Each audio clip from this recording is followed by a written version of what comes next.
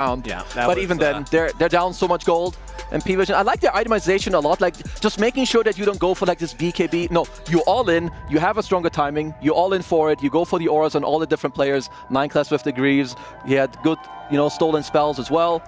Even 33, I kind of liked, the creativeness, maybe keeping your Firestorm level 1, going for the Mask of Madness, trying to squeeze in some scalability. But yeah, towards the end. I mean, I think they just tricked them in the draft, right? The Pudge pick.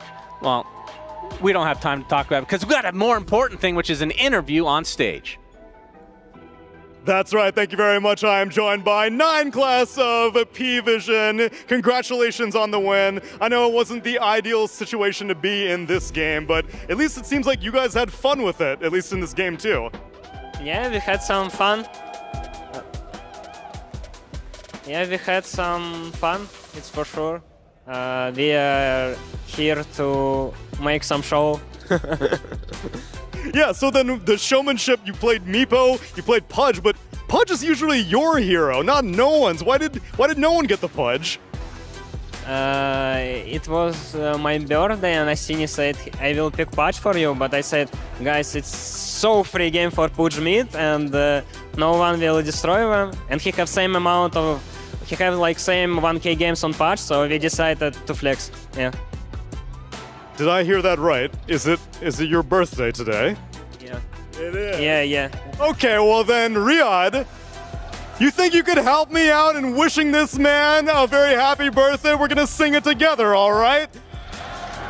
Happy birthday to you. Happy birthday to you. Happy birthday, dear 9 class. Happy birthday to you. Congratulations, man. Thank you, guys. Thank you very much. Very good. Very tasty. I'm happy to hear it, man. We'll save the feeding for this in-game. We'll leave it somewhere else. Congratulations on the win. And now we've got a grand final to prepare for as we send it back to the studio.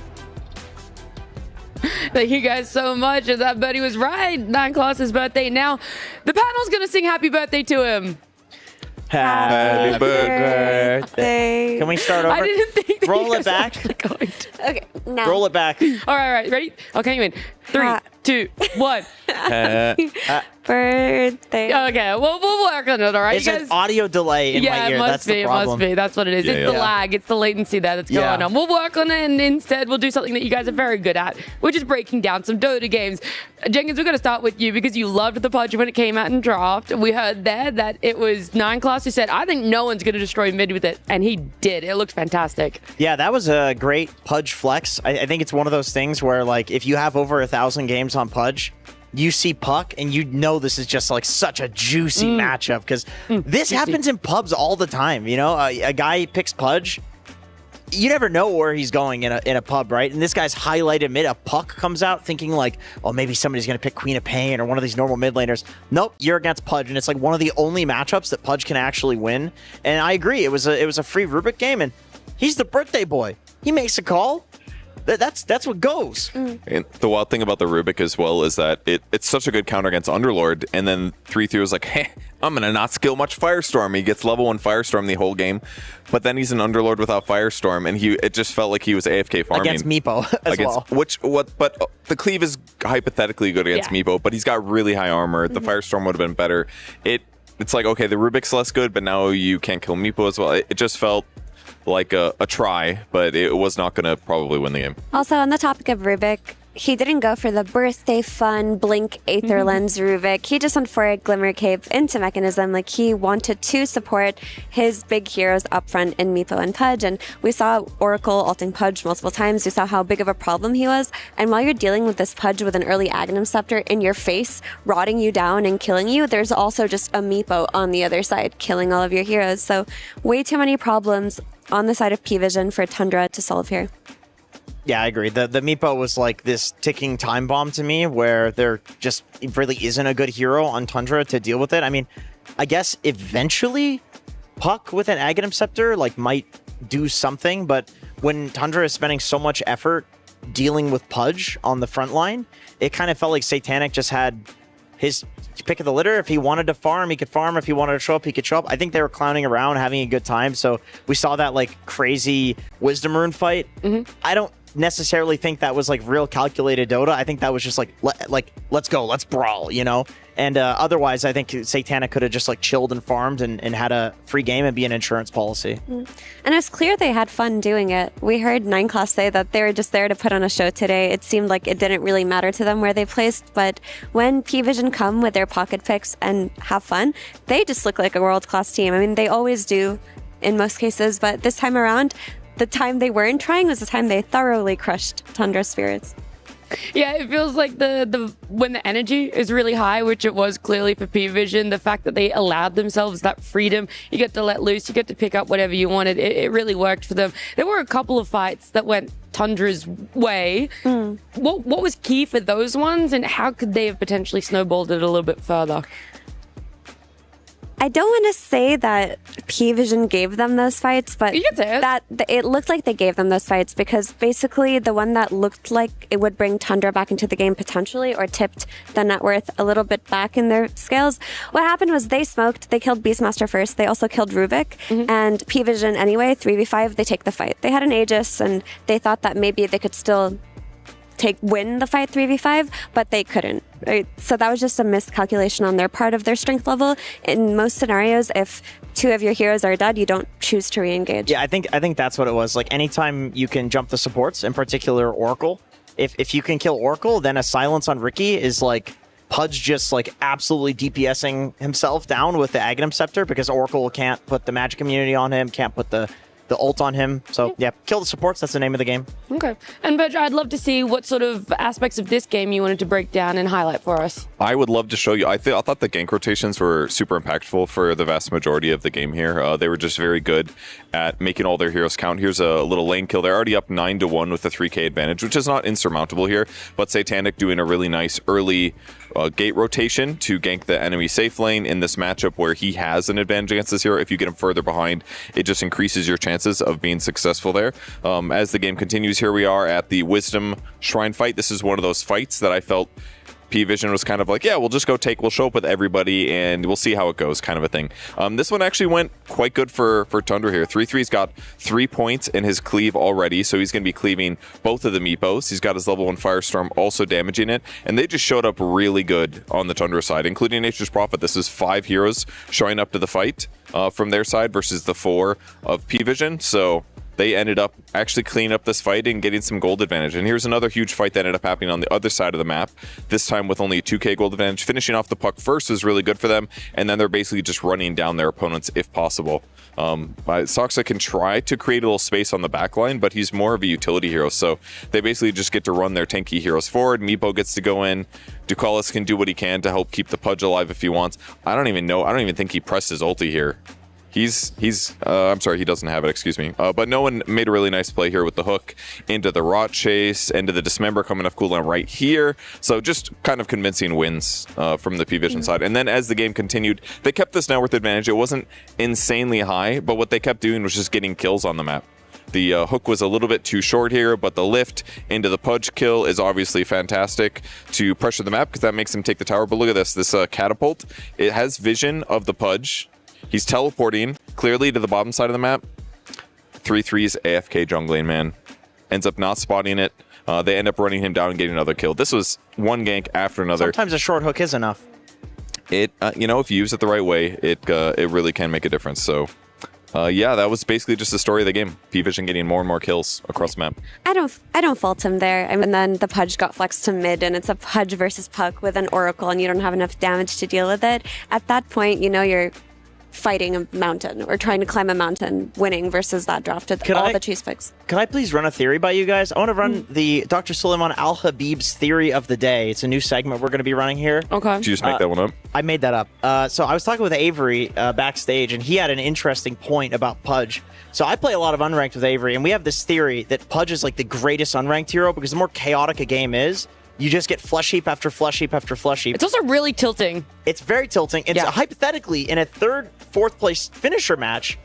This is like unranked, right? Yeah. It's chaotic. Like, there's these crazy fights that are happening. He's getting flush heap after flush heap. Technically speaking, even though there's $100,000 on the line, Pudge is S-tier hero for these sorts of matches. In the future, when we see third, fourth place finisher matches, which will definitely happen. I love the mental gymnastics that Jenkins always has to go through to convince everyone at home Pudge is an S-tier hero. There is a clip, though, from this game that you wanted to use and highlight a little bit more as well. A specific play. I do, yeah. So this is highlighting how Pudge is actually quite a bad hero. You run in, you get an Aghanim Scepter, and guess what? He gets silenced. And you know what Pudge does with Rot? He does damage to himself. Actually, the fight starts kind of okay here.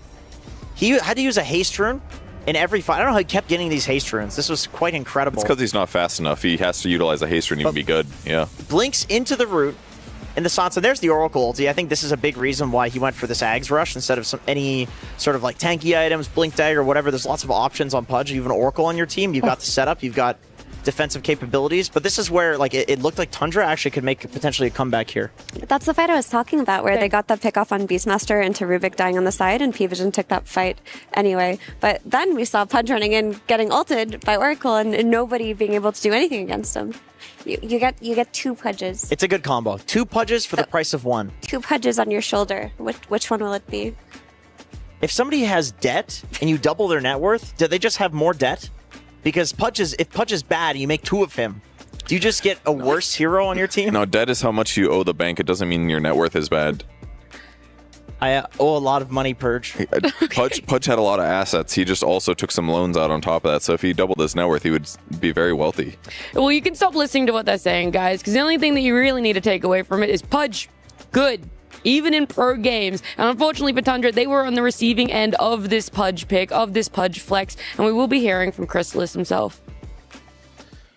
I'm here with Chrysis from Tundra after an unfortunate fourth place finish here. Remka, unfortunately, this match didn't go your way. Were you caught off guard a little bit by that second game draft? No, I don't really think we were. I think this is just like a case of like the yesterday's games were just so like tilting for us to lose that like we're still like we're only like half here in these games. Yeah, it must be difficult to summon the motivation to come back and play for a third place here. Yeah, I mean, it's not a little bit. It's not really about that. It's more that just the type of games that you lose is like kind of what matters, you know? Like, yesterday's games were just like really shitty for us to lose. So I think they kind of affected us in this series as well a bit. Not to rub it in, but what was it about yesterday's games which kind of got the team off on the wrong foot? I mean, it's just like 2 giga throws, and then the monkey bug being kind of game losing. I don't know what else, but it was just kind of a disaster of a game to lose when we had like both of them in the bag pretty much. Alrighty, well, this is your exit from EWC, but of course, another big tournament to come. You've got a while to prepare for that. So what do you think the next month is going to look like for you and the team? We have one more tournament in China, I think, and then after that there's like TI, so it's just going to be, I think, the same old kind of thing. Just practice and setting up for that. And who do you want to get revenge against most when you come to play them again next? I think like ourselves for like losing these games, we have to like do well to get the revenge on the 3-2 that happened in this tournament. Alright, I'm looking forward to seeing the self-improvement. You guys have been fantastic to watch. I always enjoy watching Tundra play, and yourself as well, Chrysis. Thanks for coming, and good luck in the future. Thank you for having me. Despite not getting the win there, Tundra has always been such a pleasure to watch. Their journey here at EWC does end for now. And same for P-Vision, except they did win. You guys are getting at third place. We have Coach Estini joining us here. We're going to talk about everything from yesterday to today. We're going to break it all down. I want to know your viewpoint on the series that you guys played yesterday, and then how you pick yourselves up to come back in today and have such a fun showing on stage. Losing yesterday hurt a lot. Yeah. Because we prepare, let's say, the whole season just focusing on EPT. We won the 2 LANs. This, we thought we were going to win the 3rd LAN. But honestly, it's not even a LAN if you compare to how big was Halle, how big was Bangkok. So this was the first thing. We're kind of disappointed with how it didn't have the same feeling for us, even we wait the full season for this. Because at the end, we need to understand Dota is entertainment, right? But for us, competition. And here feels more entertainment than competition. Why? Because you have single elimination. I fully respect this. I think sports should be like this, right? Because it should be about entertainment. But we in Dota, we are spoiled. We are really spoiled to have 2 chances. So yesterday felt really bad, losing to Spirit. And I'm like, I want my game 3. Yeah, okay. I'm getting eliminated. I wanted it to be a best of 5. or I want to go lower bracket and I want to have these guys on finals. So it was like such a sadness feeling that I never had in a tournament, because you're eliminated in a tournament, it's like, fine, go on. And I was like, you're eliminated. Oh, but you play tomorrow. Yeah. So it's getting used on my brain in the sense, like, it is what it is. Now, Did you have to be like the hype man for the players as well? Sort of like pick them up a little bit? Like, how were they feeling? I'll be honest, I was sad and I told them I was sad. Because Alan was also really sad, Satanic. Yeah. And they were trying to cheer them up, and he looks at me and I'm like, Alan, I think you're right. I'm sad also. I don't, making third place won't change it. I will be happy when I go to TI and I have another chance against Spirit, which is fine. Like it's how competition should be, right? So don't take me as like complaining about format or anything. It's like, as a competitor, I'm like really hungry for the next one. Really, really hungry. So, yeah. It's good. It makes us like, very excited to see when P-Vision does come back on stage for those future tournaments. But we can talk about this series a little bit. I know Jenkins has some burning questions about what you were able to draft. Can I quickly ask before the series questions? Now that you've played this format, is there something, let's say you could go back in time, what would you have done differently with the knowledge of this kind of format? Like, if there are future single elimination tournaments, how would you approach them differently? I actually think we had the right approach, which is we took a break. Then we had like online tournaments, like as screens to practice. And we really treated group stages like we don't care. It's screens, we're going to learn heroes, we're going to try things, and we're going to single out what doesn't work. And maybe I would try to screen Team Spirit to know what to expect, but we kind of knew it was the team we had to beat, so we didn't screen them. So I got a bit surprised first game, how they were playing fast. But probably knowing this, they will not screen us, Because like we screen Tundra, we screen Falcons, we screen Gladiators, Bat Boom, Aurora. We knew what to expect, and it was quite simple. And when we play Spirit, I didn't expect them to be able to play like a fast draft, like with NP, Shaman. I was really surprised. But I really don't know how I could be ready for this. But before I want to get into the in-game questions, I want to ask about the out-of-game stuff. First of all, what you said, crazy insightful. Thank you for that. I want to ask, so you said basically like losing the single elim format is a very new experience for you, new feelings. Like, I know you're the type of guy that you will take these lessons and have some paradigm shift where like the way you think is different, it's better. And I guess I'm curious, is one day enough? Like, do you feel like you've had that shift in your mentality where in the next one, you're going to do things differently because of what you learned from this? Or do you need a few more days after the tournament ends? Or how long does that take? We need more days because like chess, we could have done better, but I kind of predicted that we would throw game against Spirit. I did my full best not to throw game. Like, we played 4 screens in a row against Nigma, like they are gonna defend Tron. We will be patient. We will be patient. This is a thing we tried to do. And like yesterday we lost game 2 because we were not patient at all. We went for too much. Like, we are 10k ahead, we want to go high ground. Why you don't like take everything from map? Be 15k, 20k, 25k. That's what Spirit does. They're really patient, they have discipline. And today, honestly, we didn't show discipline. Like, first game, we end up in their fountain. So I don't think we learned at all. Do you guys have like a team psychologist or anything like that? They work with psychologists, yes. And we also have sometimes some sessions with Jarox helping us. Oh, that's good. Because my take was like, I feel like it with this high pressure, especially single elim, it's mostly psychology. Like, legitimately, how much you slept the night before would play more of an effect than like even draft. I'm curious if you think this single elim thing is obviously it's going to affect other teams. There's other teams I'm sure feel like they lost their opportunity, BB Team, Team Liquid, for example. Do you think this is going to have like lasting effects even into like double elim format, or do you think like the majority of players will go back to thinking like, oh, that's okay, there's always loser bracket? Or do you think this is going to affect your psychology long term? Like, we can't mess up one time now. I hope everyone's get used to this new format because I understand it's more hype. It's harder for us to accept because we want like this pure competition of Dota2. I feel like Dota2 has always been like this purest esport. It's the one that you play to prove you're the better. So we had like this 40 mil prize pool where the only thing you could show that you are good at Dota and earn something was being the best. And let's say you could promote sponsors inside the game. So the sponsors were interested at the best. Now TI doesn't give you much. you can't promote so much inside the game. So what you need to do, you need to be like this TikToker guy, you need to be doing content all the time, so you need to promote the game, you need to do things outside of the game. You kind of need to become a showman. That's basically the message I'm getting from Valve, that you need to be a showman to keep bringing people to the game. So we need to adapt, because it's more entertainment, I believe, when it's single elimination. So I understand. But I think it could be best of 5. It's a very mature viewpoint. I think a lot of players would just be like, it should just be about how good you are at that game, nothing else. But yeah, it's different. Where would you rank P-Vision's showmanship compared to other teams right now in Dota? I think we do this. Yeah? You reckon Sometimes you're we the top? go over, like on our chat, I'd say. But I miss things like out chatting, to be honest. Yeah? Yeah, because then there's like some rivalry, there's something to watch. Like I see Liquid, they were watching, like they cheered against their own team. I was watching them. They were losing to Heroic being happy because they would make us play tiebreakers. That's how much they hated us. Right. I'm no joke. I could see like people like on the background like, oh, like, of course they play their best. They did the best to win, but like from outside they're like, now we know you lost. We actually would be no problem if we lose here, like with first place. It's nice. It's nice for the competition. Okay. Thank you. Do you guys want to start focusing on the series? Maybe something a little bit more lighthearted? This is good, though. I love You it. asked if I would be honest. Sometimes I'm way too honest. We love it, Estini. It's extremely valued, for sure.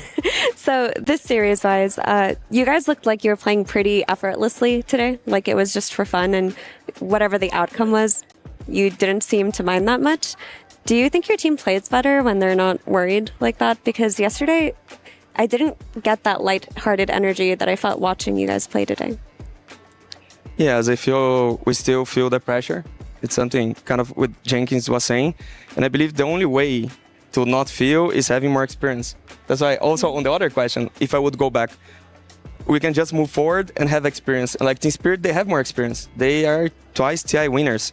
And the only way we can reach their level of discipline, of not feeling pressure, is getting exposure, right? So we need to play more and more and more to one day maybe reach their level.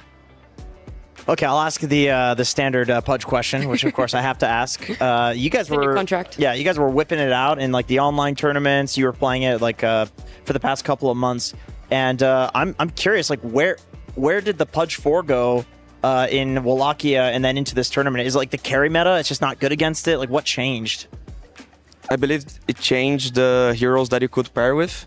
I feel like we won way too much with Enigma and Darkseer, and those heroes were fully target. I don't know how DM like gets new hero pool, because I feel like Valve made the patch like, this guy, I don't want to see him playing Dota. He just wins on Darkseer, Enigma, Bristol.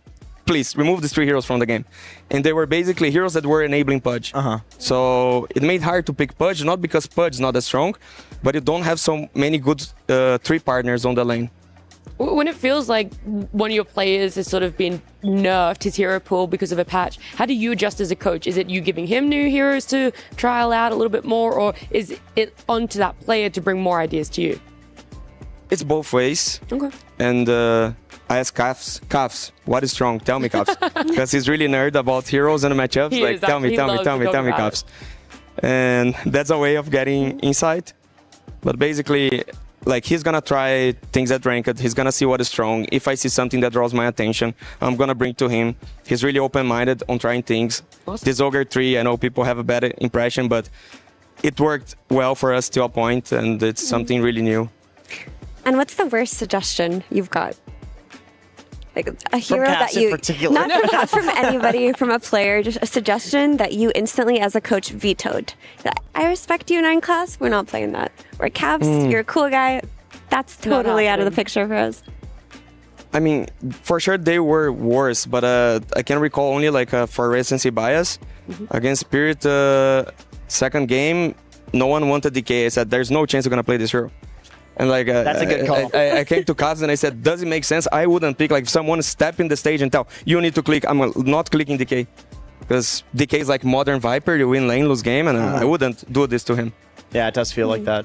I wanted to ask about your, on stream you showed your like pick list, your picking and banning list in Dota. And I guess I'm just curious, what is your like mentality on these things? Like, revealing things to the community. Like this kind of went viral. Like everybody saw it, and it was a big deal. And I think it was big for the content. But what's the balance between like showmanship and content and like competition? There was a patch on the day. That's why I showed from the other patch. Okay, and you think it's fine if it's like pre-patch? Yeah, like I don't mind sharing. Let's say, hopefully we win TI, and later I can make like a vlog telling how did we win TI, because I think meta is always evolving. I should just not go pre-TI and tell, hey guys, those are my ideas. Let's try it. So if it's like previous patch, I don't mind. And I think maybe if things still apply to this patch, it's like the opponents are coming to me, so they are coming to my ideas, and I'm gonna be forward on my ideas, and they will be like with some delayed info on this, so it's even better to me if they try to adapt to me in the sense. I guess for me is I still felt like I was learning, because like conceptually the ideas behind the stuff that you were showing was still correct, even though maybe the heroes weren't. Yeah. I'm kind of surprised to hear you be that open about it, because I feel like in years past, maybe like a decade ago, I remember seeing pro players whispering about their strategies, and it would sound like very simple when they said it, but they were like closely guarding it. They would say something like, oh, our strategy is to pick summons and push side lanes so we don't have to show our heroes. And that was like the thing that made, the VPs or the team secrets of the day like the winning team. So you being this open surprised me. Is it just because you think the hero rotations shift and it's less like fundamental like secret how to play the map ideas that you're open about it? It's because like, let's say every time I go to a series, they ask, oh, what did you prepare for this team? I say I prepare for my team. So I'm always developing my idea. And I think if a team starts looking at my ideas instead of their own ideas, they'll always lose to me. It's really hard for them to understand my ideas, copy exactly, and get better at this. Because still they understand I'm doing better and better. So I don't mind sharing. I think like I'm actually moving forward and getting better in this sense. That's why, yeah, I don't mind sharing what I think about Dota. It's fun. Like I do videos usually analyzing heroic losses because I'm from SA. It's Brazilian content. And every time we lose an official, it comes a lot of comments. Oh, it's because Estini teach the opponent how to play on YouTube. For sure, they are translating this. And I'm like, I told my players 800 times not to go high ground. They still go high ground. You think a guy is going to watch the video in Portuguese, translate to Russian, show to them, and explain why they should not do this? They're not doing this. And if they are, it's going to be mixing a lot of ideas, and it's going to turn really bad. On that note, ideas and scrimming and sharing, I'm curious, has there been a shift in the scrim meta, so to speak, amongst teams where because pub data is now hidden and teams are choosing to be more selective in their scrim partners? For example, you mentioned Spirit wouldn't scrim you this entire tournament. Are you guys doing the same thing? Are you limiting your basically access to your strategies by scrimming less teams? No, I think it's fine. Like we just don't like to screen strategies that we already know it's too good. Sometimes we ask for the opponent, can you ban this hero? Because like there's no way I'm getting like first pick Chen and they don't ban Chen and you're like, I'm playing like a fake game here, something like this. But it's fine to develop strategies. We try not to hide. Because again, like if they overthink one strategy that they see on screen, they're letting go other one that they did not see because we already know that's too good and we are not picking. So I don't mind like playing our best at screens. We played Tundra. We played Meepo against Tundra, and now we're playing again. We just got worried they would ban for 24, so we blinded. That's why people think we were joking by picking Meepo, but I know Nata cannot deal with the hero at all. And so I'm like, I'm gonna pick Meepo, and they cannot counter from a screen. And they did not prepare. Yeah, I kind of have a follow-up to this. I want to use your professional coaching abilities to fight with a guy from my Twitch chat. Oh my gosh. A guy came into my chat the other day and he said, I was going offlane Kunkka Radiance, and he's like, isn't offlane Kunkka Radiance griefing? And my response to him was like, for me, I don't think it is. Like, this works for me because I feel like in my pubs, I'm getting a ton of space to farm, even though people are not doing this in competitive. And I guess what I wanted to ask is, do you think that this idea of like copying strategies and like on an individual level, should players just try to play their own game? You know, it's like 9-class Slark, 9-class Pudge. These things work because naturally as a person, he wants to go and do like ridiculous things on the map. Is this an individual thing or is this a team thing? Make sure your response is very clippable so he can show First it. thing, Jenkins. Jenkins, you have to pay him $100, First right? thing, Jenkins, you're completely wrong. Twitch chat is always right. That's the first thing. So, like, I could maybe agree with you, but when you say Twitch chat said, for sure they're right. That's the first thing. So, Radiance Kunkka, don't do it. That. Clip like, it. it's your chat. They're always right. But I think everything can work. Literally everything can work, and you can explain like different builds on different ways because you can make it work. I hate when people flame each other on pubs because like, oh, you picked this specific hero or you did this specific build. I mean, there's so many things going wrong in the game, and for sure everyone that's there playing is making so many mistakes. And why they're caring about the build about the other guy on an online game where the first thing you're supposed to is have fun. Sure, you have fun winning, but you need to be able to explore. What's the fun if you don't explore things? That's why I love the Pro Tracker change. People think like I came to Valve and like, please hide my strategies. I never did that. I don't even have a way to say this, but I thought it was good. That's why I say it was good, because people try to do new things instead of just copying and pasting. Yeah. Very eloquent. Thank you. Yeah, I love that viewpoint so much. Estini, it feels like we could probably sit here and talk to you all the way up until grand finals, but I'm not going to subject you to that at all. I will let you, though, have the floor if you want to say anything to the P-Vision fans out there and everything that unfolded here at Esports World Cup for you guys and what the future is. Thanks, everyone, for supporting us. Also, like, personally, like, thanks for my family, especially my wife. She's back home with a newborn, like 1 month old, and she's doing like full extra work to be able to be with him. Like, so I think my job here is easier.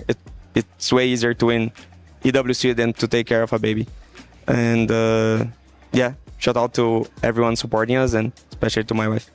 Amazing. Well, thank you so much, Estini. Look, we're gonna let you go. We're gonna wrap it up because it was a very fun match that we got to see for you guys. Congratulations again on 3rd place. It was great to see it. Loved all the picks that came out there.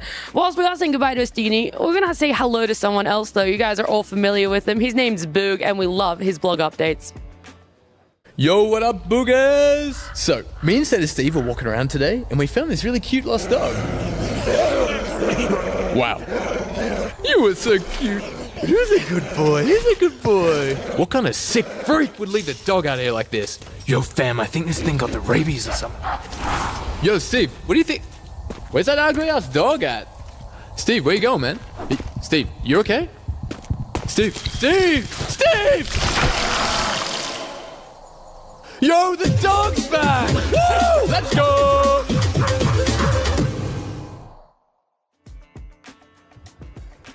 I didn't even know.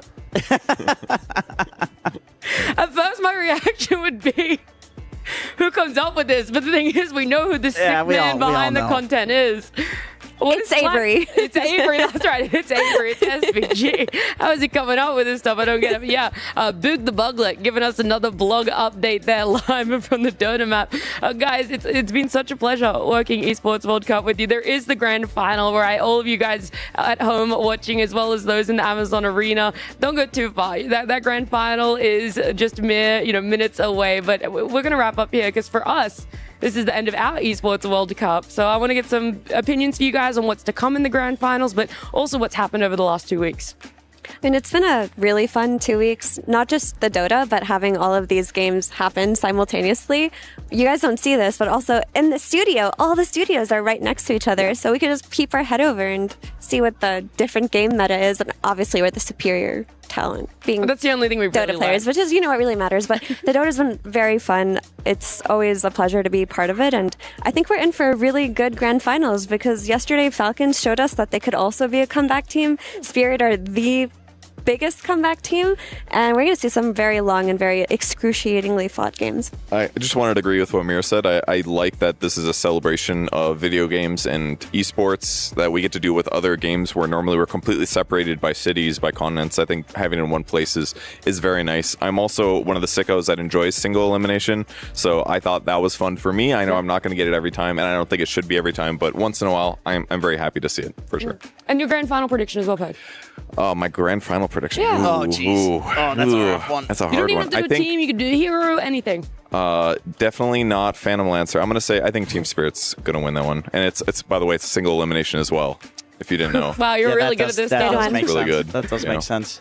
And Jenkins? I mean, I would echo exactly the same thing. I mean, we even have this retro museum. I went in there and had some nostalgia, seeing all the games from like the 80s, 90s. I saw like little kids playing, like 8-year-olds playing some games from like the 80s, and it's like this is like ancient to them. But it really does just feel like a like global celebration of video games. And every year, it's like you're starting to see more and more people from different places show up. Like the league studio was the league theater was like completely sold out. Dota completely sold out. So it's it's just an honor to be a part of it. And I'm really glad that our little Dota section of the whole thing can be really hyped, because we had the elimination phase. It was like, oh no, it's all 2-0s. Right. But then finally playoffs hits, and it's like every single match is incredibly hype. Even in the 3rd, 4th place finisher, we're seeing like Pudge Meepo come out. So that's even delivering. So I think the grand finals is going to be hype.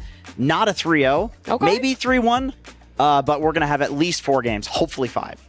Okay, I like it. He's just putting it out there. He wants all of us to be blessed with a little bit more. But yeah, Esports World Cup, it is so much fun. There's about 30 minutes until this grand finals is going to be starting. If you guys want to check out something else, League of Legends is still going on right now. We got Honor of Kings. We got Mobile Legends Bang Bang, as well as Free Fire. So everything is going on this week. There's a lot of MOBA action. But the grand finals, Team Spirit up against Falcons. That one's going to be happening soon. But right now, let's check in with Slacks. Hello, everyone. Did you know here at EWC we have 3 different stages for 3 different games all happening at the same time here at the Amazon Esports Arena? That is right. 3 different ones, and they're all very different. They're not just the copy-paste. They're tailored to the specific games. So why don't we go take a look. Our first game, maybe you've heard of it before. It's an indie game called League of Legends. Came from a very good game, Dota, Warcraft 3. Let's go see what they're doing with their stage.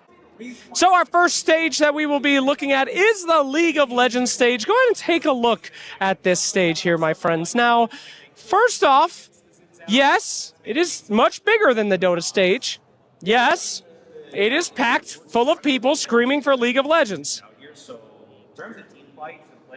But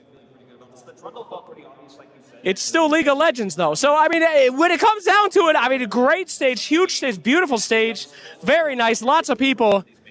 Still League, though. So let's go and check out a different one.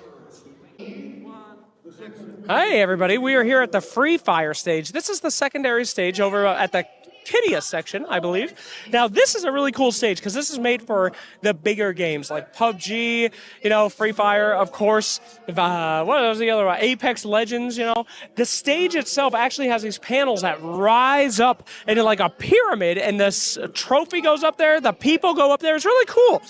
Best thing about it, though, is the shredder. Now, they're having a bit of a stage rehearsal right now where they're going to shred. We crush our keys in Dota because there's only one team of 5 people. Pathetic. These are, oh my God, we got some, let's go. We got fire. We got the Free Fire stage ain't joking around, baby boy. Anyway, this thing is pretty much the Sarlacc pit from Star Wars. They push the keys in of hundreds of people, and they all get crushed up in some mess of nonsense. In Dota, we only punish them once, so I have a lot of respect for this stage. They really spread out the suffering between 90 different people, and only one walks away. Very cool. Now, let's go home. And here we are, back home on the Dota stage. Now, is the Dota stage the biggest stage in the arena? No, it's not. League got us beat, as always. You know how it goes. Is it the fanciest, the craziest stage in the arena? No. Free Fire, they got that raising and falling thing. That's pretty cool. But you know what we got that they don't got? Not much. But we do have Dota players, my friends. We have skill. We have the greatest game ever made with the nerdiest players that ever play it right here for you. So you can have your fancy giant arenas, your gladiatorial combat League of Legends. You can have your fancy giant gyrocket stage that looks super cool. But what we have here is try-hard skill, baby. I wouldn't have it any other way, and I know you wouldn't either. So stay with us here. We love you, Dota peeps.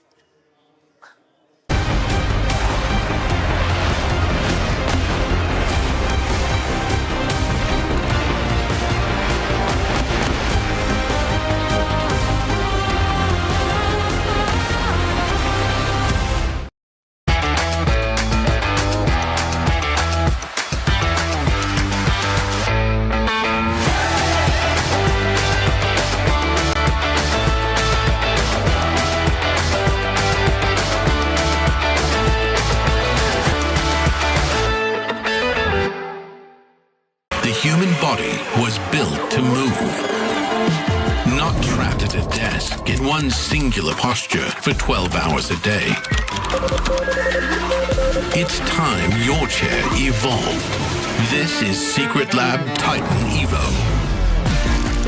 Ergonomically engineered for you, gamers, hybrid workers, artists, backing your every move.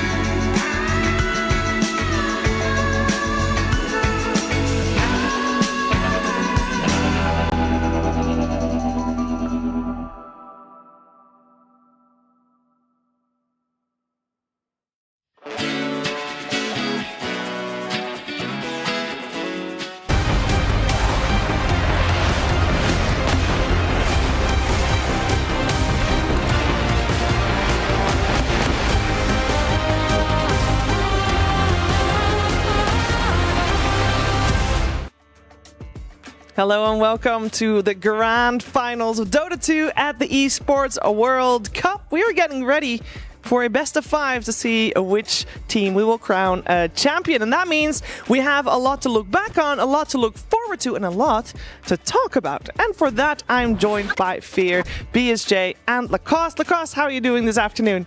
Doing good. You know, I'm always excited about seeing some good Dota, especially when it's BO5. This is a completely different beast when, game 1, you're going to try things out, something new, and see how it's going to go. So I assume we're going to be seeing a lot of new different picks coming out, something that's going to be super spicy. Now, how about you, Fear? Yeah, I know you don't want to see PL already. I mean, sure, some of us might not. But I think right now what's very interesting is this is going to be a completely different type of grand finals. Typically, we have someone coming from the winner bracket, and you have to fight through the loser bracket to get here. These are both teams that have never lost momentum yet in this tournament. So they're both coming in really hot, and that's very unique and interesting. Yeah, it's hard to imagine. This isn't meant to be a shot at Execration, but Falcon started this tournament getting absolutely stomped by Execration, who ended up having that being their only win. So Falcons, I remember last year during EWC, also went 0-4 on the first day of group stage. So there's something about this team that I know they ended up getting 3rd last year, but they like to turn it up right at the right time. And it's just been interesting to watch how I feel like both these teams have had 2 very different roads to get to the same spot. Very true, very true. It's also important to note that last year, Team Falcons was the champion of the club championship. And to be able to get there, to be able to have that, you need to have a first place title somewhere. And this could be Falcons' first place title. Let's take a look at how the prize money is looking for that club championship, because you do want to reach first place. Brian, this is quite the prize pool we got going here. Yeah, I mean, that looks like a TI-10, TI-9 prize pool. Looking numbers right there, as that is quite the hefty sum. And at the end of the day, every game itself is going to add up. We even saw the 3rd, 4th place game have a lot of weight in terms of the points that these teams get. Yeah. And going into this, I know it's not at the forefront of these players' mind, but I'm sure the CEOs and the org owners are definitely keeping their eyes on every single series like this. Yeah, we had a guest from Falcons yesterday on panel, and he talked about, the strategy that they did have last year in terms of being able to get that first place in club championship by having the sheer numbers, having 18 different teams, 18 different titles, if you want to call it. But this time around, I think the other organizations as well try to pick up on the strategy that Falcons did do last year, and we can see some of the effects as well with the different teams, creeping up the Team Falcons in terms of points. Yeah, this is, of course, Team Falcons that already has taken a large chunk of points from Dota 2, and those points are already added to the total. It's also why you see Team Spirit sitting on 9th place so far. We are only in week 2 of the Esports World Cup, so a lot of things can change. Basically, everything can change. But if you secure yourself already a lead so early on, that of course would be immensely important for Team Falcons. Also getting that championship win that allows you to even be first altogether. It's just it just makes you maybe a little bit more relaxed if you are there for Team Falcons. Now, we've had a fantastic road here with a single elimination bracket, but before that even also the group stages. But I do want to reflect back on this playoff that we've had over the last 4 days. Fear, we had some absolute blockbusters. A lot of surprises, I will say, in terms of, for example, that Liquid just got 2-0 just like that by Falcons. Yeah, that was very surprising, but seeing how Falcons is playing now, it doesn't look so random anymore, because I think all these teams, we didn't know which one of these would make it to the grand finals. These are 8 great teams going in, and we saw a lot of upsets and a lot of teams show up when it really mattered. And I think the big surprise was Falcons, right? Because we didn't really rate them entirely high, but they fought their way through Tundra. They fought their way through Liquid. Very impressive resume here. Yeah, and also all 2-0s on their side. The same thing can be said, Lacoste, for the side of Team Spirit. I know that first game they played against Gaming Gladiators was a close one. they had a couple of good comebacks so far in the tournament. Team Spirit, they do produce pretty much the best games in terms of sheer entertainment. But also something to mention is that Team Spirit is the only team that managed to top their group and managed to get into top 4, because we have Aurora, Liquid, and BB team that managed to top their groups, but kind of fell short to get into that top 4. Yeah, I think the point to note about this format is that a lot of times you have like 8-team group stages where everyone's playing 12 to 14 games. Then you have a double elimination playoff bracket. So there's a lot more time for like the meta to settle and to, I guess, solidify. And when I look at this meta, I think of the fact that other teams like Team Spirit are picking Primal Beast after Falcon started using it in that playoff gauntlet or the elimination gauntlet before the playoffs. And I'm just thinking even more so because of this that there's going to be new heroes showing today. Yeah, we're going to see a lot of crazy things. I think we heard Amar saying they lost all their scrims against Spirit as well. So definitely there's going to be some things that I'm sure both teams are going to be cooking for our grand finals. But before we get to that grand finals, we have some breaking news.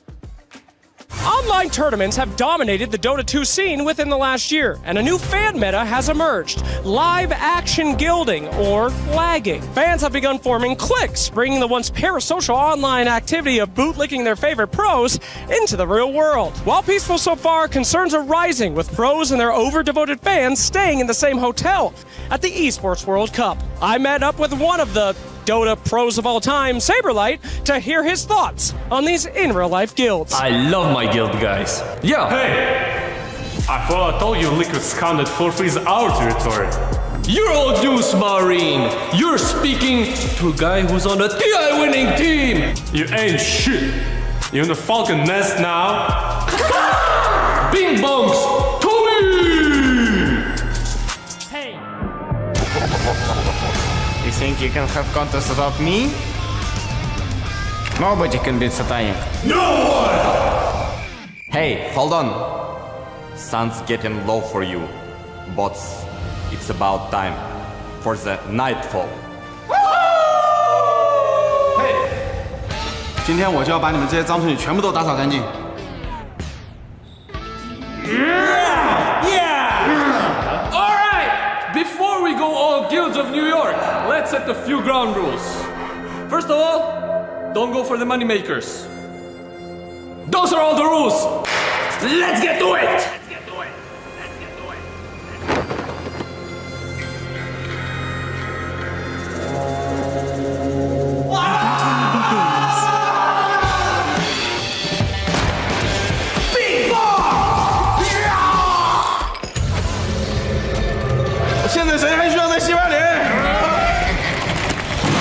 Violence is not the answer, brother. You can't beat Satanic! Power!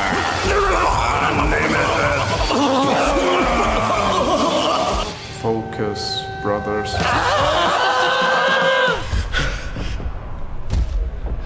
Oh no. No.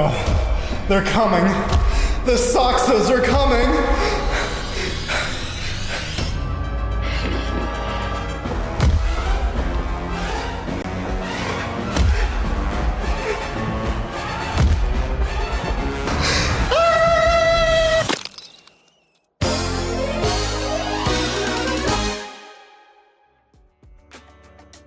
Well, I'm not quite sure if our grand finals is going to be as violent as that, but it sure will be maybe the same type of spectacle. We have a lot to talk about with our upcoming best of 5, and we have a guest to do that with. We're joined by KP. Hey, KP, how you doing? Hey guys, what's up? I'm good. Glad to be here. Yeah, I'm happy to have you here as well. I first wanna just ask how you're doing in relation to you guys getting eliminated fairly early, and I would imagine a lot earlier than what you guys were expecting. I mean, it definitely sucks for us. I think we had better expectations coming into this, but overall, you know, life goes on, and we have TI to look forward to. So, yeah. Life goes on. That is always a good motto, regardless. I want to ask you about the grand finals. I want to ask you about these grand finals because we already said Falcons, we saw them on day 1 and they looked shaky. We put them in the lowest tier of all the 8 playoff teams. But they did the typical Falcons thing of being not that great in group stages and then rising to the top here in the grand finals. And Team Spirit did the typical Team Spirit thing as being good and continue to be good. So I want to know if we actually do have favorites, because we've only seen these two teams once in the grand finals, and that was online, so that doesn't count. So, KP, you're gonna be the first one. You can influence everyone. What do you think? Okay, well, I think not just the group stage, I think, like throughout the year, like Falcons has been looking like a bit shaky. Maybe at the start of the year, they were like, okay, they won some tournaments there, but the rest of the year, not so great. And I analyzed them a lot against our game, like against them in our game. And I think their playstyle is really refined. And I think what they're good at is they're really good at collapsing. And what I mean is, let's say early game, like 5 to like 15 minutes, they're really good at finding each other, like some part of the map. For example, maybe a tower or like a rune.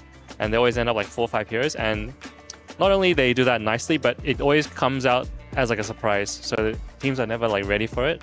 And I think that's one of their strengths. And also, of course, Marine's heroes enable them to do this as well. I have a question regarding that. Yeah? Did you see them play against Tundra the other day? Bits and pieces. Bits and pieces. Because it's very interesting because they played completely different, I feel, against you guys than Tundra. Because they were like really far behind and made comebacks. I was curious on what you feel about this team and how they've evolved from being like this team where they can dominate you and collapse on you versus they can lose and still come back. Like, how do you feel about that? I mean, I think that's very like Spirit-esque, right? Yeah. So it's like, you know, it shows their range, I guess, and they can really play a lot of different styles. And I think, you know, that's what makes a good team good, right? And I guess really depends on like laning stage. A lot of teams, like for example, when I studied like Heroic, stuff like teams like that, when they have a good lead, they play really well. But I guess for Falcons and like Spirit, they can play from behind and ahead. So, you know, it's good to have that. What makes the Team Spirit such a monster when it comes down to like post 30-minute fights? Like when you're defending the high ground as Team Spirit, because they seem like to be a totally different team than any other team when defending the high ground. Okay, so I think Spirit is a team that is, one, really patient. So they will always never lose hope, and they know what it takes to like come back. And two, they're just really good at team fights. And one standout player, I guess, is like Collapse, because I think a lot of teams these days off lane, they just, you know, like slack off. I'm not slack off, but like they'll just buy like team items and then it becomes a bit brain dead. You just press 2 buttons and you're done. But Collapse is more like a team fight master, right? We all know his Magnus, his Marses and stuff like that. So I think they really understand and are very skillful in playing around that. Yeah, that definitely makes sense considering that Collapse did play 10 matches. I mean, Team Spirit did play 10 matches and he did play 10 different heroes. And he's usually not buying these auras. Do you think like the auras are kind of meta? Because we've seen different approaches. For example, P-Vision playing these like Morphlings with Vlad's. Then you have Chen as well, 2 auras from the off lane. So what's your approach to this? Well, me personally, myself, I always like auras. Most games. Some games maybe not, like maybe you're playing against a Timbersaw, obviously you don't need it, like in our game. But in general, I do like it a lot. I've been raised, you know, being taught that it's good. Because like, you know, March was my coach back then when I was in TNC and stuff like that. When I was in Chinese team, it's like, you know, it was the meta back then and stuff. So deep down, I still enjoy the auras, but, you know, it's not as fun, I'd say. Yeah, I mean, a question I have is that, so last year, for instance, when Gaming Gladiators won EWC, it felt like their playstyle was, everyone knew what they were going to do, and they just beat everyone anyways. And then going into this finals, I feel like Falcons is that team. Maybe it's not the exact same style as Gaming Gladiators last year, but then Team Spirit, we've been talking about their hero diversity, feels like the team that's kind of fluid will just adjust whatever they're going to pick from series to series for their opponent. I guess my question is, historically, or what's your take on who's generally favored in that dynamic going into a finals like this? Like, you mean like Spirit is more fluid and Falcons is the more, team like, that is more refined in the exact style they play versus the team that's more adjusting to their opponents? Oh, that's a tricky question. I honestly don't have an answer for this one, but I think in general, usually the refined team, I think, pulls ahead slightly. But it's not like black and white. It's really like gray area and like a lot of variables come into play.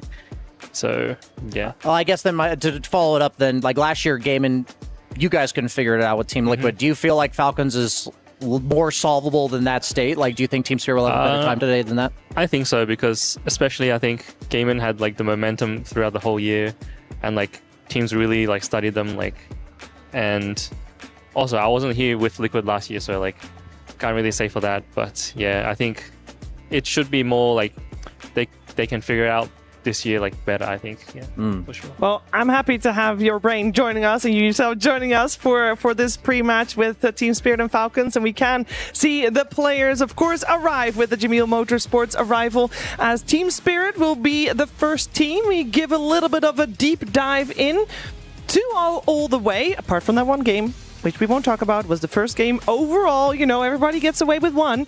Other than that, it's just 2-0s, and it just feels like Team Spirit is leveling up once more. The question is, how much have they really revealed in these last few days? What can we learn from their matches so far, Brian, if you look back?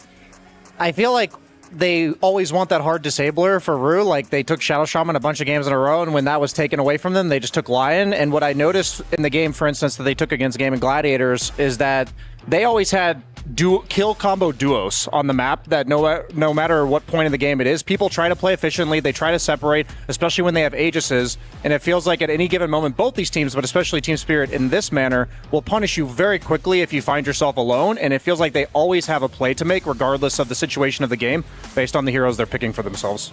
Yeah, also one thing I noticed is they do like to have these BKB piercing tools, something that a lot of the drafts that did lose so far at EWC definitely have been lacking. If you were watching, BB team playing their Lifestealer, where he uses Rage, BKB into Rage, pretty much has the free entry to the fight. In the last 4 of their games, you always have something. You have Sonic Wave, you have Primal Beast, you have Beastmaster on the other hand, Warlock, you have Slardar as well. So ways to break the fight and also be able to, always have some type of a counter play when we're talking about, them defending the high ground or being the aggressors on the map. Yeah. I mean, this is a team that's always adapting, in my opinion. I really have to point out with Pudge, he's the best one in knowing when to pick Silencer, so I've been really impressed by that. Yeah, they're a very impressive team. The same thing can be said. I will say, though, Malrine, he seems very comfortable on stage. I feel like if we're talking about Falcons in this year, and KP, you mentioned it, they didn't do too hot at the start of the year. This event, and during this event, they leveled up. I feel like Malrine himself is peak Malrine right now. Would you agree? No, I definitely agree, and I think confidence plays a big part in it. And I think we heard AUI talk about him telling, Malrine telling AUI to just pick him Primal, no matter what. Even in our game, we had the biggest counters, right? We had Ember, we had Willow, Clock, all the classic counters, but he still wanted to play it, and he gets blink first, and then none of it matters, and he's confident. So I think he's really riding the wave. Do we think then also, with that in mind, that if we're talking about both of these teams obviously having good points, and for Falcons, one of their MVPs definitely Malrine, do we want Team Spirit to put focus on trying to shut Malrine down? Because you're explaining we tried that, it didn't work, so how do you want Team Spirit to go about that?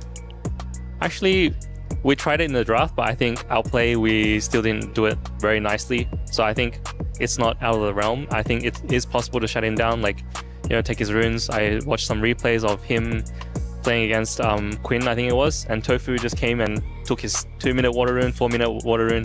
Malrine was playing Puck that game, and Quinn just dominated the game, and kind of Falcons had no tempo the whole game. So maybe that's some type of style that Spirit can look to employ. Yeah, and then maybe it comes down to the draft to see if we are gonna have a team that gets that favorable matchup in the mid lane, Brian.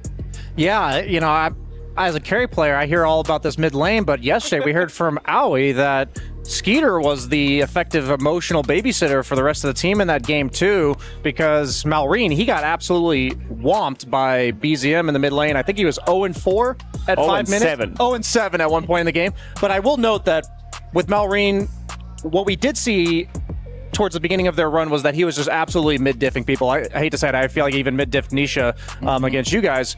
But then he was able to still have a lot of impact and scale into the game yesterday after losing both of his lanes. So I would argue that it's perhaps worth targeting Skeeter if he's more of the rock of the team, also with a bit of a limited hero pool, that if you can maybe knock him off of his comfort zone, because Aoi was saying he's the one that kind of rallies the team together and makes a lot of calls, and if he's having a good game, they feel like their coordination is flowing. So I would target him. One thing that didn't give me too much confidence yesterday when we had AUI on the panel, and he was very confused by a lot of the things that did happen in their series against Thunder, where he was like, I don't know how we won that game one. I also don't know how we won that second game, and he was even more confused by that one. Also talking about, the Bristleback as a pick, which they do really like, that they did make him work in one of their games, is also where he said, it works good against some of the teams. It works not as good against some of the other teams as well. But I want to see slightly more confidence. Like, the results are definitely there because they are riding the momentum, having the 8-0 in their last 8 games. So I want to see that, but I also want to see, that extra bit of oomph as well when you are playing against Spirit. Well, speaking of Spirit, we mentioned Skeeter, we mentioned Malrine. I do want to touch upon some of the MVPs on the side of Team Spirit, and you can make a case for almost everyone on that side as well. Fear, who goes your MVP to for Spirit? Who are you going to look at? I mean, it's always Yatoro. He always shows up when it matters. He's usually the cornerstone. If things are going poorly, you rely on Yatoro to bring it back. If not, then Maposhka. He does the team fighting. His silencer is always great, so we'll have to see. We'll have to see. KP, thank you so much for joining us for this pre-match. We are almost ready to get our grand finals on their way. Team Spirit versus Team Falcons, a best of 5 to decide who is the champion here in Riyadh. Let's head to the stage to start.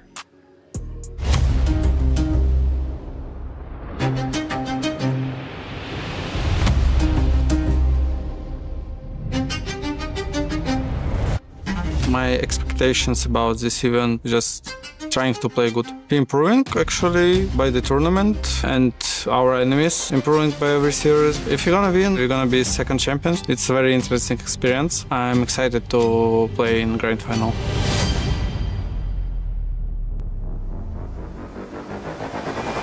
There's the coil, only onto the Warlock. Glimmers away. He's going to be fine. He'll be able to cast his spells easily. Very tank with the MKB's coming. There's a Ravage to follow. Down goes Ace. Now onto the high ground attempt as Watson is going to get up there. He gets dead in the water. I feel pretty confident. Every day we've just kind of done our best to be the best team we can be. I think we've already proved to a lot of people that we deserve to be in the final. I think just coming in with a good boot camp, there's no real expectation on us. Everyone's had their best. Our mental state is good. It's just all kind of coming together.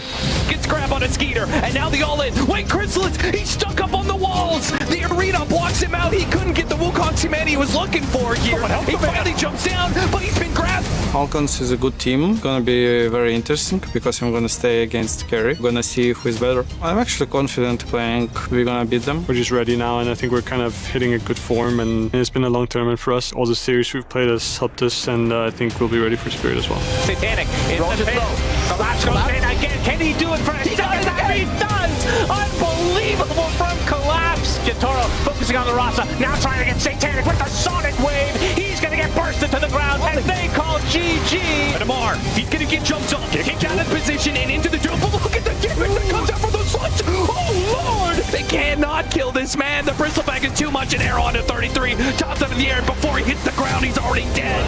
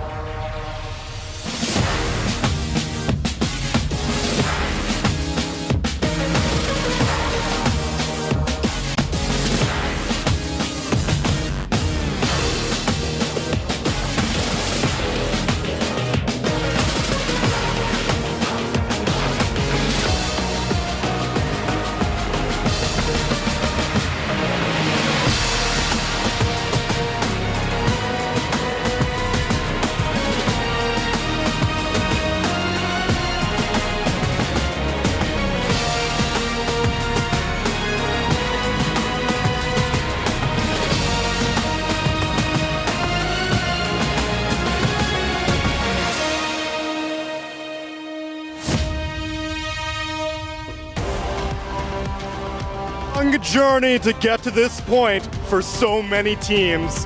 A year of competing in the ESL Pro Tour has culminated now. 16 teams were given the privilege of competing here at DOTA2 at the Esports World Cup 2025 here in Riyadh. Many dreams and keys have been crushed to get to this point, and now only 2 teams remain. As always, the cream of the crop, it always rises to the top through these best of 2s, 3s, and now on to our final matchup, a best of 5. Only one team will seal their key in our Esports World Cup Championship and walk away with $1 million and 1,000 club championship points. They are seeking immortality and all of the glory to finally get their name on that totem. So please, Riyadh, help me in welcoming our first grand finalist to the stage. It's Team Spirit!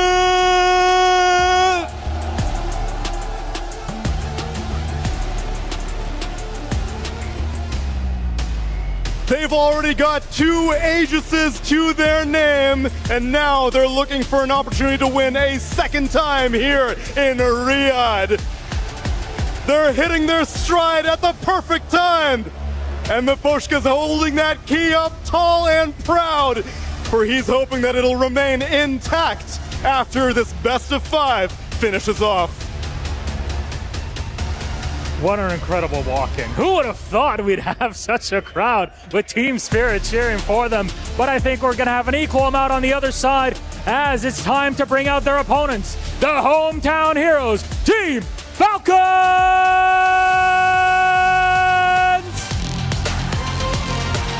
Change is nothing that impacts this roster. Hell, they said Liquid was free in quarters. They were right. They said that Tundra would be free in semis, and by God, they were right. Now, can they hit that trifecta in the grand final against Team Spirit now that they've soared into position?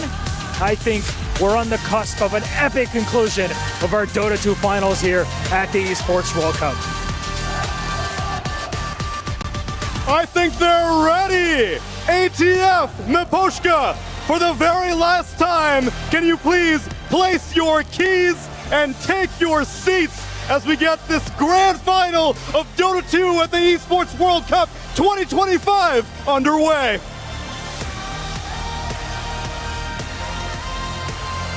Thank you very much, Milos and Tsunami, and welcome on stage, Team Spirit and Falcons. We are ready for our first match in this best of 5 grand finals, and it's time to get to the specifics of things, Fear, because we have a draft to get to in just a moment, and there's not that much data to go off of, and it is single elimination, so a lot of teams have been cooking. What do you wish they cooked? Well, the thing is for the Falcons, right? I thought I had them figured out.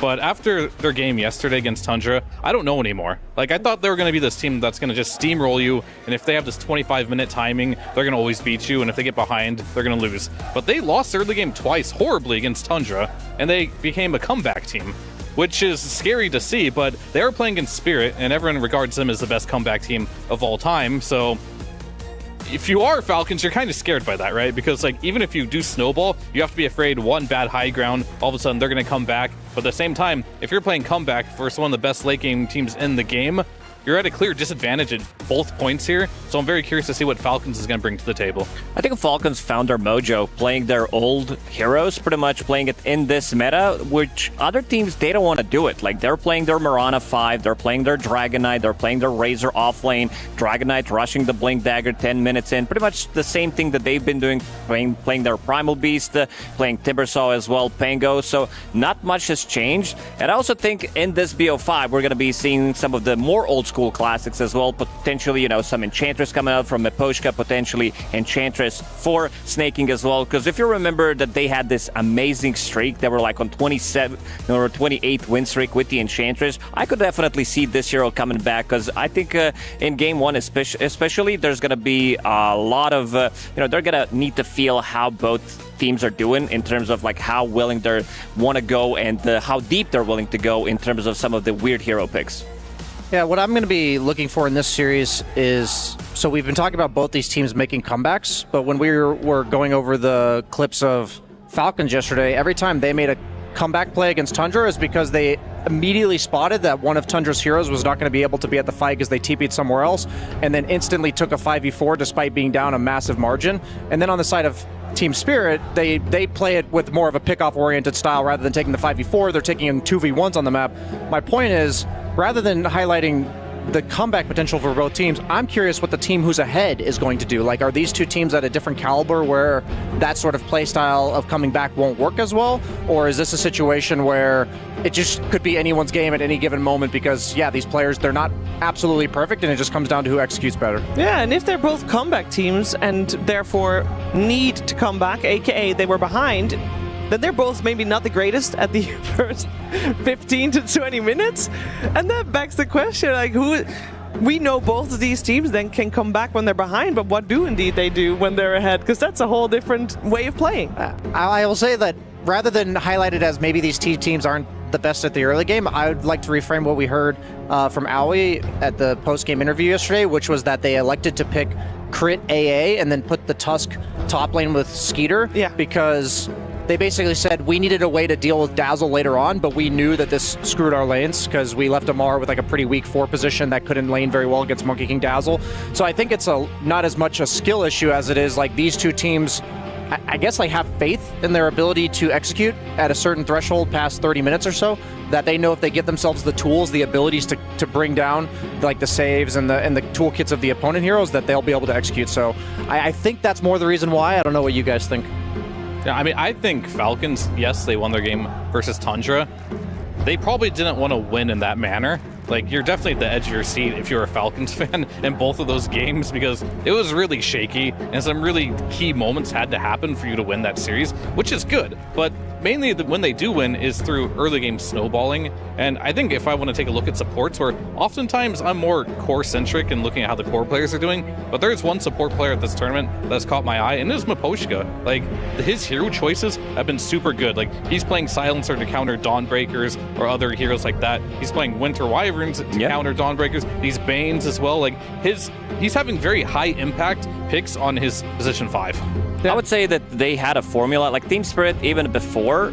Like, if we go back 1-2 years ago, there was always the formula, you know, your position 4, it's going to be played some ranged position 4 with the melee offlaner. I think they are sticking to that formula as well, because Miposhka's exclusively playing range heroes on position 5, Rue as well, with the exception of Bounty Hunter when paired up with the Darkseer, with the exception of Tusk, because this is one of the best position 4s in the game. If you can't play the lane, you can always drag the creep wave. One of the best overall position 4 heroes because of the toolkit that he does provide. And then you have Collapse pretty much playing the 10 different heroes, as we said, in 10 different matches, but also exclusively playing melee heroes. There was one game of Quap as well, which they need to flex because they wanted to have a better overall matchup for the mid lane or the safe lane, because this hero can be played across 3 different roles.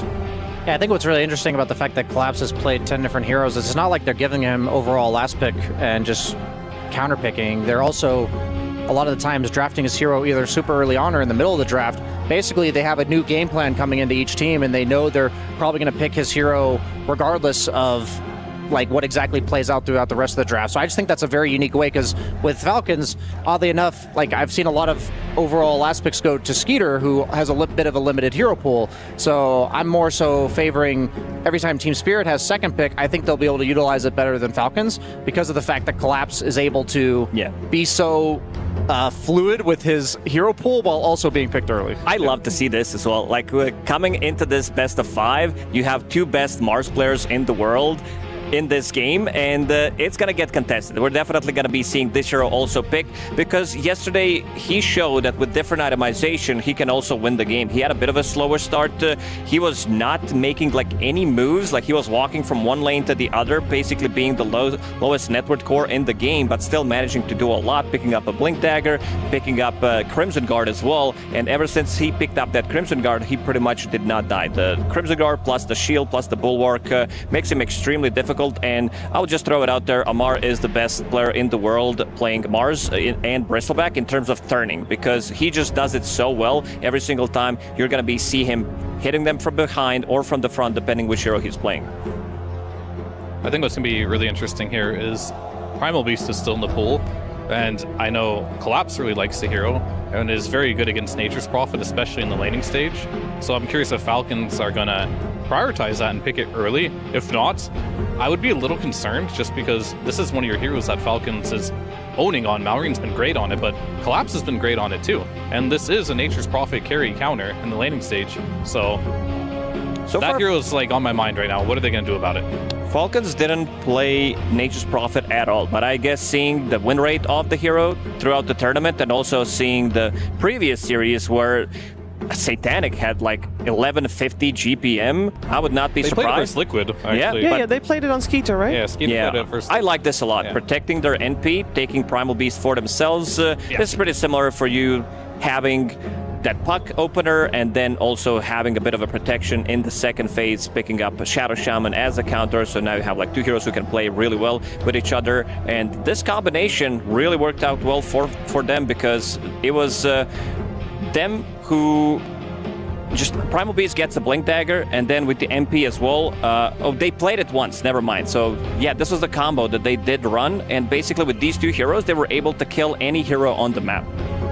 What I was saying it off panel, it's so interesting to me hearing KP's perspective on Primal Beast being countered by heroes like Willow with a lot of AoE control. My thought when I watched Malreen's Primal Beast, maybe it's just a skewed sample size, is I need to be able to kill this guy when he's BKB'd. Because this guy goes like BKB, maybe one other item, and then just straight refresher.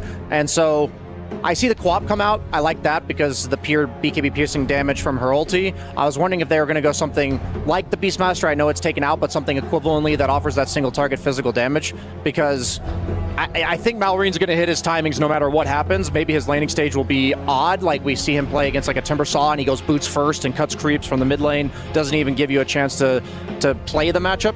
But I love this from Team Spirit as a conceptual way to deal with the Primal specifically. I'm not sure if it's going to work, but I think it's a good approach to seeing how Malreen was successful throughout these playoffs with this hero.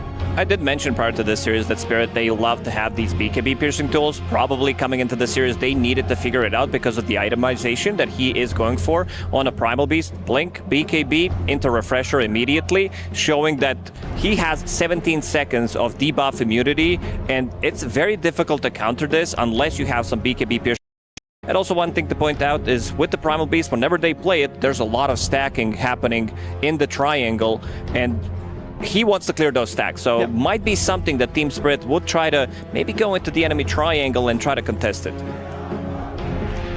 We got the Pugna coming out.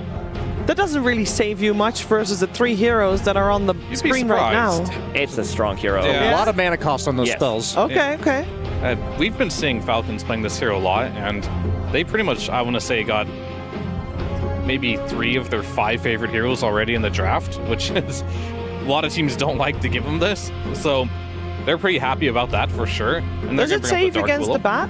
I mean, it's not a save necessarily, but like what he does offer in this game is like, if you are managing to play against anyone, he's just incredibly tanky. You can get a Glimmer Cape, you manage to get all this spell damage on you, so if you have the ward down, you're also healing. You become very, very tanky, and at some point you're going to be doing a lot of damage in these fights as well. So it's just a very powerful tool that a lot of teams aren't utilizing, but I think Falcons is the best team so far to use this Pugna, and that just goes to their early game too. Like, they have very low cooldown abilities. This is the Falcons that I see where you have to be afraid at like 10-15 minutes in the game that you're not just getting completely ran over, because this Primal's going in, Dark Willow doesn't mind going in as well, NP's TPing in as well, so that can be very difficult to deal with. So they're going to bring some more early game laning stage with the Templar Assassin for Yatoro most likely here, which is going to help a little bit, but the laning stage could still be a little bit dicey if you're not careful. What about that Razor that they did run against Team Liquid? They did have a bit of a stronger lane with Tusk Razor against Templar Assassin, where they completely shut down Mickey. Mickey was level 3, while Razor was level 5. Razor had probably a good ban. Yeah, he was popping off completely. Razor, let's and go. This one as well. Like, you need to target him pretty heavily, some of his favorite heroes that he's going to be playing, but also this Pugna that you talked about. I think this hero is heavily underrated, even though it has 80% win rate for Falcons in the tournament, 4 out of 5 games. It does look extremely good every single game, and it's going to be Snaking playing it. It is Pugna with NA at the end, so he's still representing that region as well. I think that's the whole point of the hero. That's why he picked it, yeah. Exactly. Definitely Lacoste. No doubt in my mind. How much are we keeping the flex of the Nature's Prophet open? I'm kind of slotting it in for Skeeter at the moment, but is it fair to say we're looking for both teams offlaner right now, or what kind of flex are we looking at? This might be the most confident I've been all tournament that the role that's going to be picked last is off, like one role specifically. Like, I don't feel like there's too much flex here. Both teams are showing their cards willingly. They are getting a lot of the heroes that they want. I like the TA because it also threatens the BKBs, as I mentioned. Like, you have the Melt Strike, you have the physical damage. So now it's just a matter of protecting their picks. Falcons has overall last pick, but at the same time, like, I'd be much more comfortable after you ban the Viper Razor. If we're looking at the heroes that Amar has played so far this event, none of them are particularly good versus TA other than those two. So the Amar's Bristleback is still in the pool. That's not Brian. that's not a good matchup for Bristleback. I don't think you might care. That's what I'm saying. So I think Amar is just going to be slamming like Timbersaw or Bristleback anyways, okay, fair. while Collapse is going to be picking perhaps his 11th different hero of the tournament. Okay. Yeah, the only other hero I could see them pick would be maybe if you're a little experimental as Miposhka's hero and do bad offlane, maybe, but even then that's a little bit of a stretch, so likely Collapse. They leave the Razor in though. That's well, interesting. they're going to be prepared to play against it because most likely that will be the hero that they will play against. And I think they set up very nicely, and I think, did they run this almost exact same draft before versus the TA with the Razor? I'm going to check real quick. It's like Falcons, yeah, when they had the Razor, no, they had a lot of different heroes. It was not the Primal, but same type of strategy where you can just play very quickly. I'll be down for some beefy boys, some Centaur, Tidehunter for Team Spirit here. Just something that can build into Aura. There's a lot of magic damage. NP also builds into magic damage dealing items with the Maelstrom, with maybe Revenant's Brooch if it's a good game for it. But I also like Centaur because it's very good against both of the supports. Like, you need to bring so many heroes on top of him to be able to kill him. And also, you can... this also works. It's not the greatest against Pugna, but we've also seen Lycans, especially 33. He had Helm of the Dominator, and he had Nullifier 21 minutes into the game. So it sounds like it's a counter, but it's also very good if you want to pick it up relatively early, which makes it impossible for supports to play the game. Dark Willow is in a better state because she does have this get out the jail card with the Shadow Realm easily, but it's a lot of momentum with this Lycan pick.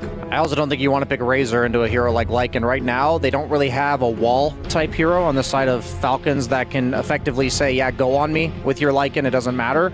Like, these heroes like Tidehunter are not only hard to kill because of the damage block, but they also have that area of control for the Lycan summons. Yeah, there's always Bristleback. I mean, man, I would hate if they pick Bristleback here. I understand that it's a Mars hero. His replays, they're down to like 1,800 apiece now. They need to get that stocks up, but... A win here would bring the stock up. That's true. Yeah, that's what I'm saying. Yeah. Here would do what it. better chance? They got 20 seconds left to decide. It's one of the two. It's either they care about like the overall state of the game or they want to snowball the game. I think Eraser could work. Sure, it's not good versus Lycan, but you have to pick and choose your battles here. I think this Lycan TA does present an interesting problem that's very hard to solve, because both of the ways to solve either of these heroes is not going to be through the same hero. Ooh. It's kind of like a hybrid answer, I want to say. I'm curious on who's going to play what. So, all right, it's just going to be Amar playing it, but Pango, same issue with kind of like picking Bristleback versus TA. It's not good in lane. Like, you try Shield Crash, he just pops Refraction, and that's not going to do much damage there. And plus, your range hero that can deal with it later on. But they felt like they needed something that can deal with this Lycan at some point in the mid game, and this hero can do it. There's a lot of momentum on Spirit, a lot of minus armor coming out from Templar Assassin, Howl as well. Queen of Pain loves to deal right-click damage as well. Then you have Miposhka, Shadow Shaman. We saw if he's going to be going for the Giga Ward facet as well, how much it can do. And this Pango pick doesn't give me that much trust. Pango doesn't like to play into Shadow Shaman. He doesn't like to play into Silence from the Traps, Queen of Pain, BKB piercing tools as well. I think they needed to choose. Like, a lot of the times throughout the EWC, we've seen 24 pick, not really, you see the pick and you don't go, okay, this is it. This is how they're going to be winning the game. It's not your Lycan on 24. It's not your Broodmothers or Meepos. It's just pretty much stable thing, something that Falcons have been doing throughout the year, but not sure if it's going to work in this one. Yeah, my concern is I don't know who goes first on Falcons. Like, if Malrine goes in first and tries to ulti, Rue can just lasso him. And on the other side, it's like they don't have any save for the Shadow Shaman against the Shadow Shaman or against the Batrider. So I think the point-click spells from Team Spirit are just much easier to execute, as well as their heroes have a lot of physical damage to deal with the BKBs and the roll from the Pango. It's going to be a lot on Snaking, I think. Is he going to get some clutch decreps? Are they going to be able to force fights around his ward?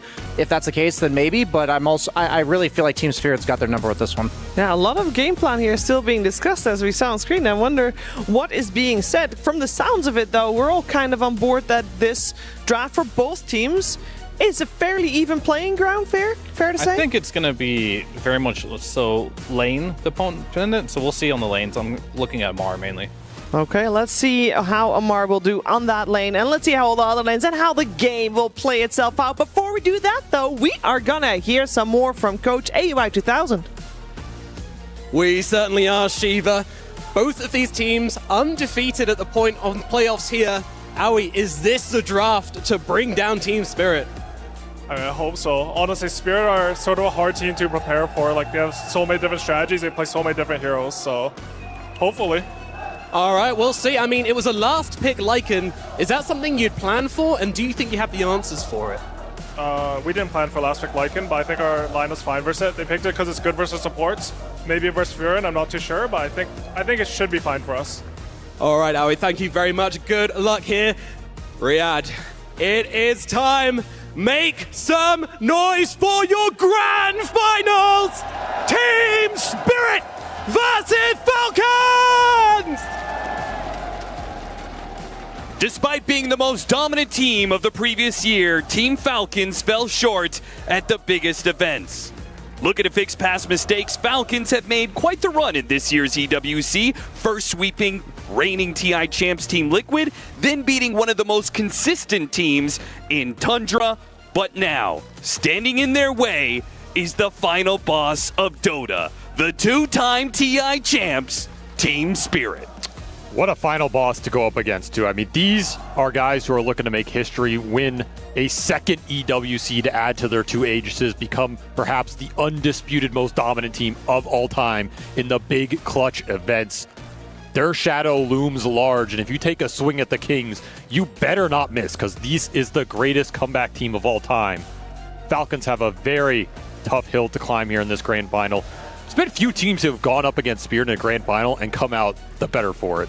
Oh, very few indeed. And if you're thinking you're going to take those 80-minute games against a Team Spirit team, I don't know, man. I just feel like these guys, they're too scary.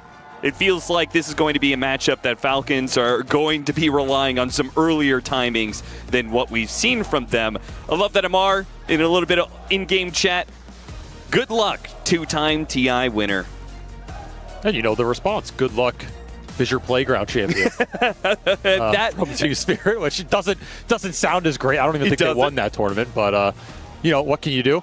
You got to play with what you got, and if Falcons can win this event, that's a huge milestone for them. It's a huge milestone for Amar in his home region. Amar said, we didn't win that. Maposhka, he corrected himself. He said, sorry, Blast. And Amar said, we didn't win Blast either. I mean, this point, he's just playing with him, or what? And that is the crux of the problem here. Falcons, as good as they are, as good as they were last year in particular, when it came down to the biggest events of the seasons, they weren't able to clutch it. And you're facing against the clutchest team that Dota perhaps has ever had. A tough ask. That said, you want to be the best in the world, you want to bring home those big championships, you got to beat the best. If I'm Falcons, I see this as an opportunity. If you win this, there's no asterisk on this victory. You know, when you go up against Spirit and you beat them in a grand final, there's no what ifs or like, oh, they had a lucky road or anything. Yeah. That's an opportunity to prove it to all the haters, prove it to all the disbelievers here. Really nice chance for Falcons to close the book on all the what ifs in these big event finals, and maybe they can finally finish it off here. This should be a good series. I want this to go deep. Game 4, Game 5, give it all to us, because these should be some games that go deep and go late. I don't think either of these teams have a preferred playstyle that is, I want to run the opponent over in the first 10 minutes. I think it used to be for Falcons back in the day when they were dominating lane so hard the game ended, but that shifted, right? They've become a little bit slower. They go still for that mid game. We've seen it this tournament time and time again, the triple BKB timings at the 30 to 40 minute mark. Can you end the game against Spirit though, even if you get that lead? It's been really tough for teams to close out against both these teams. We've seen decent comebacks from Falcons as well. I mean, both teams cannot come back in the same game. So somebody has to fall. And this game one could decide a lot of the momentum for the series because, of course, you gave away what has become the hero of the tournament in my eyes, the Nature's Prophet. You gave it to Falcons. You dared them to take it. They scooped it up. You took Batrider instead. Decent hero around the map. You have some BKB pairs to lock him down, but this is just a terrifying hero to play against. The win rate is insane. And of course, we have a lot of games going on here. We were going to have 5 games of Dota, but we also had some matches of MLBB. The MLBB Women's Tournament just wrapped up, and congratulations to Team Vitality, who managed to win that one, lifting their key. Dota key soon to follow on that totem, right? Yeah, somebody's key is going to get crushed, and somebody's key is going to be put up there on the poster.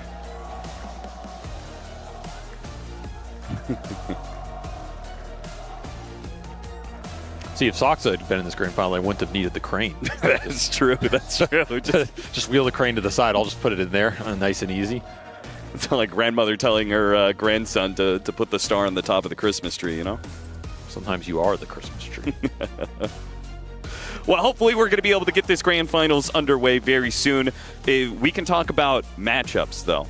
You say the hero of the tournament for you is perhaps Nature's Prophet. We'll see what the case is at the end of the finals. But what about player-wise? And we were discussing backstage, you know, the matchups between players. Which of the roles do you feel like is going to be most important? I mean, it's really tough to pick in this matchup because both these teams have such star players on all the roles, but I'm looking between the two offlaners for me.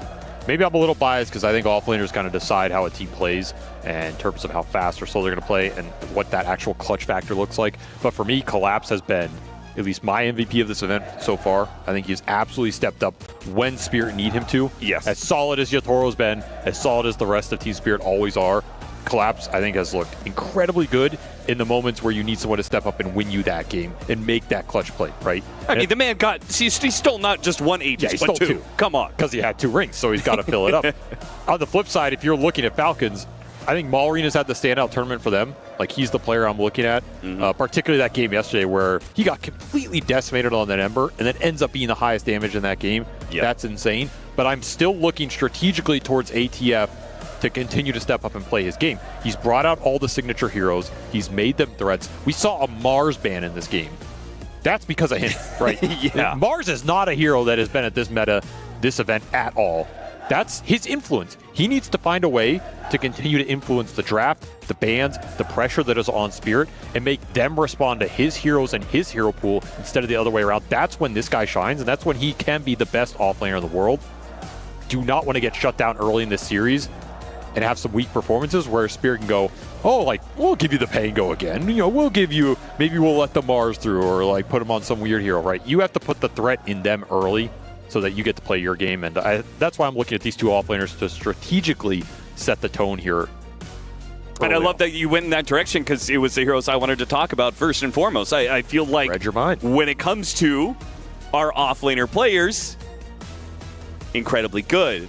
But are they good on the heroes that they're playing right now? We've got some atypical heroes for both of them, right? A Collapse Lycan, that's out of left field.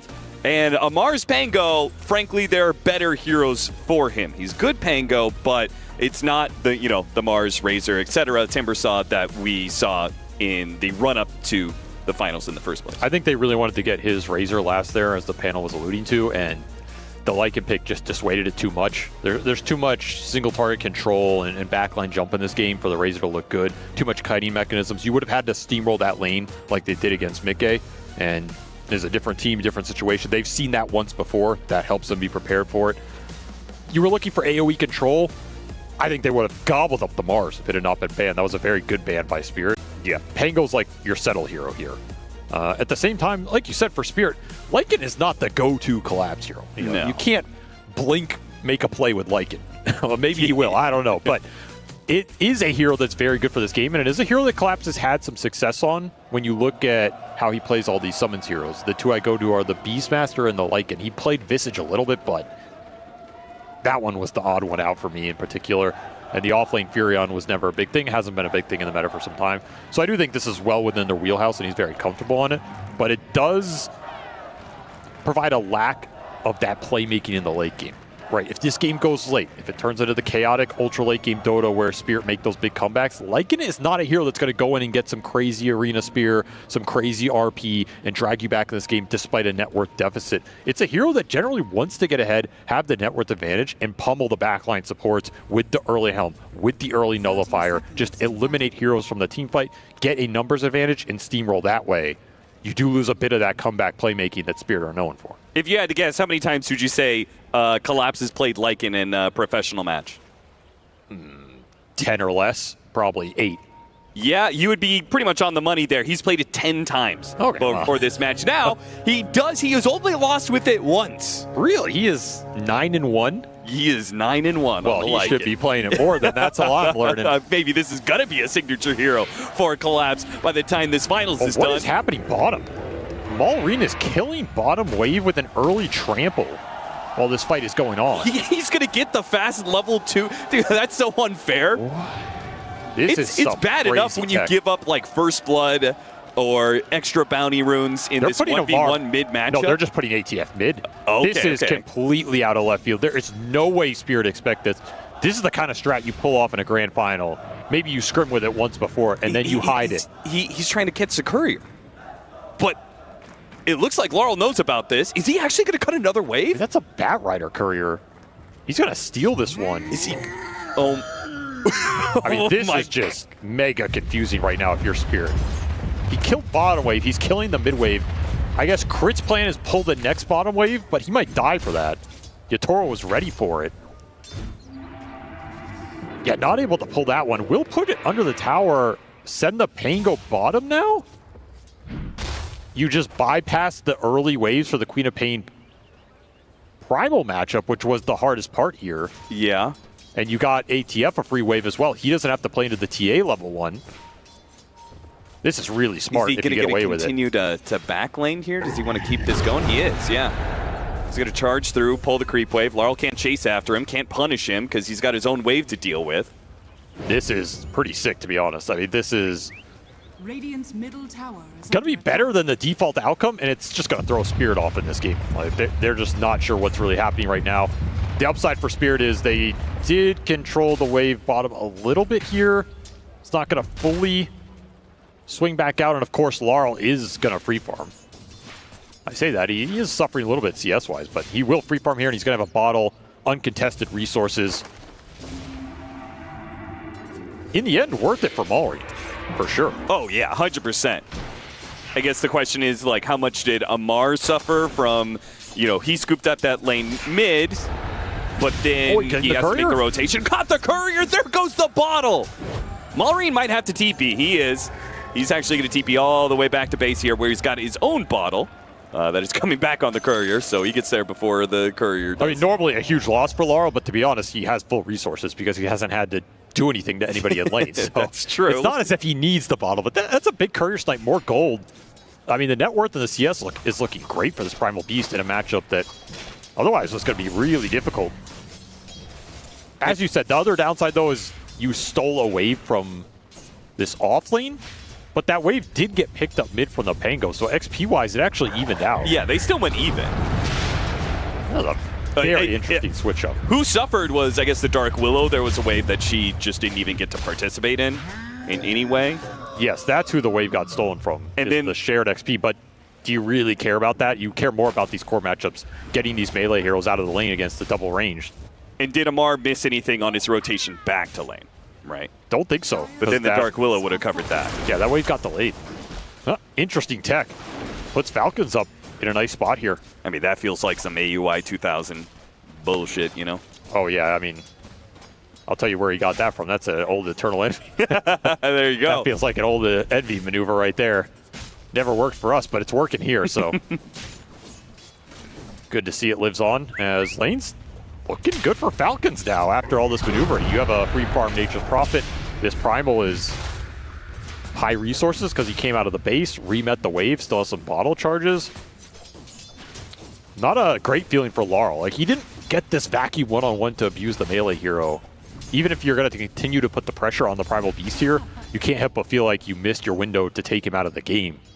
And that is what Maureen does in these bad matchups. We've seen it time and time again. He's very creative. Dire's turret has been killed. Still going to be a rough lane for Amar, I think.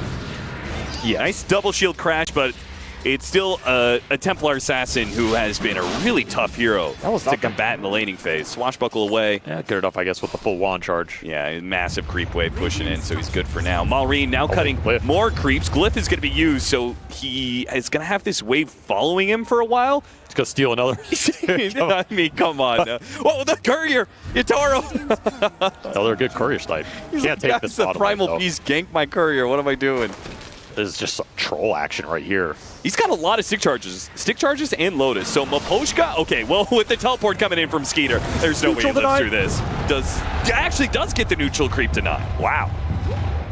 Dude, nothing against Team Spirit's free. Like, every time you think you get something, I guess other than the couriers, they always make you work for it. Yeah. It's crazy. Falcon's doing all this maneuvering, getting the courier snipes, getting the extra waves to the primal. And now Yatoro's being left alone, and Skeeter's stuck around. It's a 1v3, and they're going to kill him underneath the tower. And what's even worse is Yatoro. He was definitely done for. Maureen was willing to make the full rotation across.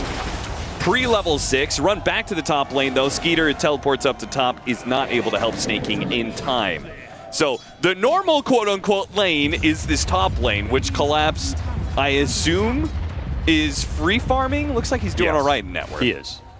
I mean, that's the thing. This game is still very even because Falcons are getting more out of these little moves, but a lot of these cores for Spirit are still just free farming empty lanes in the case of Laurel or Collapse top. Now Snaking's taking over the mid lane, and Maureen is done laning. It's the future of Dota. You have a jungle hero. He's going to come back for the power rune, but Maposhka is already here, so Maureen is just going to have to give way. If it's top, it'll be grabbed by Rue.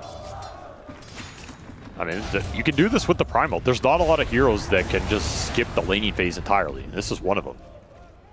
I'll tell you, there's a lot of mid players who would be very frustrated at this right now. How dare you skip the lane against me? Coward.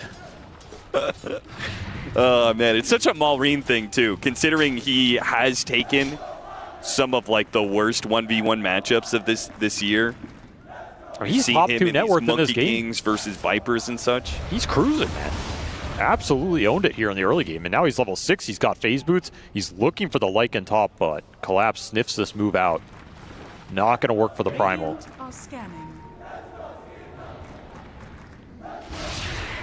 It is ATF who's continuing to suffer a little bit here in terms of the experience. Honestly, might even just give him the Wisdom Shrine. They're probably debating it, but Crit was pretty sacrificial in this as well. He'll go to the Pango as well.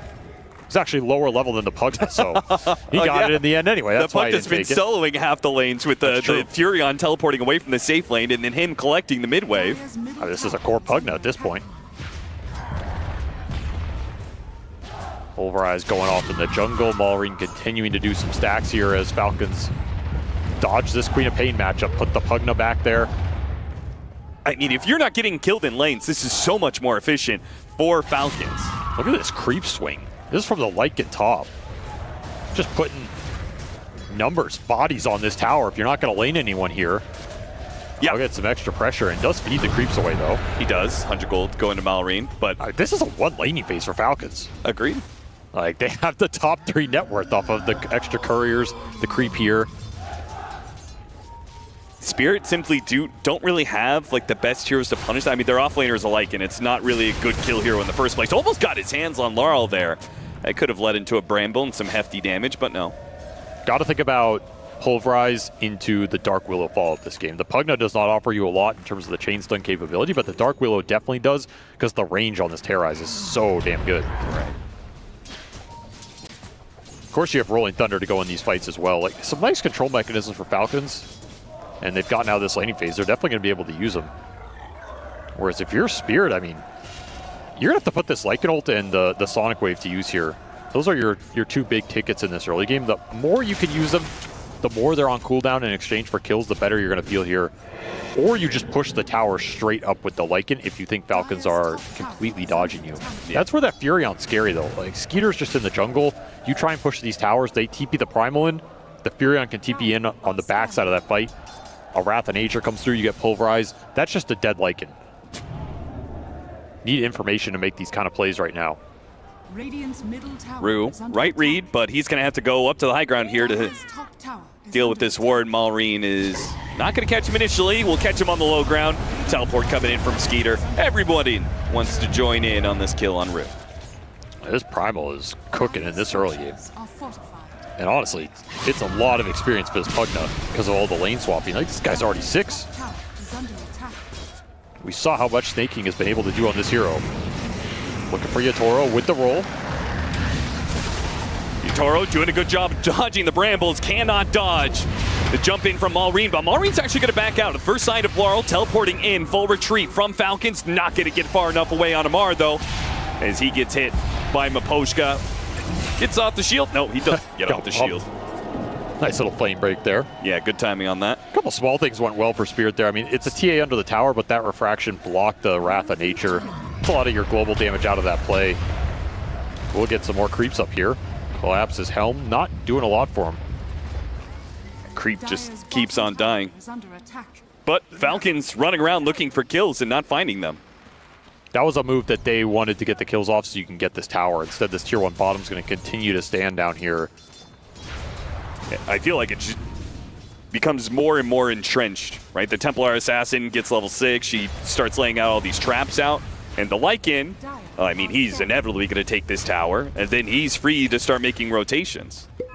Another move like that from Falcons, even if it succeeds, maybe you lose mid to the Lycan. They lost net worth off that play. It's a result of the Lycan just free farming top. Queen of Pain getting involved, whereas the Pango dies, of course, helps, but Collapse is chilling up here. Not a lot of pressure going into him. She's going to have a very fast helm, and you got to think about the objective taking here between the Lycan and the TA. Like, it's scary if it ramps up pretty fast here. It's a lot of physical damage with the minus armor synergy. You can easily go into the Roshan. You can easily flank these tier 1s that are still up and get a good fight out of them. And if you're not prepared, your supports are just going to feed.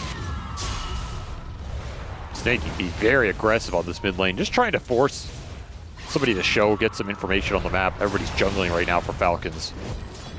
It's kind of a bluff of a play. Like, if you come here and kill him, yeah, you'll kill him, but he's getting decent value out of this level 4 blast right now. It's pretty difficult to kill him since he's such a high level and he's got that drain.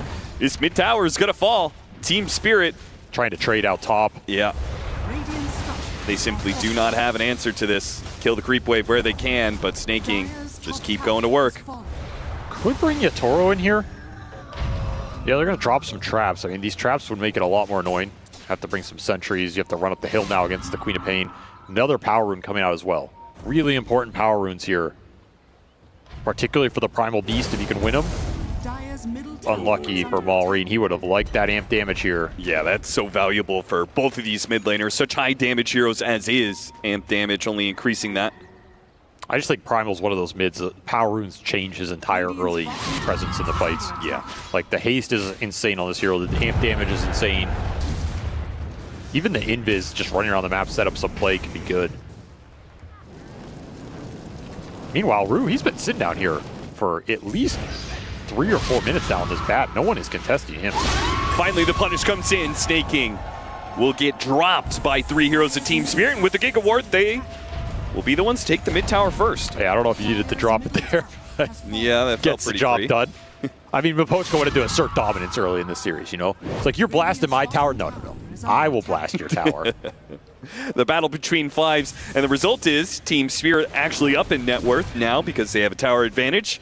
Lycan took that safe lane tower. They've got the mid tower, so they're feeling a lot better about the map position. There's going to be creeps pushing out top from the Lycan. That shard will eventually come into this game, so it can relieve some of the map pressure the Furion's trying to output. Falcons need to make a move for this bottom tier 1, because Rue is getting way too much down here right now. He's just gobbling up free waves, done a little jungling on top of it.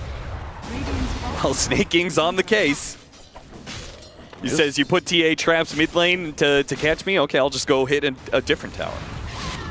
Yeah, someone's got to be on Pugna duty. This is where you wish you had Pudge. You just hook him. Seriously.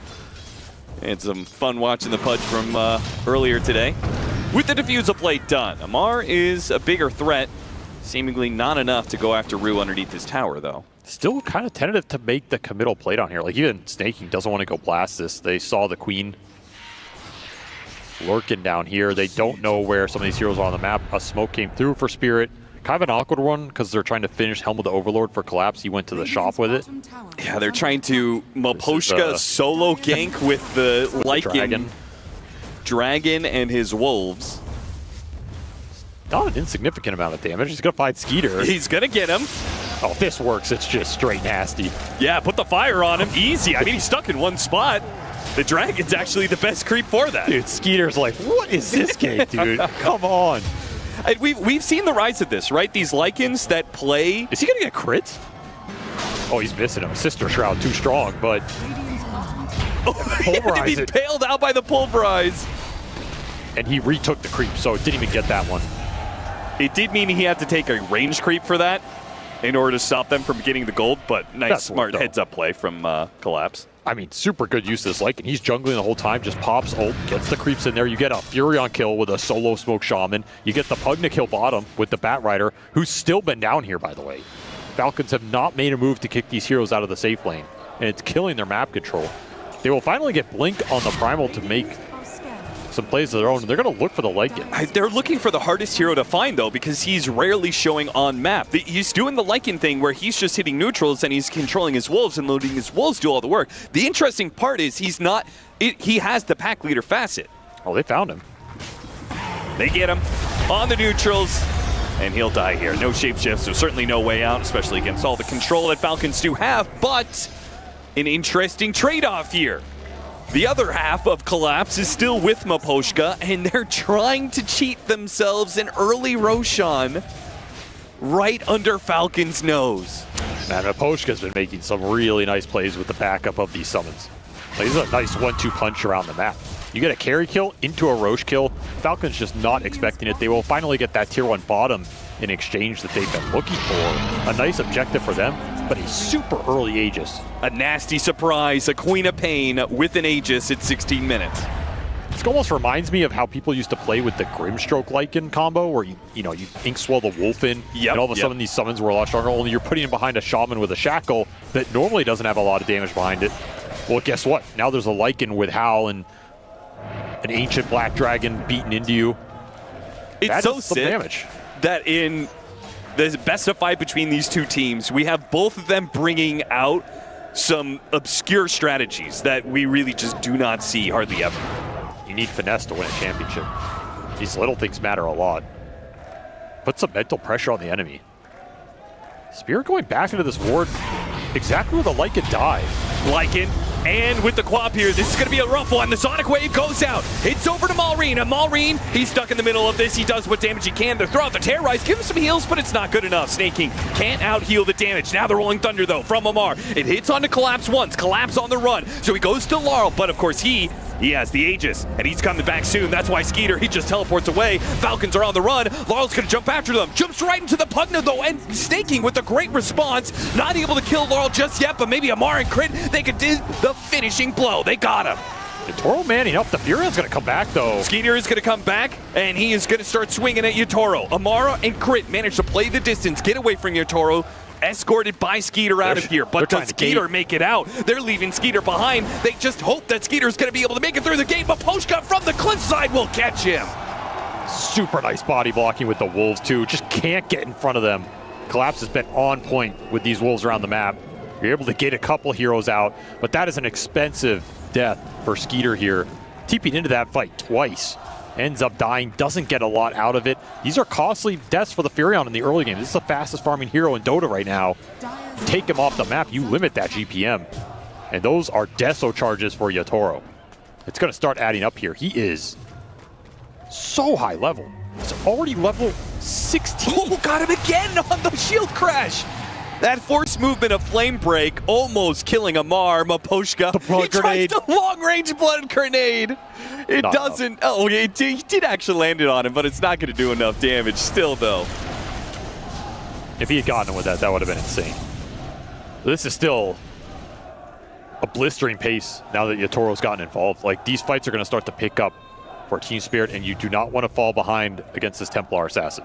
You're going to lose so much map control against the traps plus the Lycan Wolves. You need an early gem in this game if you're Falcons. That's what it feels like. And your supports are also trying to survive in this game. They want early utility defensive items. So when you pick up that gem is going to be really important.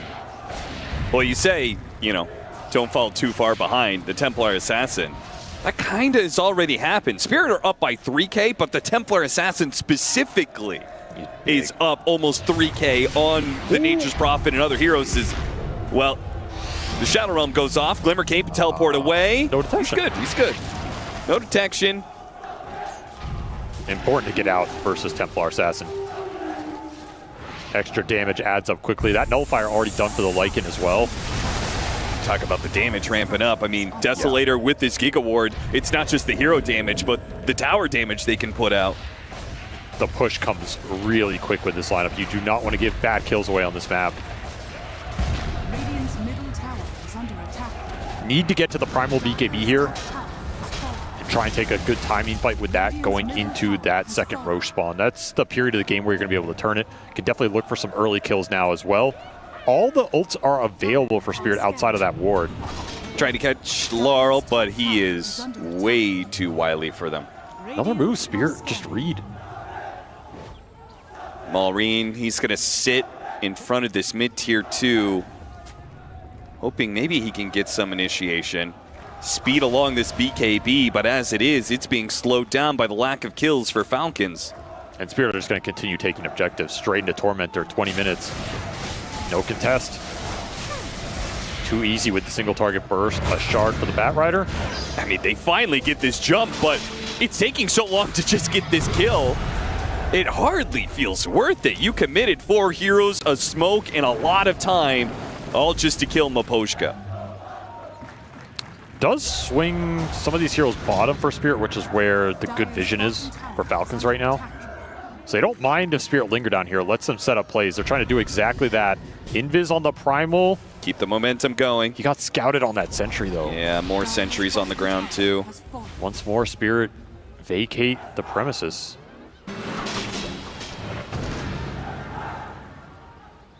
I mean, Collapse is pushing in this bottom lane with the Dragon right now. He did not get caught down here. Too hard for Spirit to fight with all the vision for Falcons around this area. Look at this ward. They have one on... Oh, never mind. Skeeter's already teleporting out. Yeah, he wants the Dragon. See if there's a resummon here, and there will be. Yeah, Collapse was already on an Ancient Camp. He's got a Nullifier, by the way, and is working towards an AC. This is going to be a very hard-hitting Lycan soon. Dude, AC just makes this lineup go insane. You're not going to have armor fast enough in this game if you're Falcons. Got to continue to find some pickoffs here, and the pickoffs are coming towards you. They're looking for Amar. Gets grabbed. Crit has to respond here. Can he save Amar with the Glimmer Cape? Not good enough. Way too much damage from Yotoro. The Hurricane Pike, 5 shots coming his way. That's way too many. Try and get a rebuttal top, but you don't have the same pickoff threat here. Even with the same amount of heroes, the Primal is not doing the damage this TA is doing right now. Team Spirit continue to snowball this game. They get an amp damage for Laurel. They're another 2-man kill squad coming in. Maposhka and Laurel with the Blink Dagger early. Oh, what interference! Ref, jump in from Maureen, gets grab onto Maposhka, so it's the 5 position of Spirit who dies because of neutrals. That Croaker destroyed them. Man, the 6th player for Falcons coming out big here. Snakey, he looks impressed with that. It's like, good job, Croaker. Collapse is playing with neutrals, but the neutrals are playing with Maposhka. Dude, I hate those things. Every Dota player has had this happening. It's like, why don't you stun the other guy, man? You know?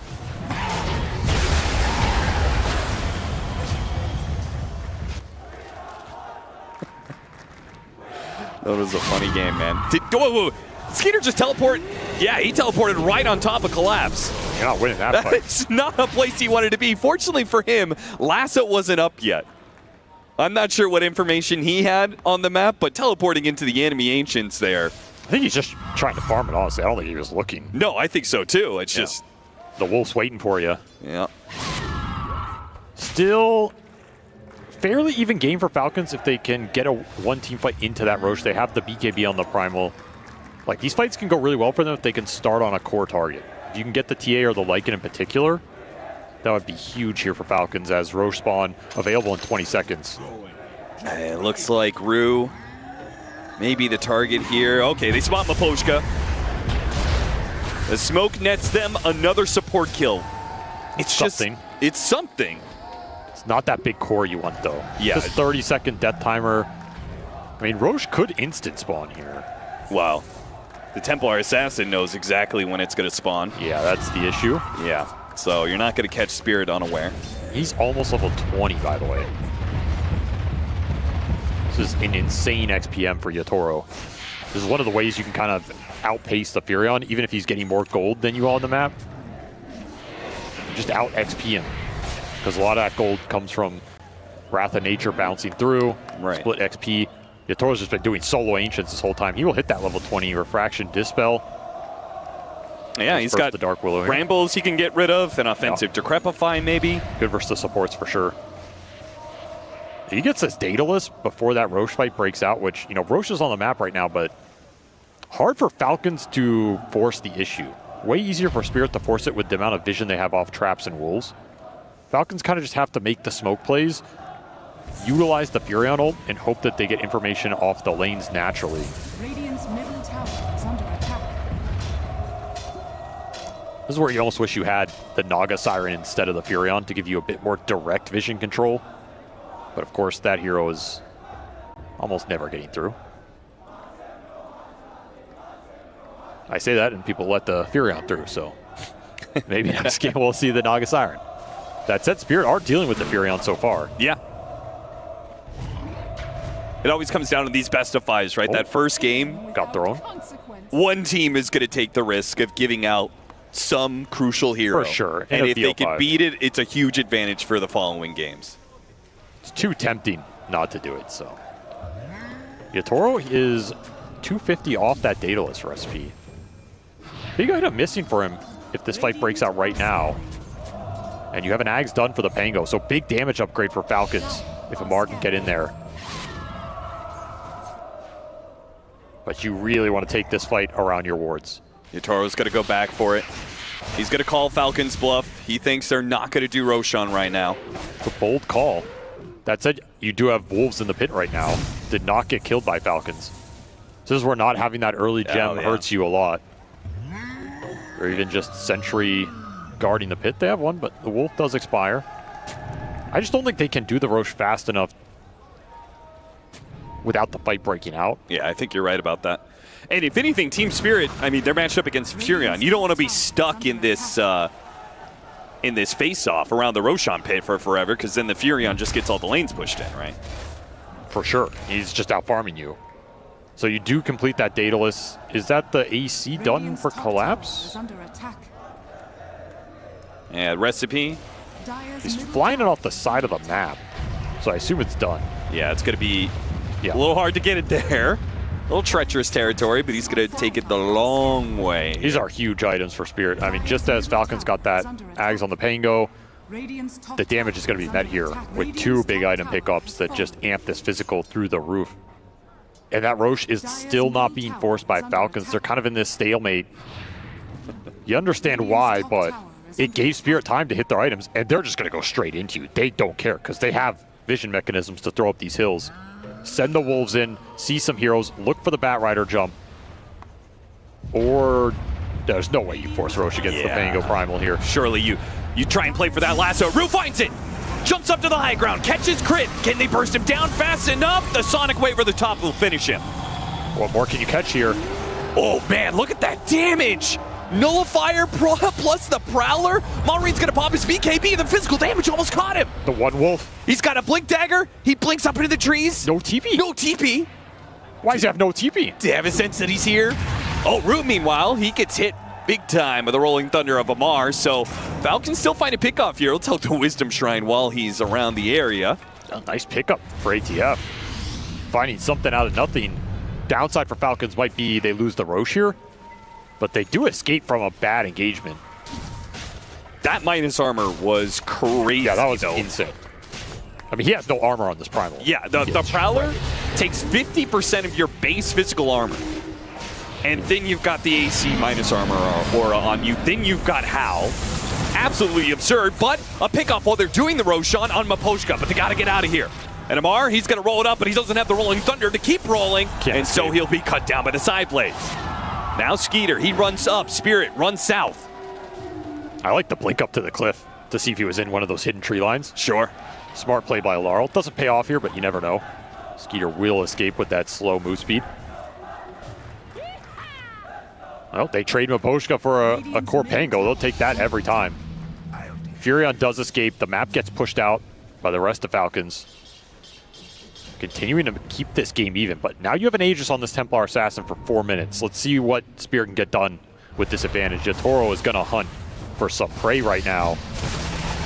Decrepify and Glimmer Cape, both a problem. Rue has the answer to both of those, though. Nice little pick off to start this Aegis period off. More Deso charges for Yatoro.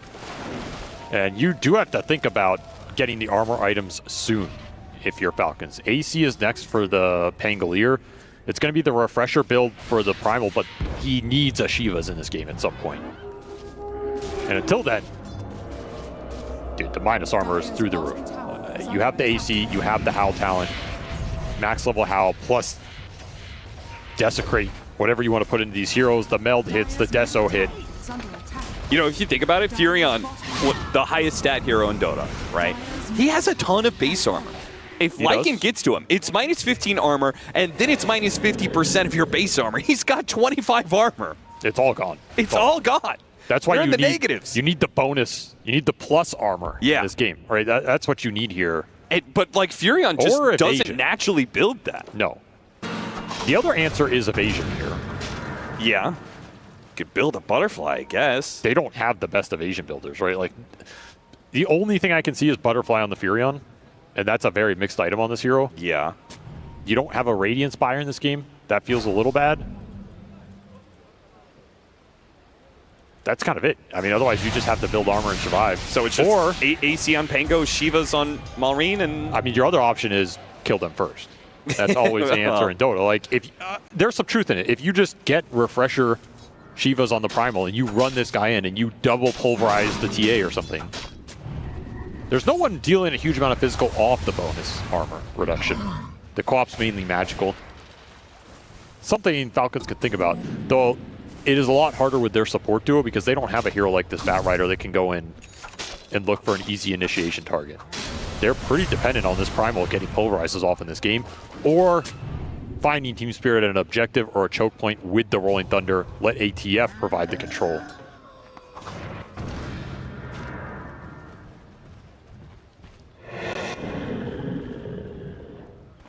The lane shove is just so annoying right now between the wolves, the traps. You're afraid to show versus the Batrider. We're seeing Skeeter get some of the farm off the sides of the map, but these lanes are not easy to get in deep right now for Falcons. It's the reason we're seeing them group up so much. Yeah. And also, like, Skeeter, what he did there, he scanned before he teleported, right? You're not going to have a scan to teleport every single... Oh, one shot! Wait, he died to the neutral. How is that even possible? He technically did not get one shot. He got left with, what, 10 HP? The neutrals are out to get Team Spirit. That's 2 in a row. Dude, that's an amazing death summary. He took a 1350 single shot by the TA. Uh-huh. Or I guess in 2 hits with the meld. No, 1 shot. Yeah, 1 shot. And then he died to 90 damage on the physical Black Dragon. And it was in the same instant.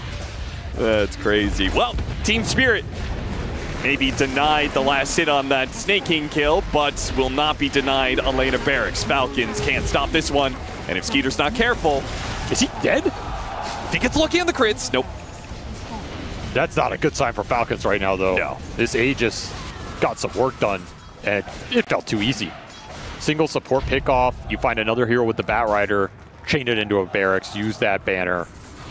13k lead out of nowhere, and you still have Aegis for 20 seconds. He just denied the banner? It does give it a decent amount of gold. Didn't think you could do that. Nothing is free, Austin. Man, and that's just the Templar Assassin, but I want to see Collapse get on top of Skeeter. See what happens there, because he's got that harpoon and all that minus armor too. It's a double damage threat here from Team Spirit.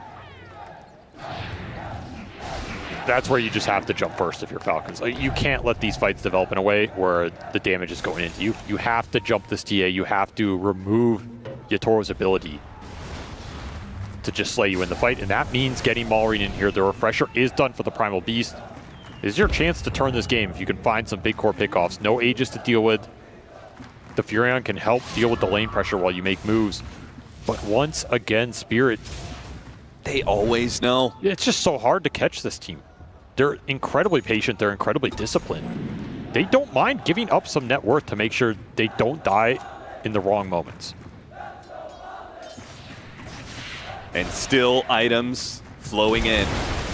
BKB for Rue. It's not much overwhelming. Not much they could do to stop that unless Maureen's willing to use one of his pulverizes to grab that Bat Rider. But as you said, they want to be starting fights, not reacting to them. I think if the fight starts on you, it's almost over. If you're Falcons, like, it's going to take some insane turnaround with the AoE control they have between the Dark Willow and the Pango. Because the damage is way too quick, and it doesn't commit big ults or anything, right? You're just going in with some Meld Strike, Sonic Wave, or whatever, and well, guess what? You still have a full Lycan to play with. You still have a Lasso to play with. Do have a gem on Falcons. It's a huge thing to play around in this game. They put it on the Pangolier. Gotta get some D-wards going. Gotta kill some of these traps. Deal with the wolves. Give yourself some vision security in this game. Rue's just hunting every corner of the map, making sure there's nobody lurking around these trees.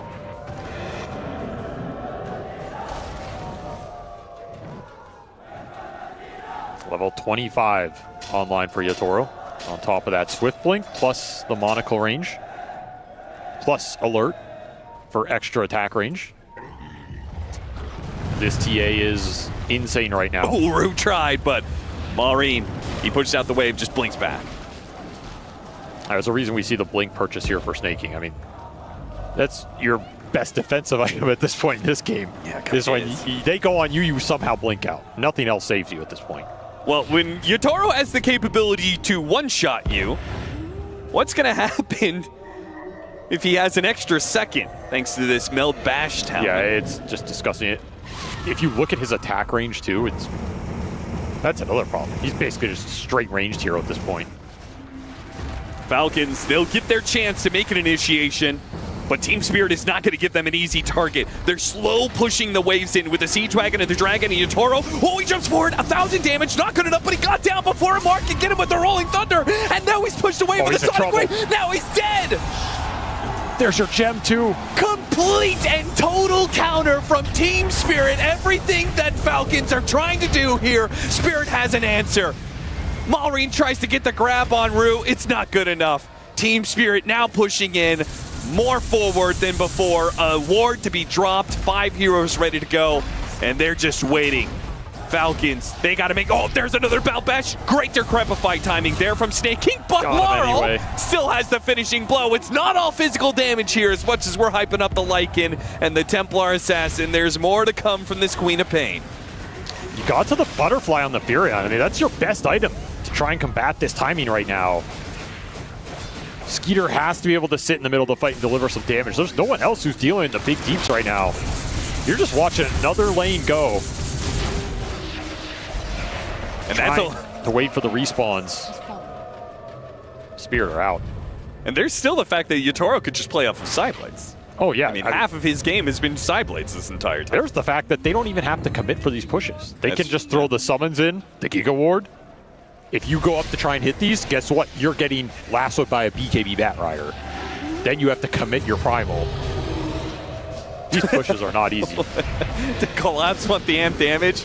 No, Laurel says, that's for me, brother. I've got the bottle. They've got an Aegis now for Yatoro for the final push in top lane.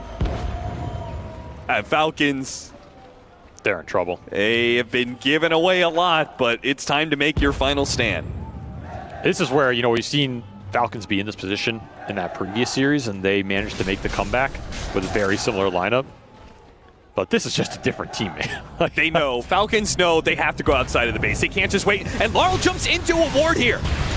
An opportunity. Oh, the melt bash. It stops. Laurel, he throws out the Sonic Wave, and he's going to be okay. But the Templar Assassin, maybe in a little bit of trouble. Those have the Aegis. He's got the Aegis, but they're trying to commit to him anyway. Skeeter. He goes down the first time. Now it's going to be Uproo. He's up next. But here comes Yotaro. Yotaro is back. They put him in the Sprout, but Yotaro blinks forward. A melt, and he just decimates the entirety of Falcons. They're left now on buybacks, one of which they don't have. Skeeter can't return to the fight, and Crit's gone too. That's 3 left for Falcons.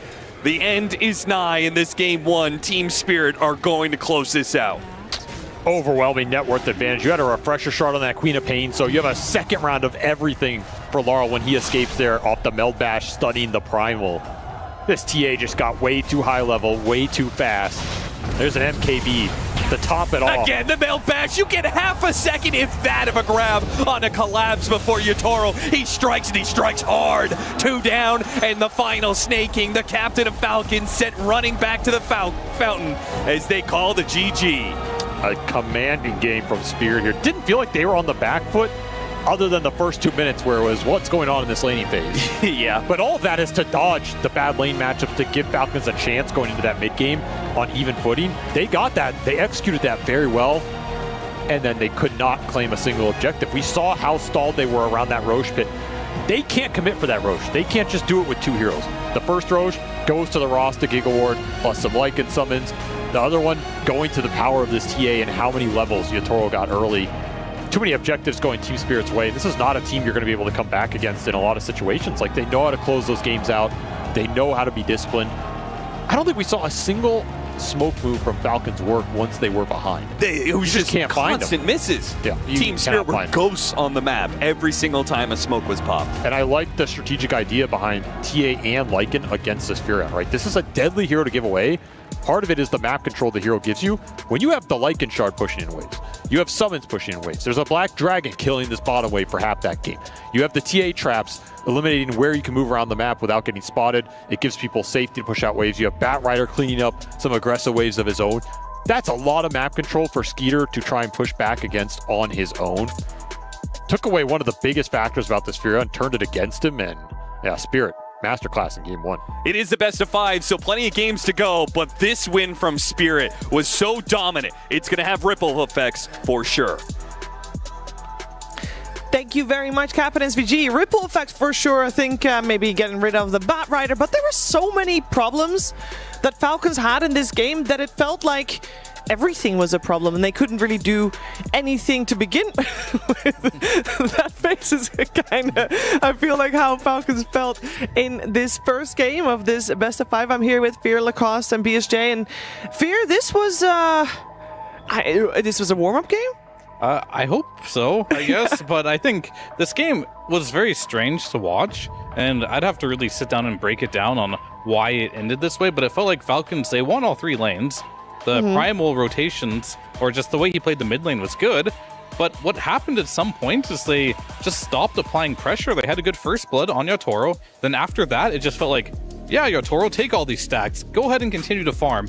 Snaking just played on mid lane by himself. They just did not group up in the typical fashion that I see Falcon typically do, where we're ahead, we're going to run at you, we're going to contest these stacks, we're going to be super aggressive. They just played incredibly passive for like 10 to 15 minutes. I don't know if I'm going to attribute that to Spirit just locking those plays down, or did Falcon just not try hard enough to make those plays happen? Even though they lost this game, there were so many like cool plays that Primal Beast is doing around the map as well, where he's cutting the creep wave. He has his Pango first wave while Dark Willow is in the bottom lane. 3 minutes in, he has the most CS. He's on top of the CS, 18, Queen of Pain, which is a good matchup for Queen of Pain, but he breaks this matchup by doing what he's doing. Then he kills his courier, then he drags the creep wave again into the one of the camps, doesn't kill them, goes to the bottom lane, kills Yataro's courier as well, gets 2 camps out of that one, then drags into another creep camp. This is why this guy is considered to be the best Primal Beast in the world, but they couldn't transition that into anything bigger. Sure, he got the farm, but they also got shut down post 10 minutes. But why? That's the question, right? Because like I feel like they didn't play aggressive enough as they needed to. I felt like you don't give TA those stacks. Yeah. I feel like you need to be more aggressive. I don't know what happened. Maybe it's just, Team Spirit just being prepared for this. But I think if you want to win with these lineups that Falcons are doing, you have to apply that pressure. This is how they win the games typically. They just missed an opportunity here, I think. Yeah, maybe. I mean, yesterday we saw Falcons being the comeback team. Maybe they were kind of banking on being the comeback team. I don't even know if you had a chance to come back. I guess if they were to come back, it would be on the back of Skeeter's Nature's Prophet, Brian. Yeah, I mean, it felt like that was just a game that he was not going to be able to carry. No, if I'm a carry of that game, I feel like if I'm in Skeeter's position, I had to have 15 items in order to kill people and survive. Like we're even so. We're that is how the game of Dota works. You do have a backpack potential if you want to swap some out, maybe a refresher. But yeah, it just felt like he had too many jobs in the game. Of you have to kill all these summons, you have to like man fight the TA. You also have to survive somehow, and it's not a hero.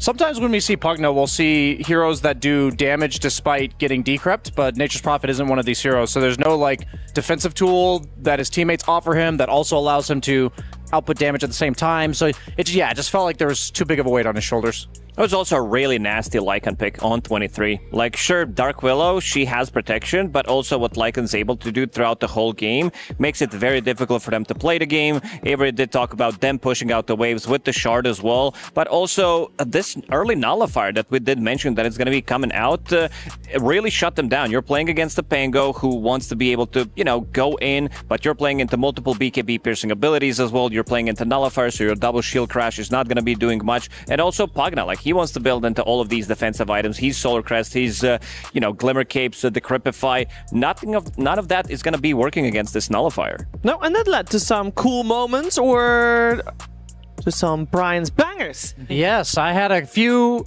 really cool plays that I like to watch this game. Just utilizing of spells to the max here. So we're going to see the bottom lane.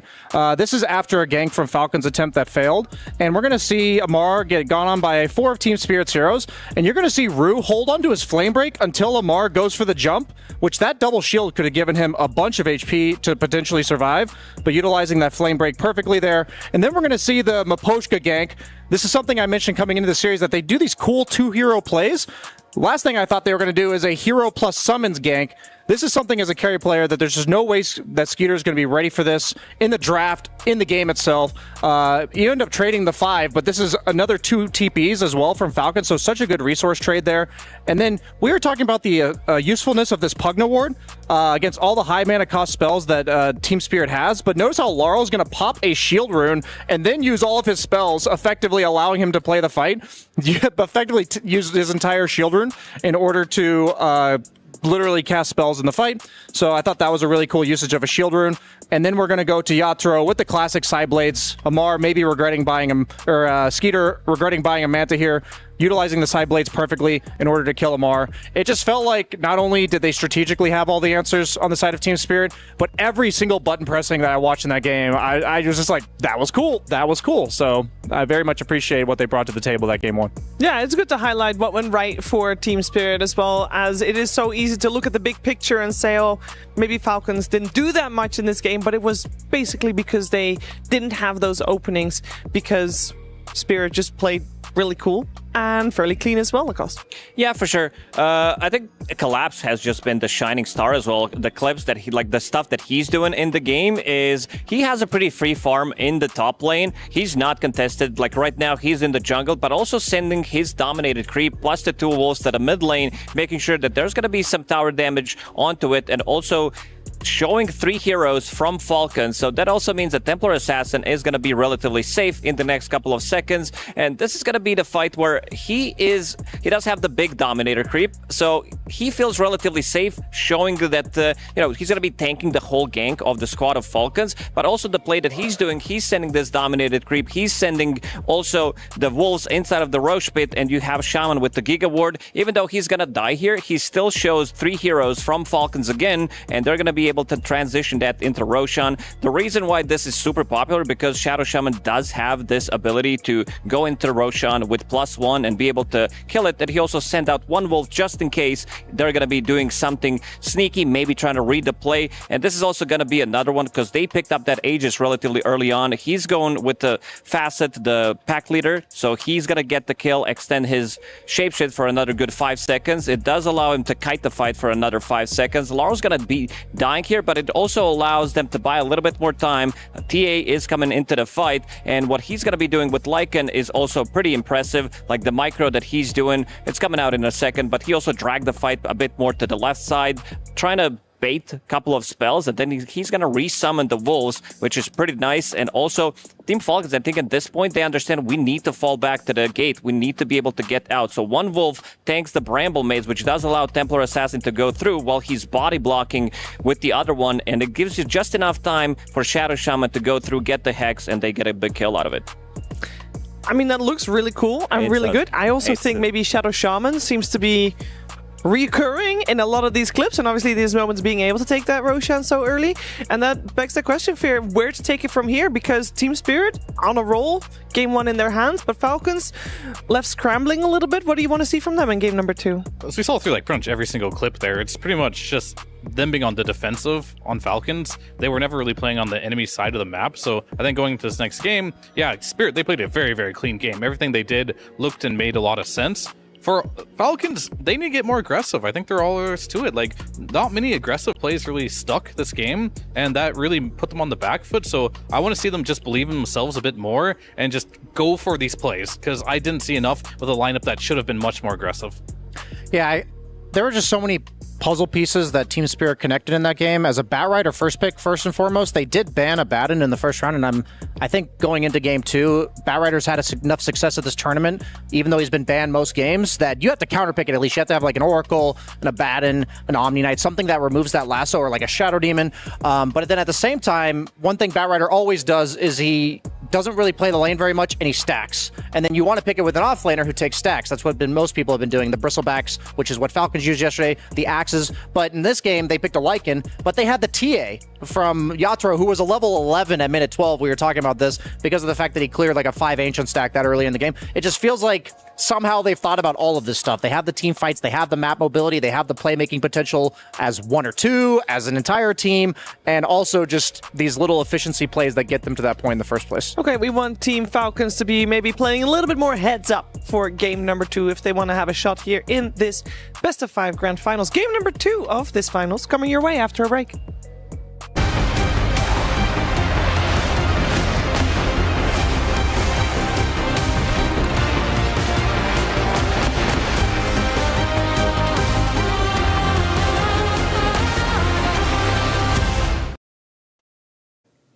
I'm here with one of the greatest carry players of all time, quite frankly, Yatoro from Team Spirit. How are you doing coming into these grand finals? Are you excited, confident, chill? I'm excited and confident and chill. All of the above. Excellent. So how do you feel coming up against Falcons in particular? They're a good team. They have a very good strategy. They're playing good at macro game. We're going to try to beat them. Excellent stuff. Were you surprised to see Falcons just ripping through the other side of the bracket, 2-0s across the board? I thought they're going to lose 2-0 to Liquid, but they won. It means maybe Liquid in not good form, maybe they're in good form, and also they beat Tundra, come back some games, and they're ready to win, of course, and we're going to try to do not let them do it. All right, one more question about Falcons. Skitter, as a carry player, what do you think of him, and how would you compare him to yourself? I don't think what I can compare him to myself. He has a different playstyle. He's playing around the team. He's playing more for supports, more for other cores. I have different playstyle.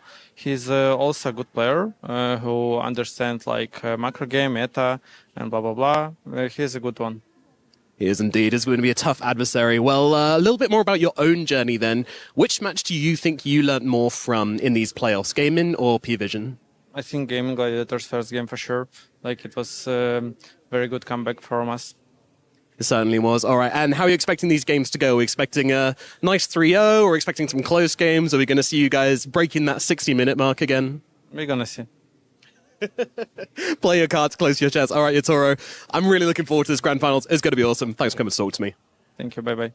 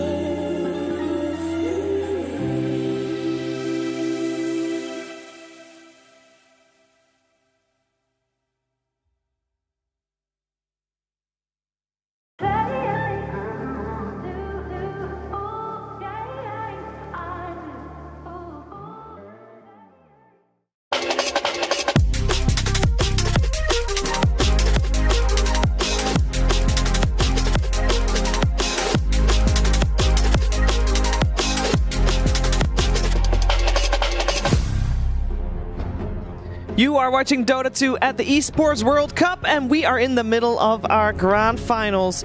It's a best of 5, and Team Spirit is 1 game up against Team Falcons. We're going to find out if Falcons has a little bit of a better shot coming back in game number 2, and that first game definitely was a bit of a warm-up game for them. We know they sometimes need those. They have proven so in the tournament as a whole, where they started rough and ended incredibly strong. But against Team Spirits in a best of 5 on LAN, that's a whole different beast. They have not played each other on a LAN final stage like this at all. And Team Falcons needs maybe a little bit extra help in this one. And I've got 3 smart brains next to me, and they're going to give them a little bit of extra help potentially. Brian, what should they do? We're about to head into that draft. We saw them first pick the Nature's Prophet in the previous game, giving away the Bat Rider. I would imagine the draft order, it might be reversed in this case, but what do you want them to do? Yeah, oddly enough, Nature's Prophet is pretty hard countered by Bat Rider. At every stage of the game, you have a BKB piercing single target spell that my idea of what they need to do is that they can pick their own stuff, but what Team Spirit showed is we can counter your playstyle while also picking heroes with a lot of synergy. And I'm just thinking about Skeeter's hero. There needs to be some way to enable him to not just die to what is in the game. Like, there's no amount of items that you can buy as a carry where I'm not going to die to Lasso plus Shadow Shaman plus physical damage dealers. So I would like to see something in their draft where if they're going to prioritize Skeeter's hero so early, that just allows him to effectively skip an item or two, because that's just something as a carry you need to consider when you have all these single target destroy you heroes. Yeah, I mean, that game left a little bit of a bad taste in my mouth because Spirit played so well. It looked like an outclass. It did not look like grand final, like championship material that I think Falcons can show. So it's really hard for me to talk about the draft here just because I feel like they did not execute the way that they've been executing to get here, right? With the heroes that they have had. So we'll see what happens here. We do see a Huskar first phase ban, which is very interesting to see. I wonder what Spirit's planning to do with that one, but we don't see it very often. And then the respect of the Primal Beast is there because they realized Team Spirit's a smart team. They won that game, but they were definitely outplayed for the first 7 minutes of that game, or maybe 10 minutes. But after that, they brought it in, and Falcons, they didn't know what to do past that 10-minute marker. One thing that I like to see for Falcons coming into this series is playing much better early game, and that's exactly what they did, because when they played against Thundra, they lost the laning stage pretty heavily. Those are 2 very strong comeback games that they did have, but in this one, they had the good start, but they haven't managed to transition that into anything better. So I want to see slightly more aggression, and this is going to be the hero that's going to allow them to do so, because what Spirit did with Batrider in the previous one, you have this Batrider +1 combo where you're always going to be getting the kill, BKB piercing tool, and then on the other side you have your Shadow Shaman position 5. Once he gets to his Blink Dagger, he can also just be paired up with +1 to be able to get a kill anywhere on the map. It's the debate here. They banned the Huskar to force out the Ember ban. Yeah. Now Abaddon's in the pool versus Bat Rider. Yeah, and another hero that's left in the pool that we see banned almost every time is Beastmaster, something to consider there as well. Ooh, but they opened with the Storm Spirit, so that's a little bit different. Yeah, I was going to wonder if they had a backup to the Ember. I was thinking they might go Queen of Pain, but what's always really good against Bat are these mobile mids that can threaten you because you play off of the free pathing from Firefly, and you also... You want to be able to blink on somebody, know that they're going to stay there, and that you lasso them effectively. And heroes like Ember and Storm are super annoying because they might just be ready to ball lightning. They might have something like a Linken's where even though Bat Rider uses a Force Staff to break it, that short window is enough for them to cast their spells. And then anytime that you actually jump in on Bat Rider, the concern you have is potentially before your BKB, you can just get counter jumped by Storm, or Storm can disrupt your backlines and effectively block the follow-up. So these are the archetype of heroes that Storm is that Batrider is usually weak against. And so on paper, I think Team Spirit's addressing of the Batrider is better, but I also still think Batrider is just a really good hero, so I like Falcon's draft a bit better already. Yeah, and seeing this Bane banned, it does mean that most likely they want to get the hands on Puck, but most likely they're not going to be able to do so because there's Storm Spirit on the other side. And Bane is, I would say, one of the best counters to Puck. Like one Nightmare, one Fiend's Grip can do a lot in terms of locking you down or just buying a little bit more time, but they're not going to ban it because they have the answer. And that's going to be Mipushka's Silencer that did shine when they played it yesterday. He had a 30-minute refresher on that Silencer, which looked insanely good. Basically, Solar Crest into Refresher Rush. And there was also one of the games earlier in the tournament or the previous tournament, I watched too much Dota, where he had like 15, 16 brain drain at 12 minutes into the game. So if he's paired up with another good support like Rue, who loves to play these position 4s that get very active early on, we're talking about, these Dark Willows, these Tusks that can rotate on the map and put a lot of pressure onto enemy mid laners 6-8 minutes into the game, maybe even earlier. It could be very deadly. Yeah, Mipushka's the best silencer at this tournament by far that I've seen. They ran this against Gaming Gladiators when they did the first pick bat as well. It was pretty effective, even though Silent gave that draft a 0 out of 10. They still won the game, which is nice. But I think later on is where they'll make some adjustments, especially for Yatoro. I think he played CK in that Do you game. think Silent calls for these Silencer Yeah, picks? I mean, it works so far. Mipushka plays it really well for him. But I think just the fact that you're able to, not only in lane, can you kind of like bully him a little bit. He can't commit with Sticky and chase you in those early on fights. But later on, just the lasso counter initiation is always going to be very useful. And I have to praise Mipushka again. Like, his Silencer ultimate usage has been so good. He never wastes them defensively. There's never an oops one. It's always right on point, and they're probably expecting heroes like Puck to come out. They have Silencer available for that one. Now, likely we're probably looking at some Rue Lion or something coming out, but that's why the Pugnus out as well. I've been saying, Lion's the squishiest hero in Dota right now. I don't think there's a squishier hero. And Pugna, you'll probably just kill yourself on that ward if you ever try to use your ultimate. I just think it's great that, we have basically a whole hype up Mipushka Silencer spiel. But then on the other side, Falcons, they have banned out his Shadow Shaman that we saw in the previous game, and his Bane that has been basically a staple to be banned. He's been good. There's a reason why they're in the grand finals. He's been exceptional, yeah, absolutely. I think it shows that Team Spirit, they knew this Puck was coming because those hard disables that Falcons banned are enabling that. It's a good matchup against the Storm, so I imagine this Silencer was anticipating this, effectively block picking and saying, we dare you to pick it anyways. We saw Pugna be super impactful against Storm because Pugna's facet makes it so his ward heals him based on the damage done to the opponents from mana. Now, Storm Spirit doesn't take damage when he's in Ball Lightning, but he does use a ton of mana, and that mana is still registered as heal for Pugna. So what's really important to note is that this is a backline support that does save, that does not die to Storm as long as he's used his ward. So it's going to really come down to who pushes their buttons first on the side of Mipushka or Snaking, and it could have a pivotal role in these fights. I'd like to see some tanky guy. Again, I'm down for Centaur or maybe even Darkseer. Most likely Centaur if you want to be able to tank up. Because right now, they have very squishy lineup on side of Falcons. These heroes relatively easy die. And if you get an aura from the offlane, never mind.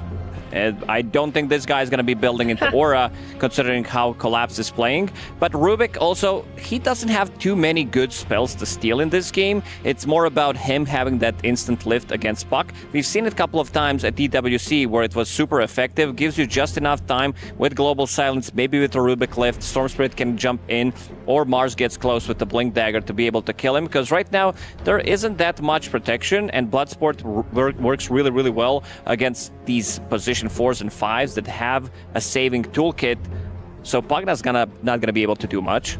All right, Skater, you can do it. You haven't played it yet, but it's a really good life stealer game. Yep. It is definitely in his wheelhouse, one of his signature heroes, but he will go for a Sven. This also works. What I want to highlight about Rubik, because I wanted to give a shout out to SVG Avery caster for this series, or analyst, I guess you could say, is that he said that people are behind. He thinks people are behind on what makes Rubik good. He thinks it's no longer about spell steals and more about the fact that this hero, if allowed to survive in the fights and spam whatever spells he does steal, is incredibly annoying. And what his innate does is that he gets magic resistance based on his spell lamp, and his third spell gives him spell lamp as he levels it up. So basically with a Glimmer Cape, he's around 65% magic resistance. So when they picked Rubik, we saw 2 backline jumpers already, the puck as well as the bat, but this is 100% magical damage. So I imagine if he has a Glimmer, he might not even die. So then what I'm looking at is it's on Skeeter now. I like that they countered with a Sven.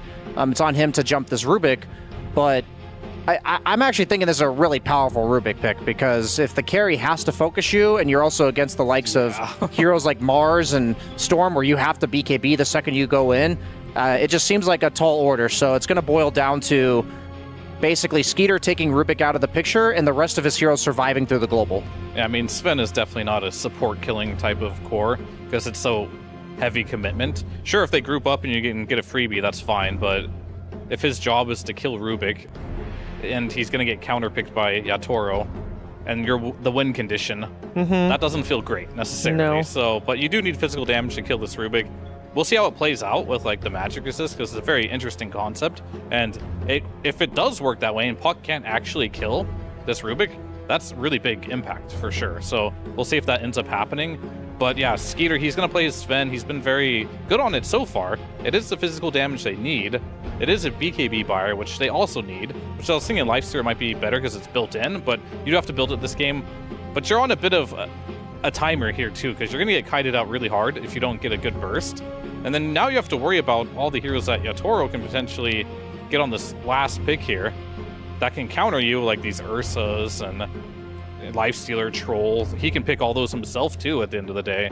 So he's not going to have the carry versus carry matchup. So I think ATF has to think about that and start to try and directly deal with that with his pick coming up.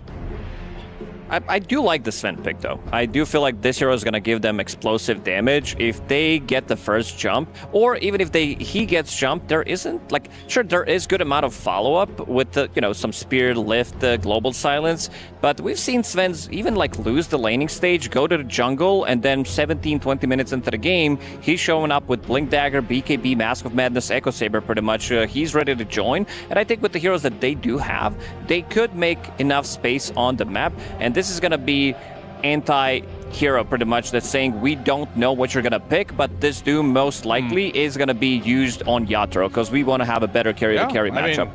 TB, Ursa, take your pick. Lifestealer? Lifestealer. A lot of good options here. I think Yatoro is not going to get shut down by this pick because, I mean, I don't know if he will pick TB, but I still think this is the best hero in the game versus Doom. But it is very, very good in almost all accounts for this game. We just haven't seen a lot of it, and its win rate's been really bad. I still think Lifestealer, Ursa are also really great options too. Yeah, Ursa's more about killing them, while Lifestealer is more about being very difficult to kill. Just kind of depends on... They are kind of lacking BKB threat on the side of Team Spirit, but they actually just go for the Medusa. Probably a better version of Lifestealer in this case, like a hero you just don't want to go on. Doom doesn't counter you because Medusa can still heal her mana. Yeah, I mean, it's a good pick, too. It's just, out of the options I mentioned, the greediest of them all. For sure. Medusa takes much longer to get online, but Yatoro is, yet again, just saying, well, play your game. We're going to slow the game down. We're going to get to my timings, and just like last game, we're going to have the win condition. And they have more team fight, better late game. So yet again, Falcons, if they want to win, they're going to have to win through playing very aggressive and very quickly. And for their sake, I hope they do it this game. I'm just thinking, this is a very greedy draft. Like this Medusa, if the supports are not going to be having that good of a time on Spirit, this could be a very, very slow start to the game from them. Like Mars not being the strongest laner, even though we're talking about Collapse Mars, ATF Mars, they kind of always do well. But also, I think it's a lot on Laurel to be able to make stuff happen in this game, and there are answers for it. Like he's playing into Doom, he's playing into Coil. I think the supports on side of Spirit need to be able to do a lot to make this game in an, like I would say, even state where Medusa's gonna feel powerful enough when she joins with her 2 items pretty much, because she can definitely stay ahead of the Sven. I'm feeling way better about Falcons draft than I did in game 1. I think that they've got the natural tools to counter these heroes.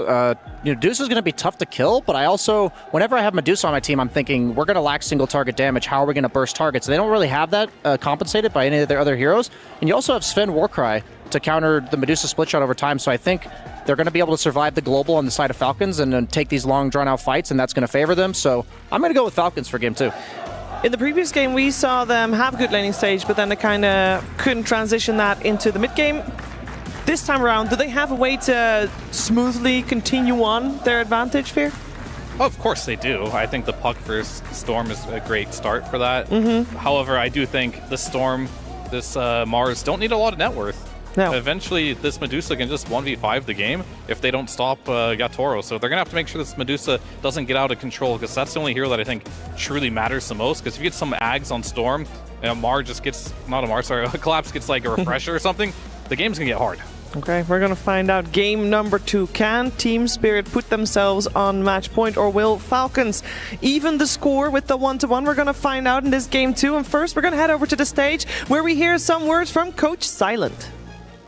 Thank you, Shiva. Yeah, I mean, Silent, that game number 1, pretty convincing from you guys. Would you put that down to your draft, or was it mostly down to the gameplay? I think both. We played well, and our draft was okay. Not the best, I'm feeling like, but okay. Okay, all right. Well, you guys played very, very well.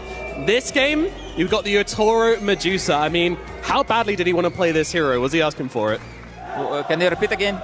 Yeah, sure. The Yatoro Medusa in this game number 2, how badly did he want to play it? Oh, into Doom, we always wanted to play Medusa, so I think it's a very free game for Medusa, honestly. Free game for Medusa. Love the confidence. Thank you very much, Silent. Good luck here in game number 2 of the grand finals of the Esports World Cup between Falcons and Spirit. Dangerous fighting words from Silent, the coach of Team Spirit. A free Medusa game, especially after the masterclass performance that Team Spirit gave us in game 1. And the Falcons' response, well, in the first game, it was an extremely muted response. They really just did not have much to say there, despite maybe the Falcons fans doing otherwise. Falcons themselves really seemed to struggle in that game 1. Game 2, though, Avery, feel like they've got a better shot at it? Looks more even to me.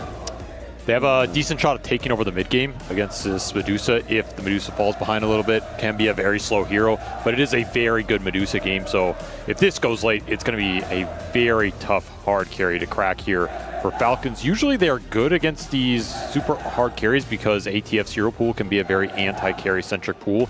Doom is one of those heroes, the Razor, the Viper, you know, the Bristleback, whatever, but Medusa kind of just counters a lot of that. This hero ignores a lot of the single target focus. You need overwhelming damage to bring him down, or the mana burn. They don't have the mana burn. Do they have the overwhelming damage? Kind of. But that Sven matchup is really bad. Like, it's one of the worst carry-to-carry matchups in the game for Sven. The other one's like Faceless Void, which we don't see at all. But maybe we'll see game 3 if Yatoro wins this one. You just jump in, you try and burst this guy. If you don't just completely clear him, you get Stone Gaze, your fight as Sven is over. You're too BKB dependent. He just clears out the fight, resets it. You can't re-all in him again. So this carry matchup's tough. The Doom matchup's tough. It's a very good Dusa pick. But Falcons do have a lot more jump this game. They got the Bat Rider. They have the Puck. They have the Sven who can jump in. They even have a Doom who can maybe go Blink build as well. They have way more ways to start fights and look for little plays on the map. And we saw how tough it was for them in that game 1. They're trying to make plays behind a Primal plus supports. That's kind of their only initiator, while the map's getting pushed in around them from that Lycan TA. So they should have a better time making fast plays this game, assuming they can control the waves a bit better. Team Spirit will also have less information compared to game 1, right? That's another thing. They should be able to control the waves better because they're going to get up against less map manipulators in the hands of Team Spirit, right? Spirit are going to have to do a much better job at where they're showing cores and who they're showing where, because their support duo is a little clunky. Like, that's where the real tempo comes in. The tempo change at least comes in for me between game 1 and game 2 here. Rubik's Silencer need levels. They need level 5. They need level 6 in particular to really do anything around the map. And if you have a carry who's also going to AFK farm jungle for a long period of time, this could result in a very slow early to mid game for Team Spirit. The panel talked about the emphasis on the Storm in particular to be the big playmaker here. I agree with that. Like, all eyes on Laurel to have a good game, and his game is not the easiest. Into the Puck Coil, into the Doom, into the Lasso. Some big ults that can catch an all in him here. Need a good performance out of mid for Spirit to play this early game. which means this laning phase is going to be particularly important then. Storm versus Puck, and Maureen already got the early deny and a range creep, so good start for him. Miposhka, though, out of position, and will be the first to fall. Falcons will take first blood. Super nice pickup for Amar. Trying to get some momentum after that game 1 loss. You come in here, get a first blood on one of your signature heroes. As scary as that collapse Mars is, I feel like Amar's Doom is really underrated because we just haven't seen it as much recently. Yeah. But he absolutely dominates on this hero. I thought it was so funny we were talking about the ban Mars in game 1, and I remember thinking to myself, that ban might return, but on Falcon's side, because Collapse is also, I think, likely to pick up the Mars, and if he wins with the hero, we may see the Mars get banned by Falcons as well. Though there was a bit of a funny interaction, Amar calling out the facet choice of Collapse, saying he should have gone Victory Feast. Why did he go Bloodsport? I think Bloodsport is the stronger facet when there's saves in the game or turnaround potential. You're trying to get in the arena. Yeah. Maybe Amar feels like the Feast it's been buffed recently. It has very good numbers. It's kind of hard to turn that facet down now. Yeah. Just based off the numbers. But I do agree in these clutch games, you're at a BO5 grand final. It takes one good jump, one good fight to win you a game and get you to that trophy. Division advantage is pretty hard to turn down in that situation. Particularly when there is a save here on the other side in the form of the Pugna. Being able to block out that vision and stop that save could be really good. But Amar, maybe he's just pointing out that Collapse is just being a tryhard. As he said, I think he said something like, why do you want to win now, or something like that. Radiant's middle tower is under Maybe he's asking for a little mercy. No, I don't think ATF will ever do that. No, he's certainly not the type to do so. 3-minute lotuses are coming up soon, so we'll see a bit of aggression here in some of these side lanes. I will say the one thing about that facet choice to finish that discussion is the Victory Feast would have been interesting because of the mana return into the Dusa. Yeah, that's and what I was the Storm. Like, that's the part that would have been interesting to me this game. But again, that is dependent on you like getting kills in that arena and snowballing that way. And Collapse as a player he has a very clear idea of what his job in the game is, and he might just feel that that's not going to be a necessary path for them to go down. Like, maybe he's just going to go and catch this puck. Maybe you kill him, maybe you don't. But if you can block out the saves, that could be a way bigger component than trying to restore mana to your other 2 cores. See Maureen trying to play around the tower shots where you phase shift in order to get the extra HP, but a bit of a punish coming out from Laurel as he vortexes him under the tower and gets a bit done. Such an even laning phase. Outside of that first blood on the silencer, like the CS is so close across all these cores. Amar may be suffering a little, but he got the first blood, so that boosts him up into the early bracers and sustain, holding his skill points here as well. Seeing what develops on this lane if he wants Scorched Earth for an all-in kill. Maybe you can get a little greedier with some Devour. Maybe you find a good creep on one of those camps, too, that can push you in that direction. If the Satyrs spawn in the hard camp, right, you want to get 100%. that mana burn creep. I think that's what he was looking for. But the camps have been blocked out a bit. He didn't find anything, so he's just going to take the point and Scorched. Continue to try and CS here with the extra stats already online. Now, you and Kezu were having a conversation. Kezu called out the silencer pickup, and I actually didn't hear. You seemed hesitant about the silencer for sure. Why was that? I think the silencer makes sense. It's a very good hero for Spirit here, and I think Kezu was feeling it because it's a hero that they will play as opposed to a lot of other teams. Of course, yeah. I still feel the hero's a little clunky, and I was trying to think, is there a better saving support or counterplay support first at bat? Like, would Miposhka play an Oracle? Probably not, right? We almost never see him play the hero. Yeah. But he does bust it out occasionally. The other big one I was thinking is like this Shadow Demon we just haven't seen.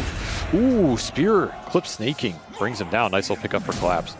I was expecting a Shadow Demon to come out in this series at some point. We haven't seen it this tournament. But like, do you love the Shadow Demon? That hero has to have a place in this meta with the way some of these picks are going. And if there is a team and player that'll bust it out, it's Miposhka for Team Spirit. So I was kind of debating if he'd go down that route, but Silencer has been the more stable hero here. And it does offer Spirit a lot in this game in terms of counter initiation. Falcons did pick a Pugna into that hero. That can be a tough matchup.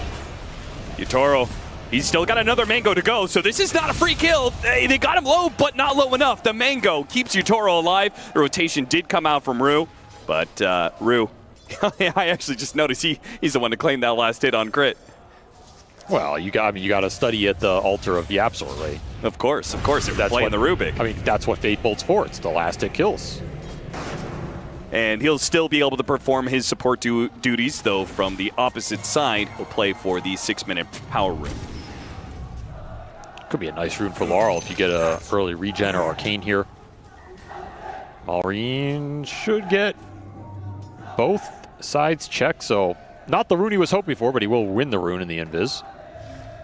Take it away from the storm. Going to be a lot of stacking this game. That is something to watch out for. I mean, you have a Medusa on one side, a Sven on the other. Then you have this Bat Rider. You have a Rubik, 2 4s that can easily stack. Look towards those triangles around that 50-minute mark. As Snaking wants to accelerate his opening into the Team Spirit stack potential. You take down these early tier 1s, suddenly maybe you can contest those. That would be really juicy here. Yeah, despite the... Okay, so Snaking is employing the exact same strategy as we saw in Game 1. It didn't really work for them at all. I mean, they weren't able to take those early towers very quickly. And in general, it did feel like they're limited on map control. Was that just because they lost too much of the early game and it snowballed?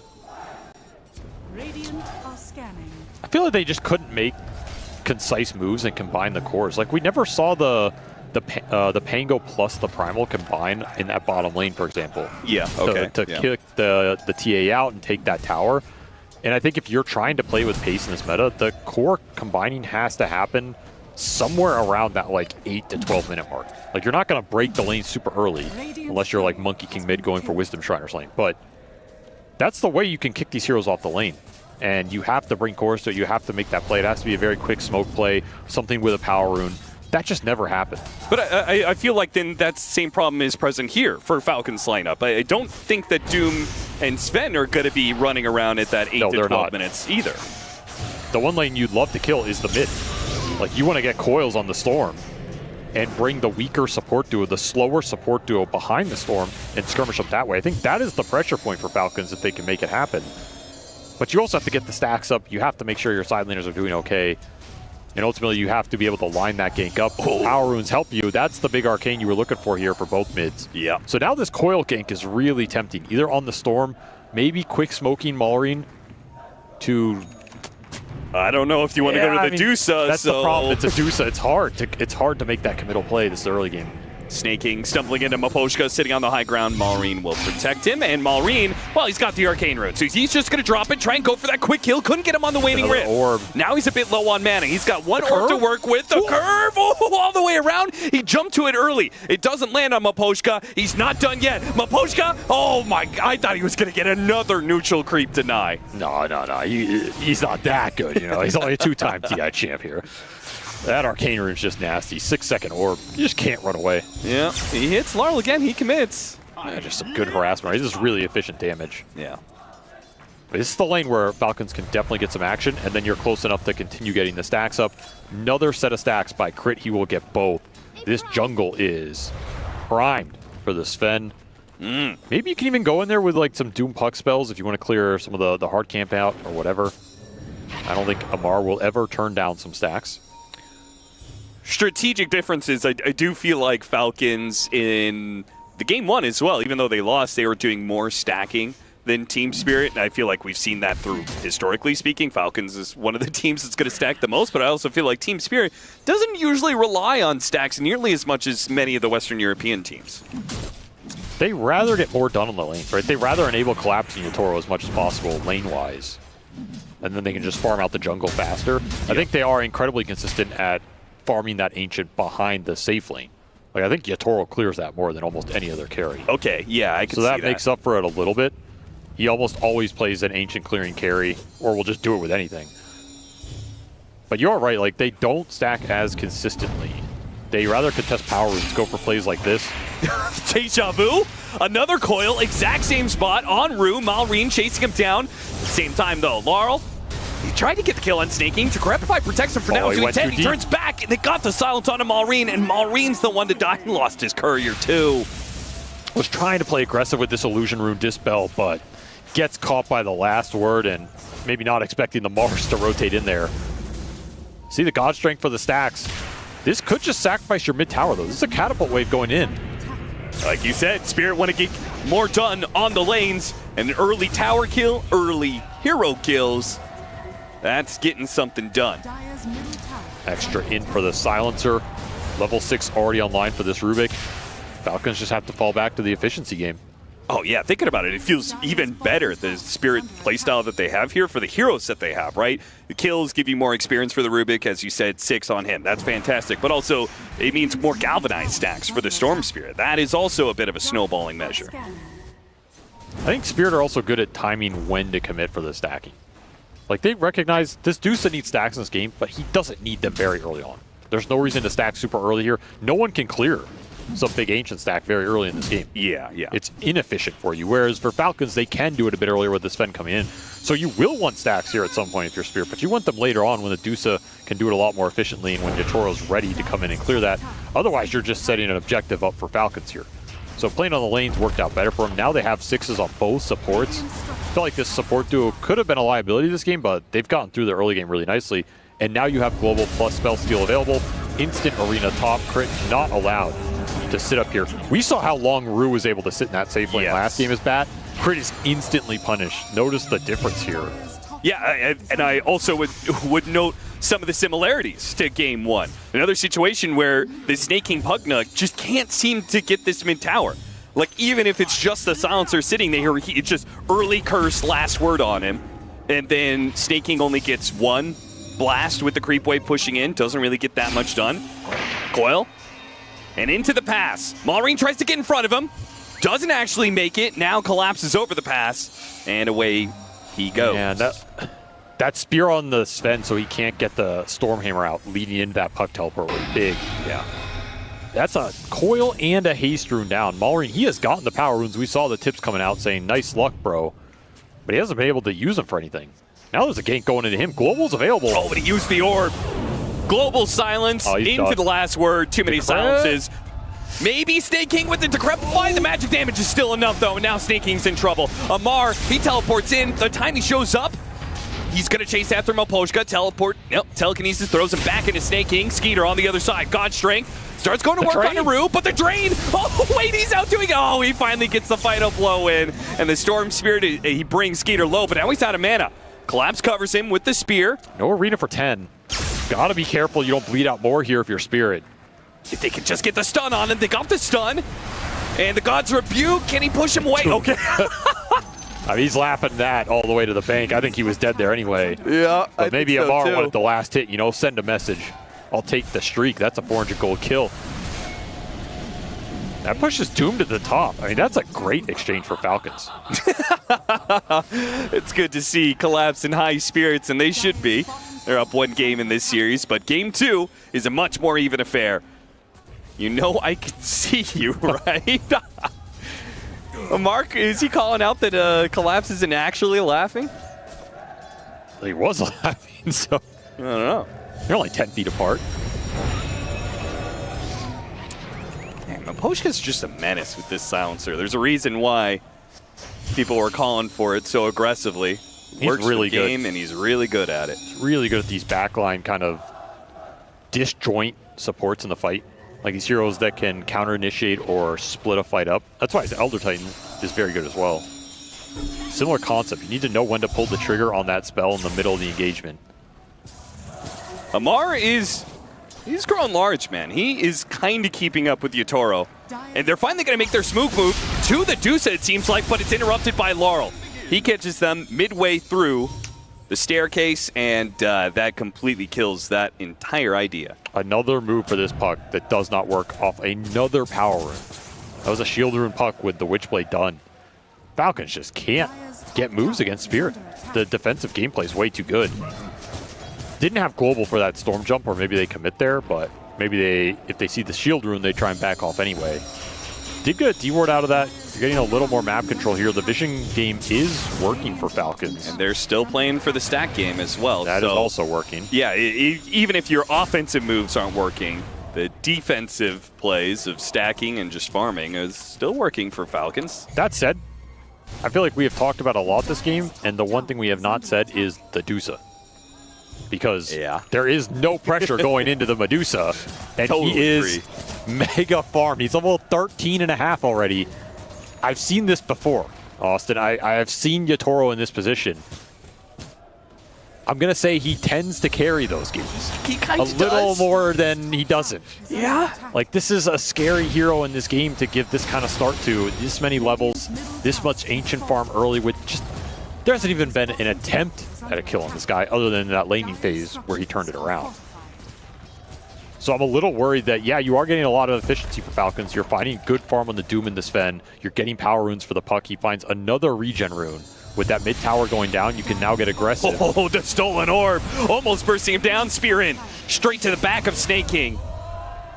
And Laurel to collect his galvanized stack. Dude, Falcons cannot get on Spirit's side of the map. You look at where the vision's been, it's been the river and nothing past that. You look at where the moves have worked, it's been going to these stairwells and nothing past that.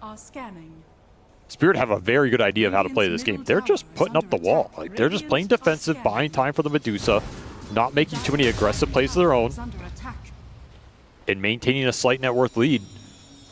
I mean, it's a good thing Falcons had the stacks this game because the aggressive potential has not worked out. At least the farming potential has. Okay, so what's the worry here for both sides? If we let this game go late, we go another 20 minutes and net worth is still even. We heard the panel, they seem to be heavily favoring Team Spirit in that regard. It seemed like they felt Falcons, the onus was on them to be making plays. Do you agree? In the mid game, yes. I do not think you want to give Medusa multiple Aegises in this game. Sure. It's not going to end well for you. That said, I think you have more room to scale here than just, oh, Medusa auto wins. Like, you have an ATF Doom. I think you can always win late game with an ATF Doom. Sure. His itemization on this hero is usually very good. It's very on point. He knows how to manipulate the timings off the Devil's Bargain. He's going to go for some early auras here, but he can absolutely trade these in later and scale incredibly hard as well. So the threat is going to be largely around just the entirety of the Deuce's timing. He's tanky. He's got a pipe. He's got an Essence Ring still. Back up to half HP, but surrounded by 5 heroes. Not so tanky when you've got 5 heroes taking pot shots at you. And once again, Falcon's rotation, well, it doesn't connect with the Doom. And if it runs into Yatoro, I can't imagine that working either. Are they going to try and burst him? They're actually going to go for it. They get the grab onto the Rubik at the same time, but Yatoro got off the Stone Gaze. There's the reset measure. Rue, he gets slammed pretty quickly by Skeeter, but that's all they'll get for now. Oh, they almost found Yatoro. Yeah, Yatoro slips right past their vision. Skeeter would have had him if you'd guessed the 50-50 there. I mean, they got him to 0 mana. He had nothing left in the tank. Surprised that Global Silence never got popped there. So yeah, the biggest problem for Falcons is going to be the Dusa hitting this like 4, 5, 6 item timing. If we go super late, then Falcons, you know, the narrative maybe changes. All 3 of their cores are pretty scary late game. Yeah, Puck and the Doom can pick up some of the scale where the Sven's going to fall off. And of course you have Batrider. We've seen Batrider just win some of these late games because it becomes too hard to play against that jump, especially with like Ags, BKB in this game or something. You can bypass Global, you can get in there, lasso 1 or 2 heroes, set that fight up, get multiple Dooms off. You can play around the Dusa a little bit in that regard by taking all these other heroes out of the fight. So I like Falcon's chances better as this game goes later. They don't have to play into like crazy vision mechanics either. Yeah. That was just so debilitating game 1. Yeah. Here, your best vision mechanic is Dusa on the front line. Like that with Aegises, maybe you give an Aegis to Storm if the Dusa is truly invincible. That's what's going to give you the strength and the confidence to go against this Batrider and pushing objectives. But if you don't get those Roshans in the first place, it becomes a lot harder to just push towers off the Dusa's timing. Like, you're a bit scared of this guy getting dragged into just an all-in off, dooming him, jumping in with the Sven. Puck is silencing Dream Coiling in the backline. That fight becomes really weird. For this little window, Falcons have the pipe advantage, but it's not going to last long. Collapse almost has his own pipe after the Yule Scepter. It's a shame for Falcons. Oh, they got a lasso onto Laurel with the Global Silence. It allows Laurel to escape. One of the problems there, you get that initiation. You have to be really quick with it. Otherwise, the Global Silence will stop that follow-up. Maureen's still smoked, though. Could develop into something here. He has the tail end of an amp damage. I'll have a pause there. I don't think Laurel was getting jumped, though. He just got BKB as well. Yeah. IRL. Bug in real life. Rue is being attacked by bugs outside of the game, not inside. Don't worry, the admin's here to protect you, Rue. Can he get it? I mean, he's young, right? He's got good reflexes. Yeah. Could we see an Obama moment? Get the fly right on camera? That takes me back to the Ice land. The cockroach that on the was keyboard? That was a real bug in real life. He did not like that one. You knew I was cold-blooded. Collapse, speed greater than strength. See if he has the speed to be able to grab the fly out of the air. All right. Fly or whatever bug problem alleviated. Mjolnir is done. I have to say, I am really enjoying this Medusa build that we've been seeing, where the Mjolnir into Aghanim Scepter and just mass lightning going around. It's a lot of damage. If you get it all together and then you take a fight, it's insane how much DPS you can put out. That being said, it does make the hero squishier than the traditional Butterfly Scotty build. Yes, you're squishier, and your single target DPS isn't as high sometimes if it's just like an isolated target, because you want all these chain lightnings bouncing around, hitting like 5 or 6 dudes. Yeah. So if you just run into a solo hero, the build can feel a little underwhelming sometimes. But that's where Storm comes in. Give you some of that extra single target burst and a quick little Tormentor pickup shard for the Rubik. A pickup allows him to pick up allies, that is. Yep. And Glimmer Cape already online for Rue. I think it's a pretty good Rubik game. Like, this is going to be a tough target to bring down unless you're willing to commit big ults on him. He's already got the max Arcane Supremacy up. This is a 60% magic resist hero with Glimmer Cape active available. You really have to respect this hero's magic resistance now. I thought Brian said 65%. Get the numbers wrong for me? What happened? Well, I'm always going to lie to the panelists. You can have that point, but you're not going to be 100% truthful. That's dirty pool well, right the trick there. is you can get it up to around 70, close to there, if you buy like a Kaya-based item. So that's why you go the Meteor Hammer Rubik. Oh, okay. Now I see where we're going. I didn't want to propose that to him. Yeah, Brian's a smart enough analyst. He wouldn't take that bait. Go check out my match history, though. That is a pretty successful build. I'll just throw it out there. I don't believe you. I don't think we're going to be seeing Meteor Hammers in this grand final. Hey, the Blink Dagger is back for Maureen, so Falcons do feel like they've been a bit stymied in their aggressive plays. Maybe the Blink Dagger makes the difference. They've got another aura item as well. Again, because you have a Doom, you're kind of always one aura item up on Team Spirit, but does that matter if you never get the team fight? Got to use these auras for something. Falcons really want to fight right now. They're closing in on the Sven BKB. That's going to be the trigger to make an aggressive play, force something into Roshan here, because you have all your blinks, you have your auras, you're going to have your Sven BKB timing. You need one more set of camps here to get it. Spirit continuing to just try and farm up, play defensive, wait for the Deuce of Ags. Both these teams are going to be hitting their stride at basically the exact same point here. Dead even game. Comes down to execution, who can find the better angle. Collapse spotted by Crit. Thanks to a high ground ward, that will be their pickoff. Push back in. They actually tried for the global silence. Can Collapse actually get out of here? I mean, the cold's going to be used, but he protects himself with the arena. Maureen jumps in after him, and the Decrepify just TPs away. What an escape.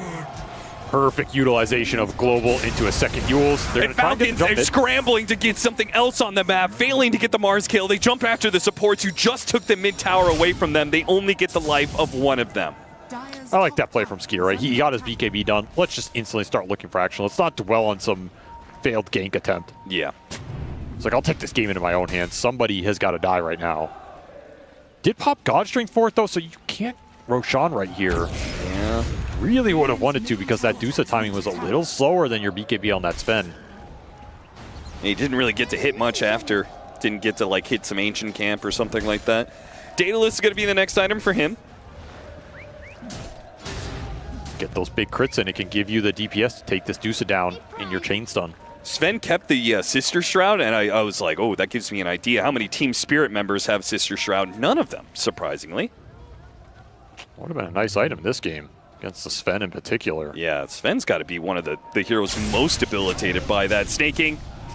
He gets off the Decrepify. Maposhka's in from the other side. Yeah, he's not getting out of here. And Amar will leave his support to die. So similar smoke timing with the carry. They get a pick off. Team Spirit's going to try and transition it into more on the map right now, but also not just going back for that Roche, which it's a lot slower for them. This makes sense here. And it's also going to change sides. So the timing would have been a little off. Instead, Yatoro, he'll TP top. There's more farm to be had. Oh yeah, he is farming it up, man. After this, it'll be the inhibitor. An extra bit. What are you doing there, son? Pick on someone your own size.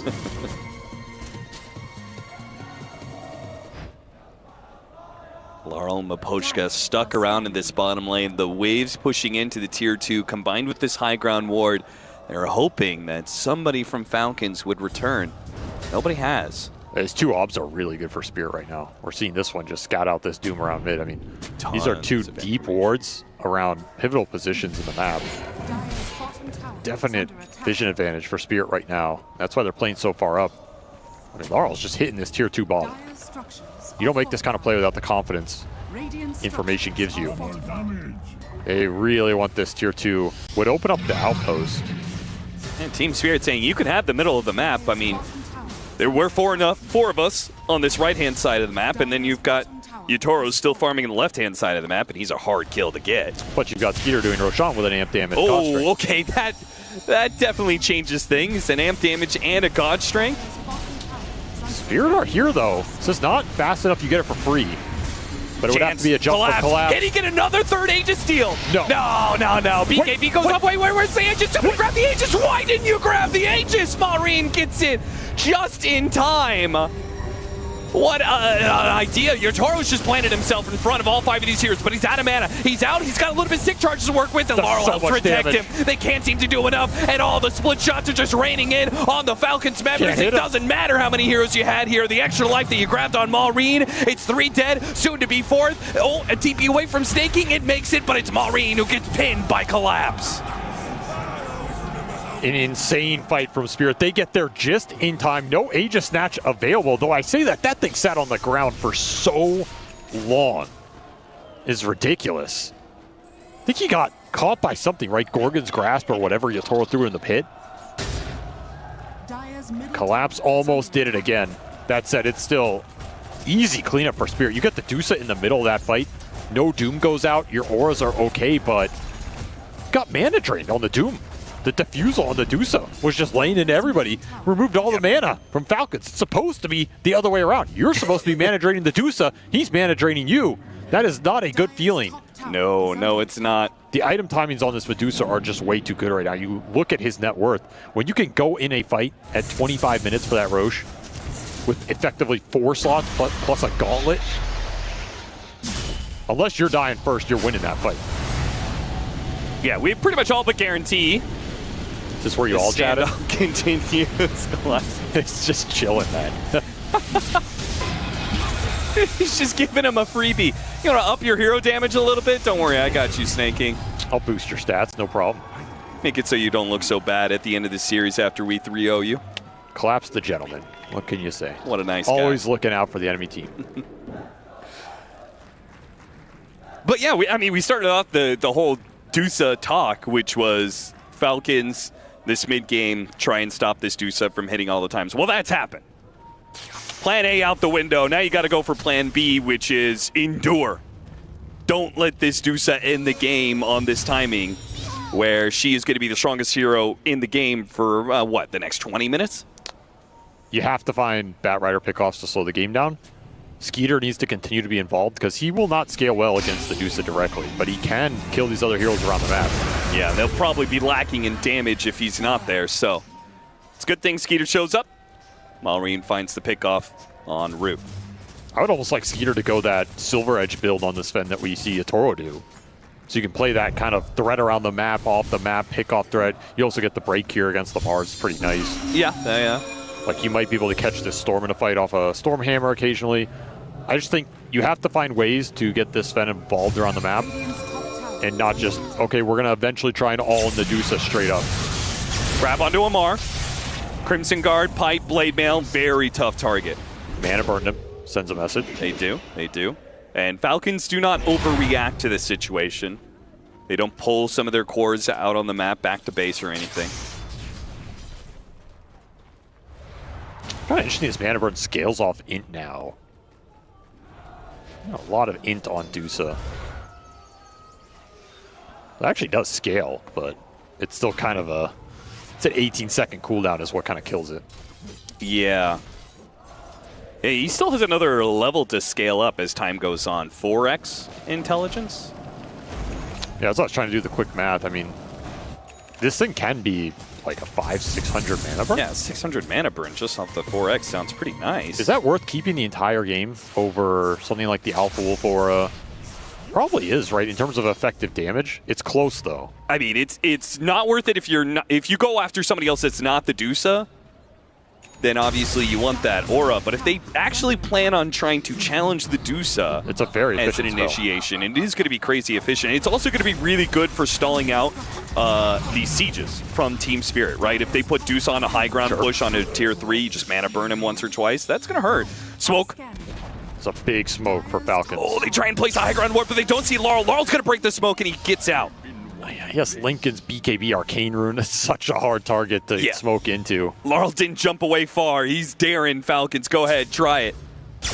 Daring Amar to try and get that Doom on him. I mean, I feel like a broken record at this point, but it's another smoke move for Falcons that fails in this series. Yeah. They just cannot get an angle in any of these plays. Have they had a smoke that has killed a core in this series? I can't remember one. Plenty of supports, but... I mean, it was supposed to be that play on the Mars bottom, but even he got out. Yeah, yeah. It's going to set you back again here. Did get the Daedalus on the Sven. The damage is there. And look at him going to the other side of the map. Scan successful on both sides of Spirit and Falcons. And they immediately TP. It's like they know they were scanned. I'm getting scanned. I got to get out of here. Not even a chance to make the play on them. At this point, I mean, what are you supposed to do here if you're Falcons? It's getting really frustrating. You hit these item timings, you make the plays, you have some okay map control. Yeah, you're just hitting the tower with the puck. It's like, we got to take something. Yeah, if you're AUI, you go into this third game. If you go down 0-2, what are you supposed to build a draft that operates without smokes? You can go that route. It's just overwhelming ghost shove. Nonetheless, Disperser for Yatoro. This will be a smoke from Spirit that they'll try and get to land. And Laurel, they're going to land heads up by him. Long zip away. Maureen, they give chase onto him. Got the telekinesis in the pull.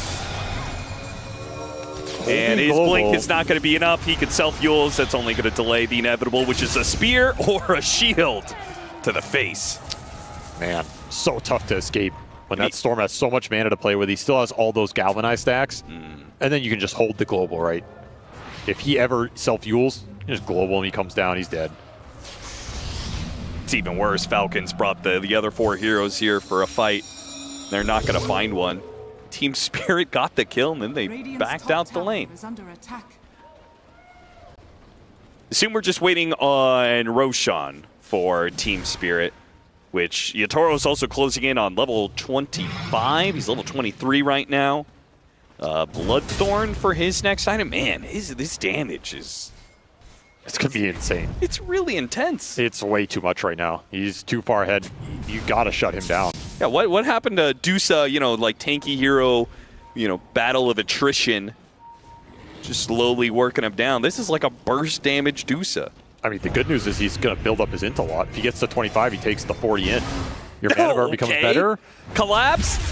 Got the Yule Spear onto him. Chained into the Vortex. Now, we got off the Stone Gaze before the lasso. Way too Maybe good. They're both dead. Skeeter, he popped his BKB for that. And all he could do is sit there in vain, swinging onto the Medusa. Congratulations to Amar, who doomed up Maposhka. Did get that kill. Spear back onto 2 heroes. They'll isolate the Pugna for a 3rd kill. Triple on Laurel. Sven DOTA in a nutshell. If you don't jump at all in this guy, the matchup's unplayable, and he never got the God Strength off. He gets initiated on, he takes the Spear, the Vortex, into the Stone Gaze. At that point, there's no way to turn that fight. Yeah, you get the Silencer kill, but you lose the bigger fight. You're about to lose more here. Toro, full resources, marching down your base 35 minutes in. You didn't pressure this Dusa. You didn't take away his timings. We sat there talking about the theory crafting of like what would happen. Team Spirit pushing high ground. Maybe this mana burn could dissuade the Dusa from just hitting these buildings for free, but Team Spirit found themselves such a beautiful opening with those 3 kills that it's a full lane of barracks gone without a contest and maybe a second before Falcons can even put together their full roster. He just hit 25. He has the extra in. Great first mana pool. Buffs up ATS mana burn. I mean, that thing's hitting real hard now. Yeah, 200. That's a 650 mana burn. Over 800 if you can get it to level 4. But you're looking at your base going down. Bloodthorn's going to be done for Yatoro. There's an amp damage in the river and Roshan spawning soon. Team Spirit, they'll just play it safe. They can't even stop the siege wagons from getting the ranged barracks. Falcons, they can hardly deal with the creeps, let alone the heroes.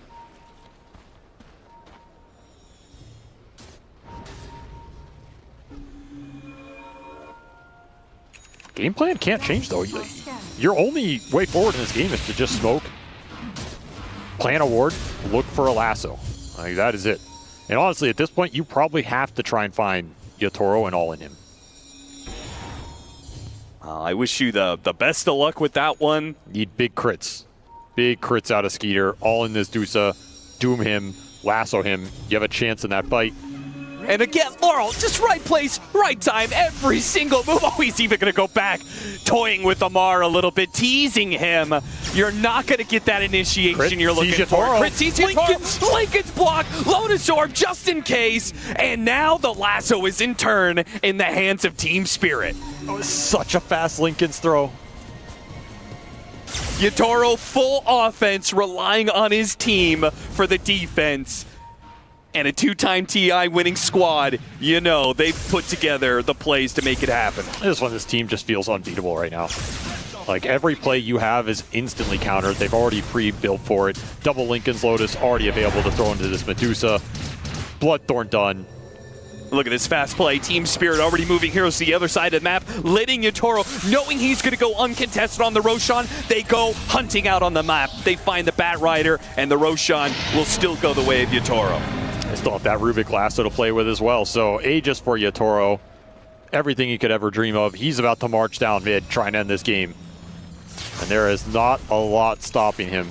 Going to take a miraculous team fight from Falcons to salvage this game. The crazy thing is this isn't even the biggest lead they've been down by, right? Like, they're only down by 16K. And it feels like they're down by 30 or 40. It felt that way in game 1 too. I remember looking at it and it was like, it was only a 6K lead, but I was like, man, it doesn't feel that way. It feels like Team Spirit had this insurmountable advantage.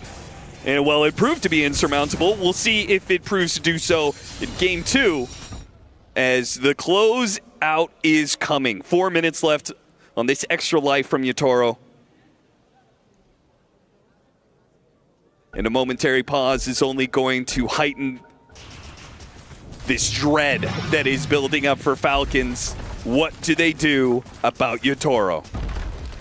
Dire's middle barracks has You watch him. That's it. There's nothing else you can do. You escort him. Please, sir. Enjoy our base. Enjoy all the hospitality there is in this Dire base. I mean, hope he pulls a 23 Savage, takes his hands off the keyboard at the wrong time. I don't know. There you go. It's happened at EWC before.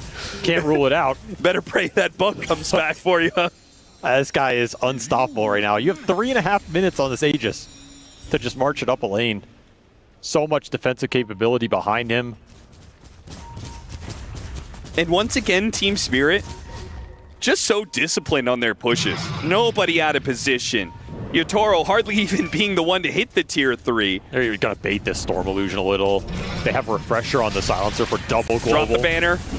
Mars trying to deal with it, got the spear onto the Doom. The chained in into the Vortex. He's almost dead already. Decrepify. There's the save from Snaking, but a Yule Scepter. It puts him back into place. Amar, with all his auras, will be able to escape, but it feels bad as now the push can continue with the banner still alive, and Yatoro halfway through his mana pool. Now it's going to be the Pug's turn. He tries to deal with it instantly. Bloodthorn into the Yules, into the spear. That Yules, it's a trap. It's not a defensive play. It doesn't save you. Amar finally deals with the banner. Congratulations. You got the T-Screens. You got the banner. But what about the heroes? Now Team Spirit are going to strike. And as Yotaro comes back into play with heroes still stuck inside the arena, he'll wipe him out. Laurel's already done the damage. He's got you. Crit spotted on the side, but with the buybacks coming in from Falcons, Team Spirit, they don't go for the killing blow. Not yet. They give him a moment. They back out, take a breather. Then back into the base. Collapse still looking for that Batrider. Here comes Skeeter. The final play instantly denied from a Yules. The Lincolns blocks it out. Doom, he's still operating on a Doom. He's holding on to it, but he doesn't have an opportunity. Not yet. Crit, he goes down. It's Laurel. Finishes him off. The Galvanized stack in with the mana regen to get away. Dragging him away. There's that lasso from Rue. Pulls Amar out of the way, and Yotaro threw it all standing in the middle. And he had his hands off the keyboard. He didn't need to touch a single key there.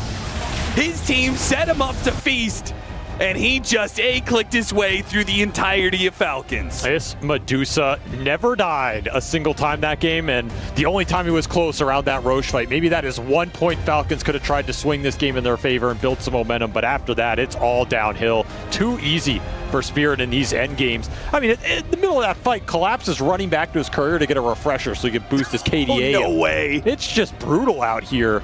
And you can't blame him. Like, these are lineups for Falcons that need to find more snowball action. They need to get those mid-game plays going. They need to slow down the deficit that is being created between the Medusa and the Sven. Like, this game is not on Skeeter. His hero cannot carry this game. No. It's impossible. There has to be more momentum. You have to get those Roshans.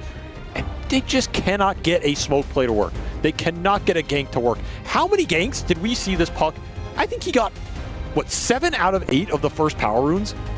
They tried like 4 or 5 ganks with this puck, and I don't think a single one of them landed on a core target. Nope. It was the one on the Mars, and that's all they had. While the strategy may have revolved around this Medusa, the crux of their success, the panel called it. It said it was the Storm Spirit. Laurel ends this game 9-0-13. With the score record like that from Laurel on the Storm Spirit, you have to consider this was their first pick. It wasn't overall first pick. That was the Batrider on Falcons. But they went for that Storm Spirit so early on. Brian, it was not answered in a proper way.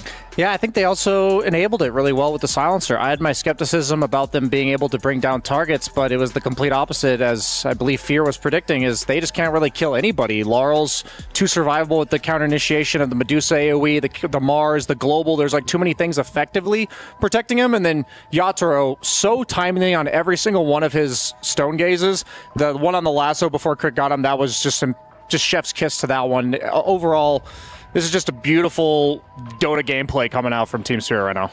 Yeah, not a very back and forth game, but this also says a lot about the game, the strategy that has been involved in Team Spirit's draft, because this was an early Storm Spirit pick, and I feel like this has been a very well set trap from Team Spirit. Same thing happened in game number 1, where they had an idea to let this Primal Beast go through. Now they let this Storm Spirit go through from themselves, let the puck for the enemy team as well, and be like, you know what, you can pick it. That Storm Spirit with the silencer that you did mention did a lot of work, and we did say that he needs to pop off. Like, Laurel needs to have a really good game. Didn't die a single time. You didn't kill Yotaro a single time in that game. Overall, very, very difficult game for Falcons.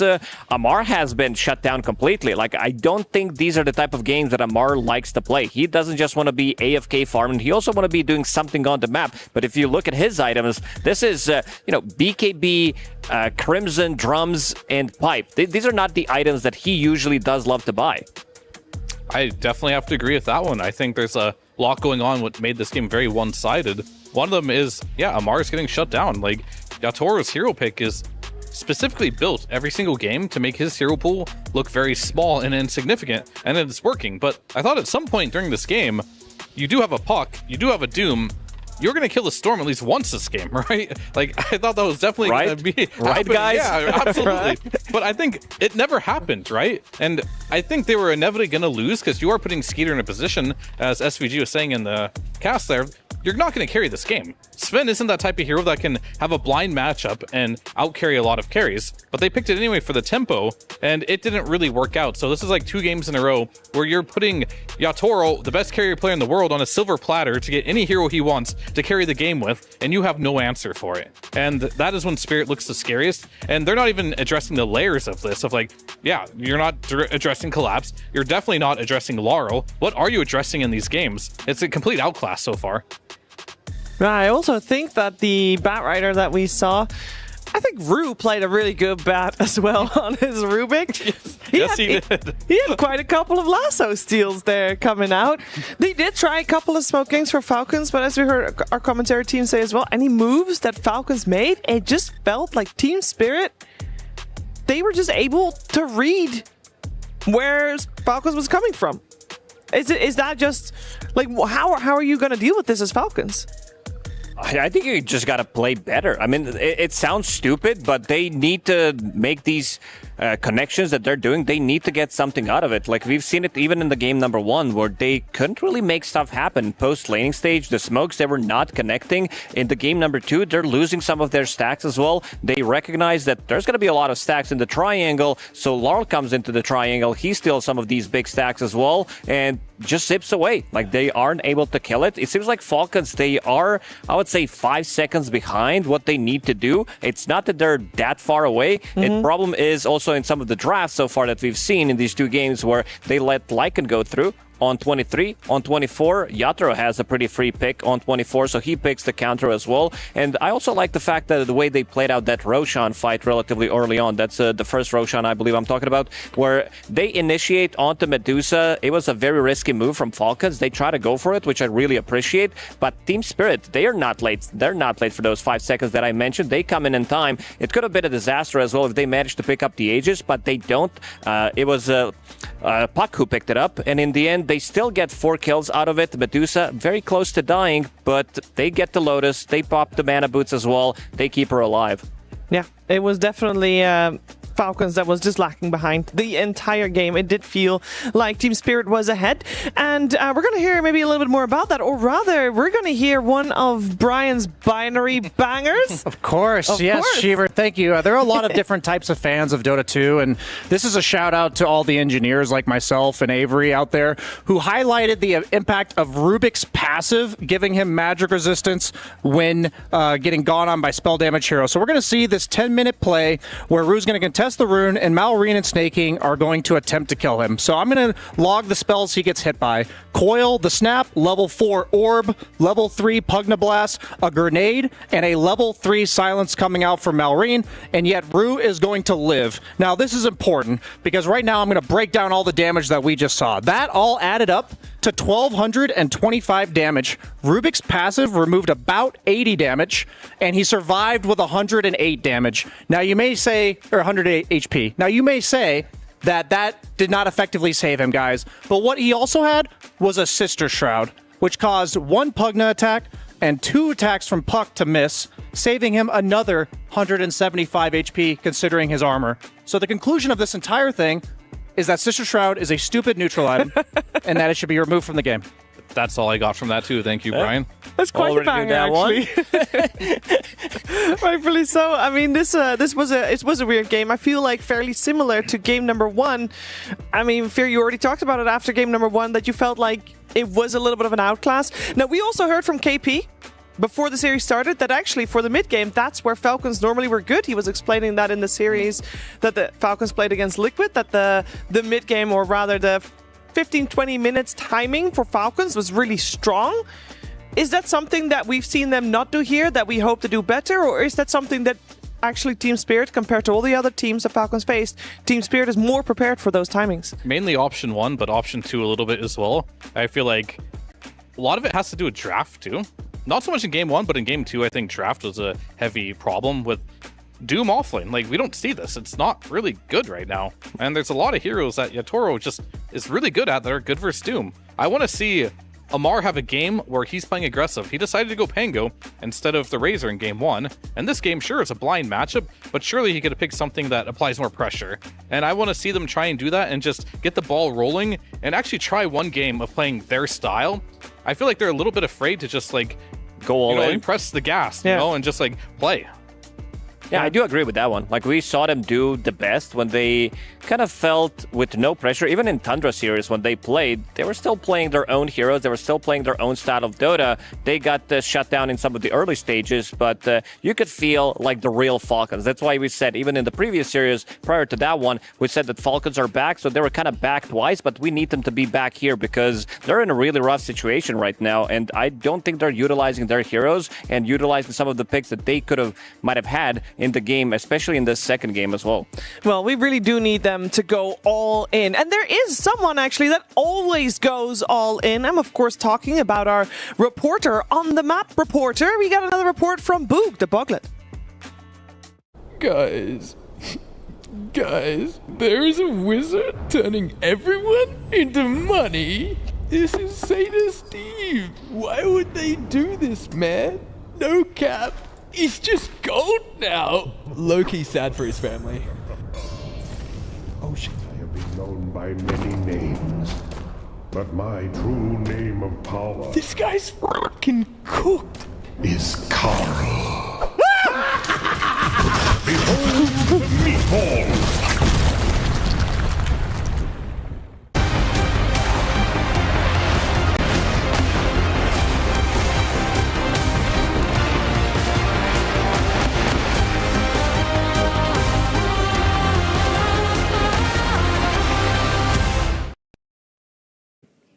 I'm here with Malrine from Falcons. I mean, honestly, a contender for MVP of the tournament so far. You've been looking great. How has it been feeling playing on this stage?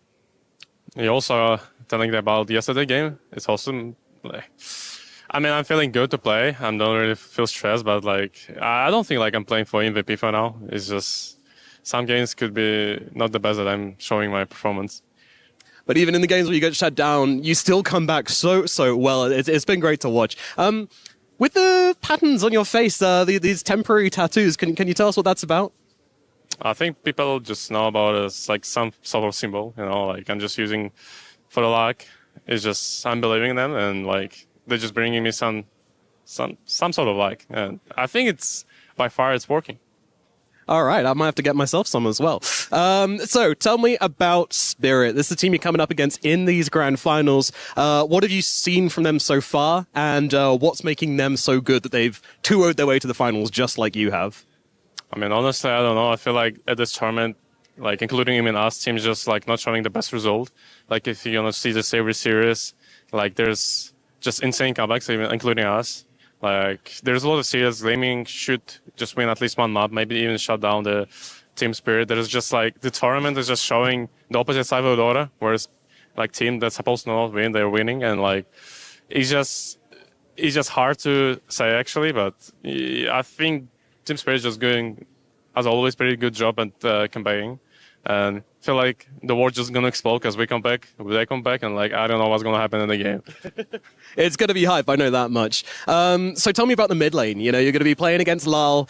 What's your plans on beating Lal at mid? Lal best in the world. If the guy even beating no one, what I'm supposed to do? Very humble, very humble. Okay. All right. Last question then. How are you expecting this to go? Because I think you're both have had a lot of great comebacks this tournament. Both of you seem to enjoy playing in the late game. How do you think this one's going to go? I mean, I'm a fan. I'm just going to cheer for the long series that's going to include all fun and a lot of comebacks. But, I mean, I'm just hoping we're going to win. Good stuff. So any feeds? We know you're just playing for the late game, right? Yeah. I mean, go fun clips, yeah. Brilliant. All right, Mallory, thank you very much. Good luck in this series. I'm excited to watch these grand finals. Luckily to be living in the time of our lives. This could go a little too right. Illuminate the room like 1,000 stars. Running like a river through ya. Feeling you can't describe. No time to waste, so try not to wait too long.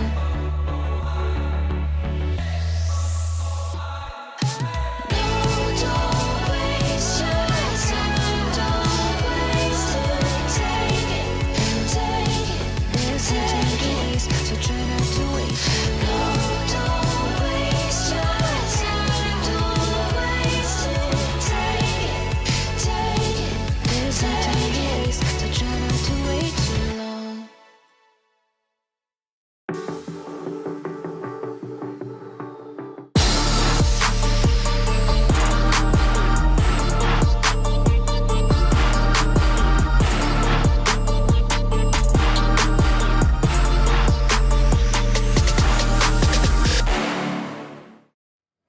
Welcome back. You are watching Dota 2 at the Esports World Cup, and we are about ready to go for our third game. And it is Team Spirit that is on match point.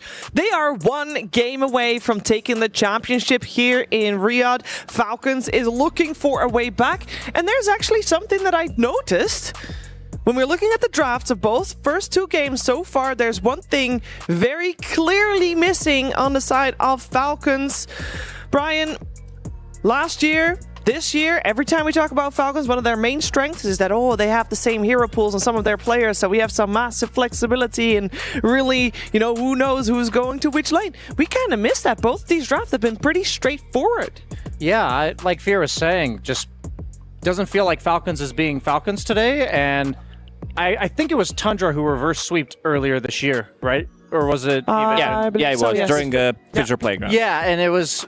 I remember in the post-series interview, they just said what was working or what we planned was not working, and we just had to try something completely new and see what the heck happens. And I think Falcons is in a similar spot here, but it's not a matter of try something new. It's more try what got you here and just hope that it's good enough against Team Spirit, because I don't think you're going to beat them with whatever prep that you had for this. Yeah, I mean, there's potentially one more game for you, right? So a lot of hard decisions need to be made right now for the side of Falcons, and I'm curious on what they're going to come up with, because there's a lot of conclusions that could be drawn here. Is it draft? Is it play? Both, probably. But I think at the end of the day, you need to go all in on one of these ideas and make sure it happens. I hope ATF is one of those players that's stepping up during this time. It's like, hey guys, I didn't get to play a game of Dota for 2 games in a row. Give me my hero. Give me my heroes. Let me carry the games for us. And I think that's what they're missing right now in this series. Yeah, both games so far, they went for his pick last, right? Yeah, they did. It didn't really work out for them. I want to see, maybe some earlier Timbersaw, maybe some earlier... I mean, there was a good, I would say, argument about him picking the Razor in the first game on their overall last pick. I think that could have worked out for them, but I want to see some more aggressiveness. I just want to see them, get out on the map and try to play some Dota, because what they've been doing against Team Spirit hasn't really been working out. I think also, I've said it, that they are falling into these traps that Team Spirit is setting up for them. Yeah, like banning out the Abaddon, so that now Falcons has to ban out the Bat. They also ban out the Nature's Prophet. It will be first pick for Team Spirit, and that does mean that Falcons has the overall last pick. Now, the last time they had overall last pick, they weren't able to utilize it as well as Spirit did the game after that. But I have high hopes for them to make good use of it this time around. Let's see where Spirit goes with this draft, though. It's up to them to decide, as quite a couple of usual suspects still in the pool. Templar, Assassin still in. I mean, Monkey King and Shadow Fiend are the big ones, I think, that were banned when Spirit was first pick. Because Spirit actually banned Naga, but Falcons decided to ban it instead. And it will be that Shadow Fiend that so far Falcons has not allowed to give them, so they're going to try a different approach. I think that's just how the series was inevitably going to go. The first 2 things they tried didn't work. They're going for that third option, letting a new hero out, seeing if they can play it. So what this really feels like to me is more of a test on Spirit. It's like, can you win with all these different openings that Falcons is giving you? But so far they're getting something in their comfort zone every single time. So far, they haven't played Shadow Fiend from the mid lane, unlike, I don't know, Kiyotaka, who just loves to play it from the mid lane. I think he played it like 4 or 5 times. This is most likely, I'm sure Lar can play it, but most likely this is going to be their safe lane carry. I still remember one of the games from previous Wallachia where he did have like minus 35 armor. They were playing against one of the South American teams, and they were just running around the map, getting the kills. This is also a momentum hero, and I like this already. I said I wanted to see this hero being love it. I hate it for the game, but I love it for Falcons. Yeah, Shadow Fiend's like a hard counter. I was to going to say, Razor. it's not a good matchup. I like, we all love that they're going back to their roots of the Razor, but I think the best carries in the game are ones that have mixed damage. First off, like they're not solely right clickers, and then also just innate natural Hurricane buyers, and that's Mask Madness. Hurricane Pike is a very common buildup for Shadow Fiend carry. You're also a carry that if you give him a melee 5 like a Marcy, you can easily threaten this Razor. So if it ends up going mid Razor, then I don't know. I actually just think Razor's really bad for Shadow Fiend. So maybe there's something they know that I don't. They're definitely the Razor specialists. But that's what I love to see from a Falcons draft. Like, the more I dislike their lineup and how it functions in a counter pick situation, the better they typically do, because they will outplay their way out of every situation just by being Grandmaster on their heroes, essentially, and they find a way. And that is what they've done to get here. So I like that they're going back for discomfort. And there is a world in where you play this well that Shadow Fiend will be uncomfortable, but Shadow Fiend definitely is a hero that is not inherently bad against like some troll or something. Yeah, I like this a lot because of what AUI yesterday said on our panel, where he was very confused how they won those games, even though they got outdrafted. This might be the situation that they're trying to recreate, where it doesn't necessarily need to look stronger on paper, in theory, where our draft is, stronger and we're going to be playing from that, but also try to create a scenario where Team Spirit doesn't feel too comfortable playing into their heroes. And this is what I want to see. I mean, they're 2 games down, potentially their last game, so they need to cook something really big here. Yeah, this always reminds me of TI8 OG Game 4, where their draft basically just said, what does everybody want to play this game? We're down 2-1. We're backs against the wall. What's your favorite hero? And then they found themselves down like 20k 30 minutes into the game. And what happens is when you pick your favorite heroes is you just know how to play every single scenario that might come up in the game. And that's what we've kind of been seeing from Falcons, where I'm imagining if you're Aoi and you're seeing how those games play out, that the only reason they know what to do on Falcons is because they've seen this situation some way or another across the hundreds of games that they've played these heroes. So I'm anticipating that Spirit's going to get off to a good start, just given the nature of the lack of counterpicking from Falcons. But I also anticipate that Falcons will try to recreate this whole force a 5v4 scenario that we saw yesterday and be able to capitalize on the small windows that I think Team Spirit will inevitably provide, because no team is perfect. Yeah, I mean, we've got a math lesson, now a history lesson. Thank you. Professor, BSJ, thank you. What's next? I don't I think right now, just looking at the heroes picked, they're definitely eyeballing heroes like Queen of Pain, maybe Mars for the other cores. That could be good just to shut down the tri-lane or the tri-potential of the Razor where it can be.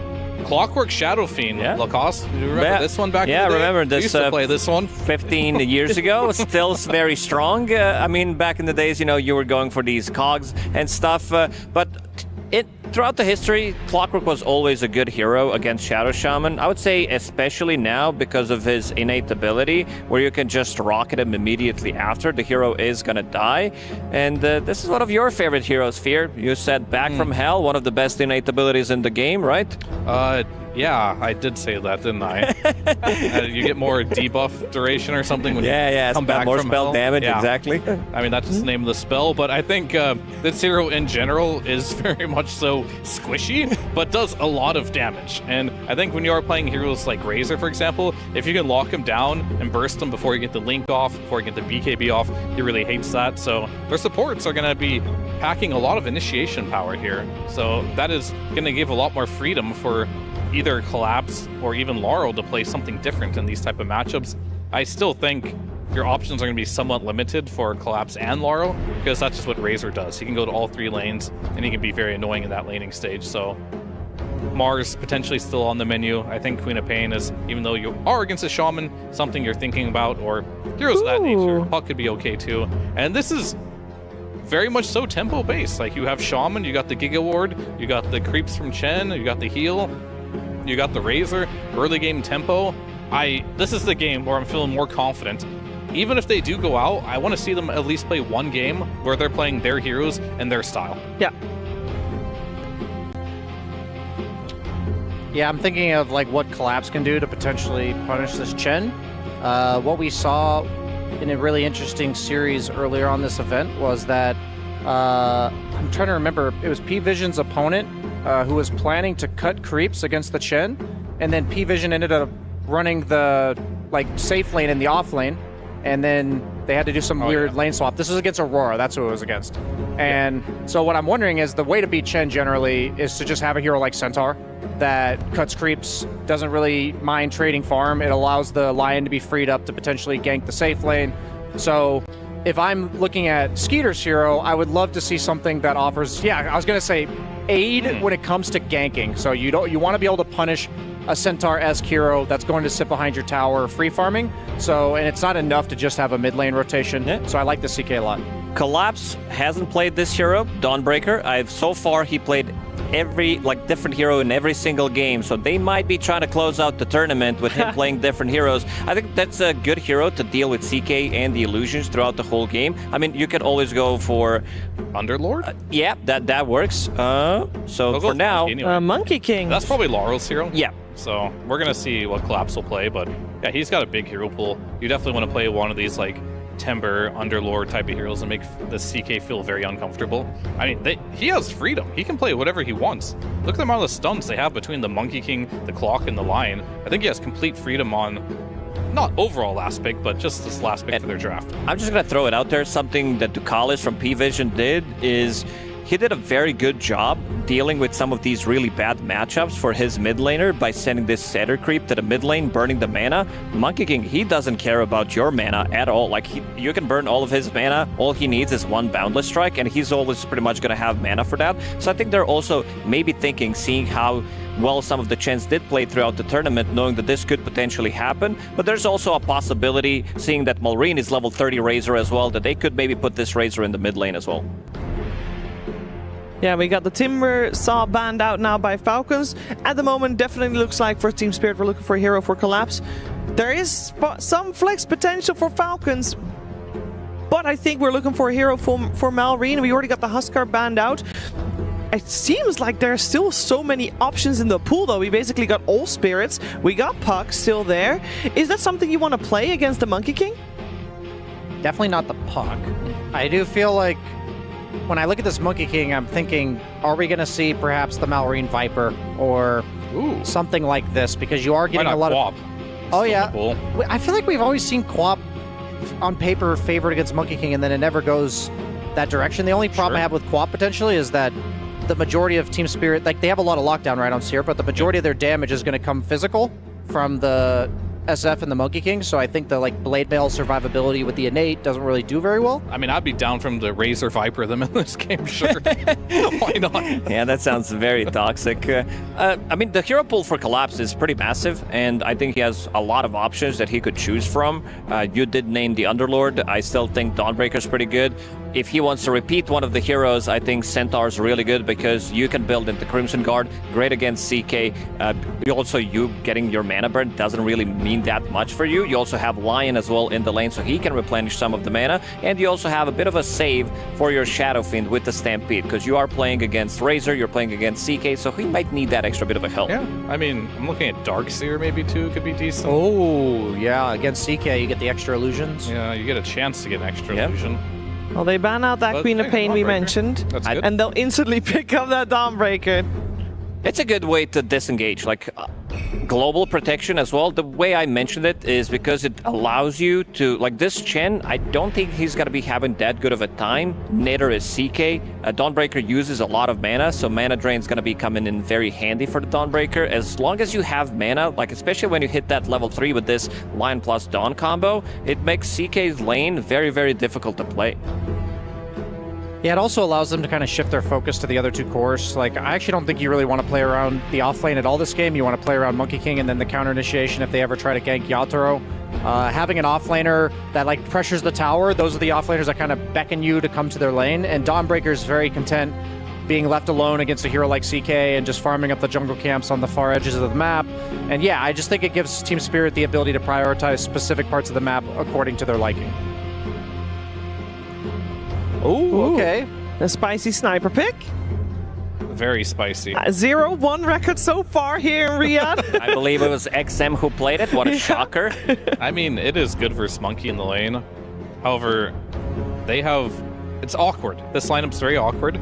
Razor doesn't initiate very well. CK with items maybe, but having your carries remain initiator makes that mid game very awkward.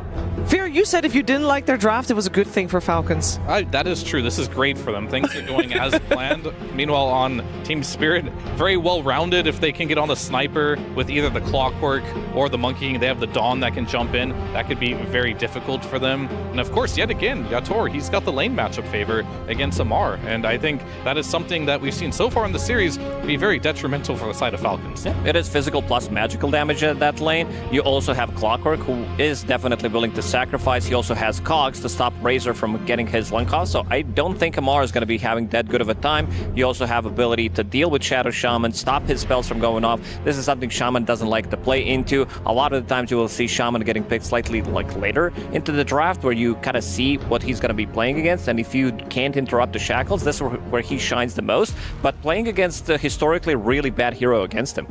Well, we're gonna find out. This could be Team Spirit taking not just the game, but the entire championship. 2 years ago, they won a big tournament in Riyadh Masters. Can Team Spirit be the Esports World Cup Dota 2 champions? We're gonna find out.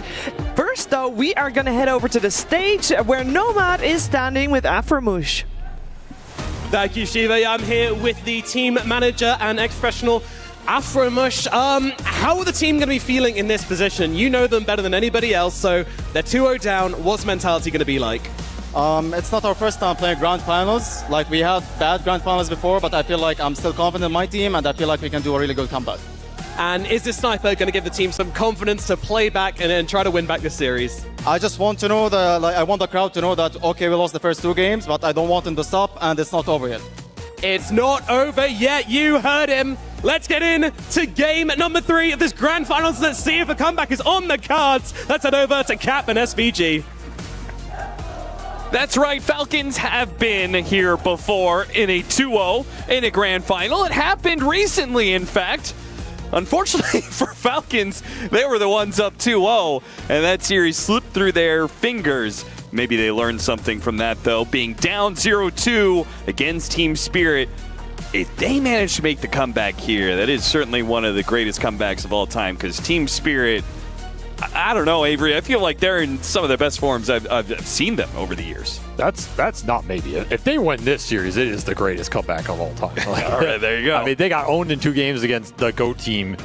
To reverse sweep this would be incredibly impressive, to say the least, and that's a tall order. I mean, we're talking 3 games, right? Let's just get 1 win in there. Let's start there. Yeah, right, let's start with the manageable goals. Yeah, let's get 1 win, and then we'll go from there. Okay. I do like that they changed the drafting approach up, a more aggressive drafting style. They went for something that was at least going to put some pressure on Spirit strategically, right? Getting this Chen in the second phase, a hero that's been super dominant, a hero we've seen first phase banned out from some teams, in particular P-Vision, for how dominant they were with it. This does put a stylistic amount of pressure on Spirit and saying, hey, we're going to group up.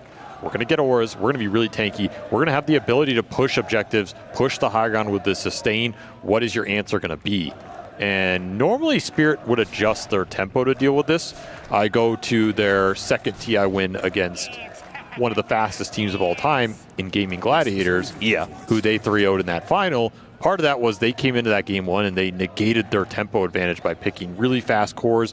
That was the game with the Weaver Treant safe lane that just defended the towers, had a really fast carry, got off to a fast start. This lineup is, I'd say, like mid-tempo for Spirit, right? Not as fast as maybe they would have liked against the Chen because it came out later, but they don't have mega cooldowns they have to wait for, and they have some heroes that can skirmish early. So I think they can deal with it, but I do think this is a really strong pick for Falcons, and if they can win lanes with the last pick sniper, with the ATF Razor specialty, with a really strong CK, I can see this Chen ball getting going. You have the Rost award to throw in on top of it. Like, there is some snowball potential here that could catch Spirit off guard. Starting before the lanes, we had the Bounty Rune spawn. Team Spirit, a late smoke from there. Aim for a pickoff, and they've got one. Crit, he will be the victim of the first blood. Who's going to take the last hit? It's Yotaro, of course. Now, doesn't feel great for Laurel. He's going to be gifted some tangos over from his supports. He's going to start his laning phase already low in a Monkey King versus Sniper matchup, and he did not get the first blood gold. I think they're okay with this. I mean, it's going to be a tough lane for the Monkey no matter what. This at least puts your SF in a really good position. He got the bonus souls as well. You're going into lane with triple Necromastery plus first blood gold. Could be fast boots. Really sways this Razor matchup. I think Amar might have been able to eke this out just because he's such a Razor master. Yeah. But now it looks really difficult. You're just not going to outlevel him. You're not going to have the boots first. It's going to be hard to get these links going, particularly against the Clockwork, who can run interference as well. And we're going to see that employed right here. Only gets a little bit of a link, and now the attempted Maposhka, couldn't quite get the angle there for a cog push. Harder when you don't have the boots up. Can't get out of the cogs fast enough to hit him back in before someone kills and runs away. Right. Still should be eyes on this mid lane. Like, what kind of advantage can Malrine extract with the last pick sniper here? It's going to be a big key to Falcon's success. You really need this sniper to snowball. This is not a hero that has had success at this event. He's not won a game yet. And for good reason. He's kind of slow, he's kind of clunky, his damage isn't that impressive. What he can do is give you a hero to play around in the early game with some good lane advantage, skirmish on those power runes. That's what you're looking for. Now, I don't want to call you out, Avery, but I'm going to anyway. Okay. Thanks you said that you liked Falcons and what they did drafting-wise for Game 2, but when you were talking with Kezu, like, you guys were just posing the question, like, how do you deal with Spirit when they're in a form like this? And what you guys were talking about was actually trying to get better late game than Team Spirit and, like, keep that pressure off of you of needing to go into Spirit, end the game early. Skater, he's not able to get the kill on Rue. Collapse, good positioning there with a Starbreaker, but a lot of mana being burned away. You've got the Satyr mana burn, and you've got early spells being casted. This Dawnbreaker is going to have very limited chances to get kills. I feel like you missed half that conversation, Austin. Okay, so I said two things Falcons can do to try and switch this series. Because so far their mid-game has been pretty disastrous. They've not been able to make moves on Spirit. Spirit are incredibly disciplined and patient. It's very hard to get aggressive in the mid-game and just try and find them around the map. So the two ways around that are, one, you do have better late game and you make them go into you.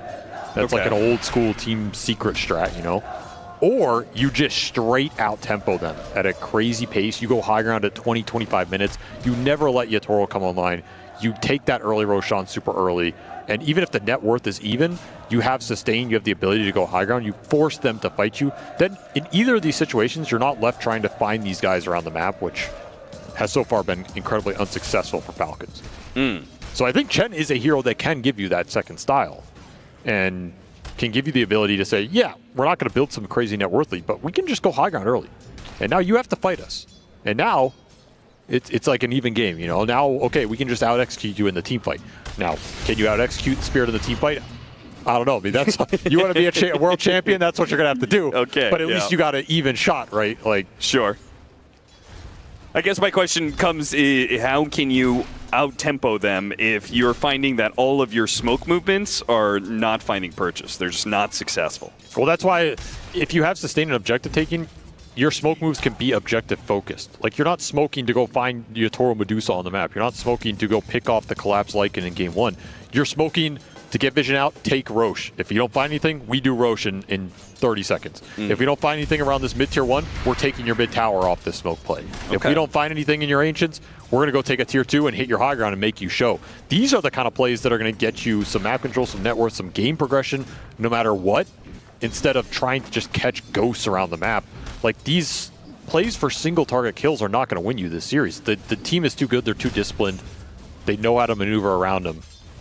You need to have a secondary goal in mind with these plays, and that is, again, something the Chen CK Sniper can give you in this game. The Rasta ward on top of it, like, you just drop this ward down, you get an objective, right? Yep.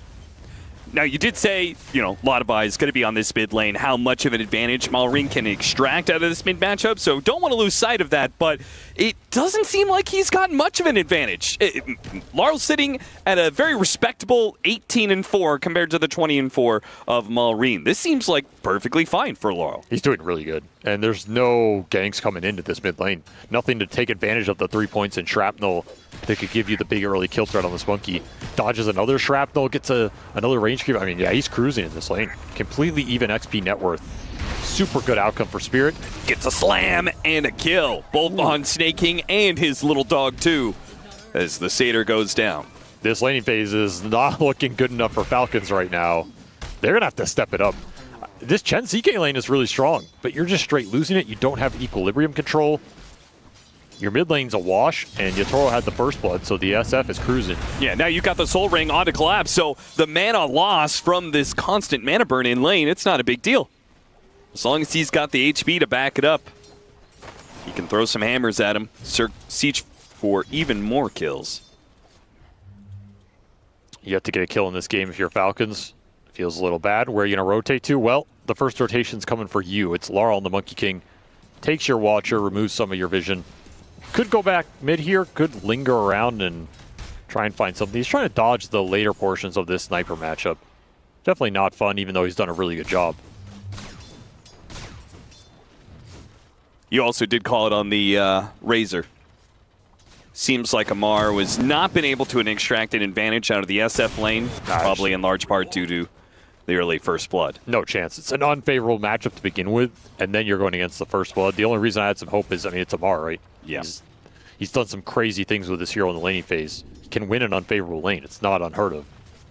This is just too much of an advantage to overcome. Yatoro sliding towards mid here. Yeah, what is this? What's going on here, man? This dude, off crit, man. It's a gank on crit. What is this? Dude, the creativity of this team, man. They come up with some stuff that is just like, okay. I feel like this was literally a move by Yatoro saying, I'm going to contest Rune, and if the Shaman goes to contest it, we'll kill him. Because they had the ward in the river. And now he's looking mid for the sniper. They want to kill Maureen, completely switch this matchup around. A level 4 Shadow Fiend gank. You did not see that coming, did you? Amar, he still gets a good plasma field. He's going to try and run down Laurel. Laurel with the Jinko Master. He's keeping himself alive. And now Amar stuck in a cage. No way out through death. Double kill for Yatoro. A gank from the safe lane Shadow Fiend goes incredibly well. Up to 23 Necromastery charges already. I mean, honestly, I don't know what you're supposed to do about that if you're Falcons. Like, what is this sequencing, right? It's just outplay. It's a skill diff right now. You're getting outmaneuvered. You're getting outnumbered. These moves, you don't expect them. Yatoro can make this because he has such a good start off the early lane And advantage. look at it. They're taking the Wisdom Shrine, too, because they were so successful. This is already, it's just crumbling so fast. You didn't even have a chance to play this game. You have a level 3 Chen at 7.5 minutes. You have a level 3 Rasta. And Maposhka is level 5. He's free farming the safe lane.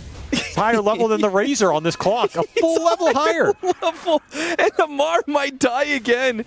You know, Laurel is he wants to go for this. He wants it real bad. Bound the strike into the positioning from Maposhka to try and catch him inside the cogs. They get him inside the Wukong's command. They got him in the cogs. And now the Wukong's command will go to work. This is one of the bigger skill diffs I've seen. Now, this is just adding up. It's not like you have some crazy lead, but all these small things just picking Falcons apart right now. Trying to lay into this mid tower with the sniper. The lanes got swapped. It's the SF here. It's the Solar Guardian.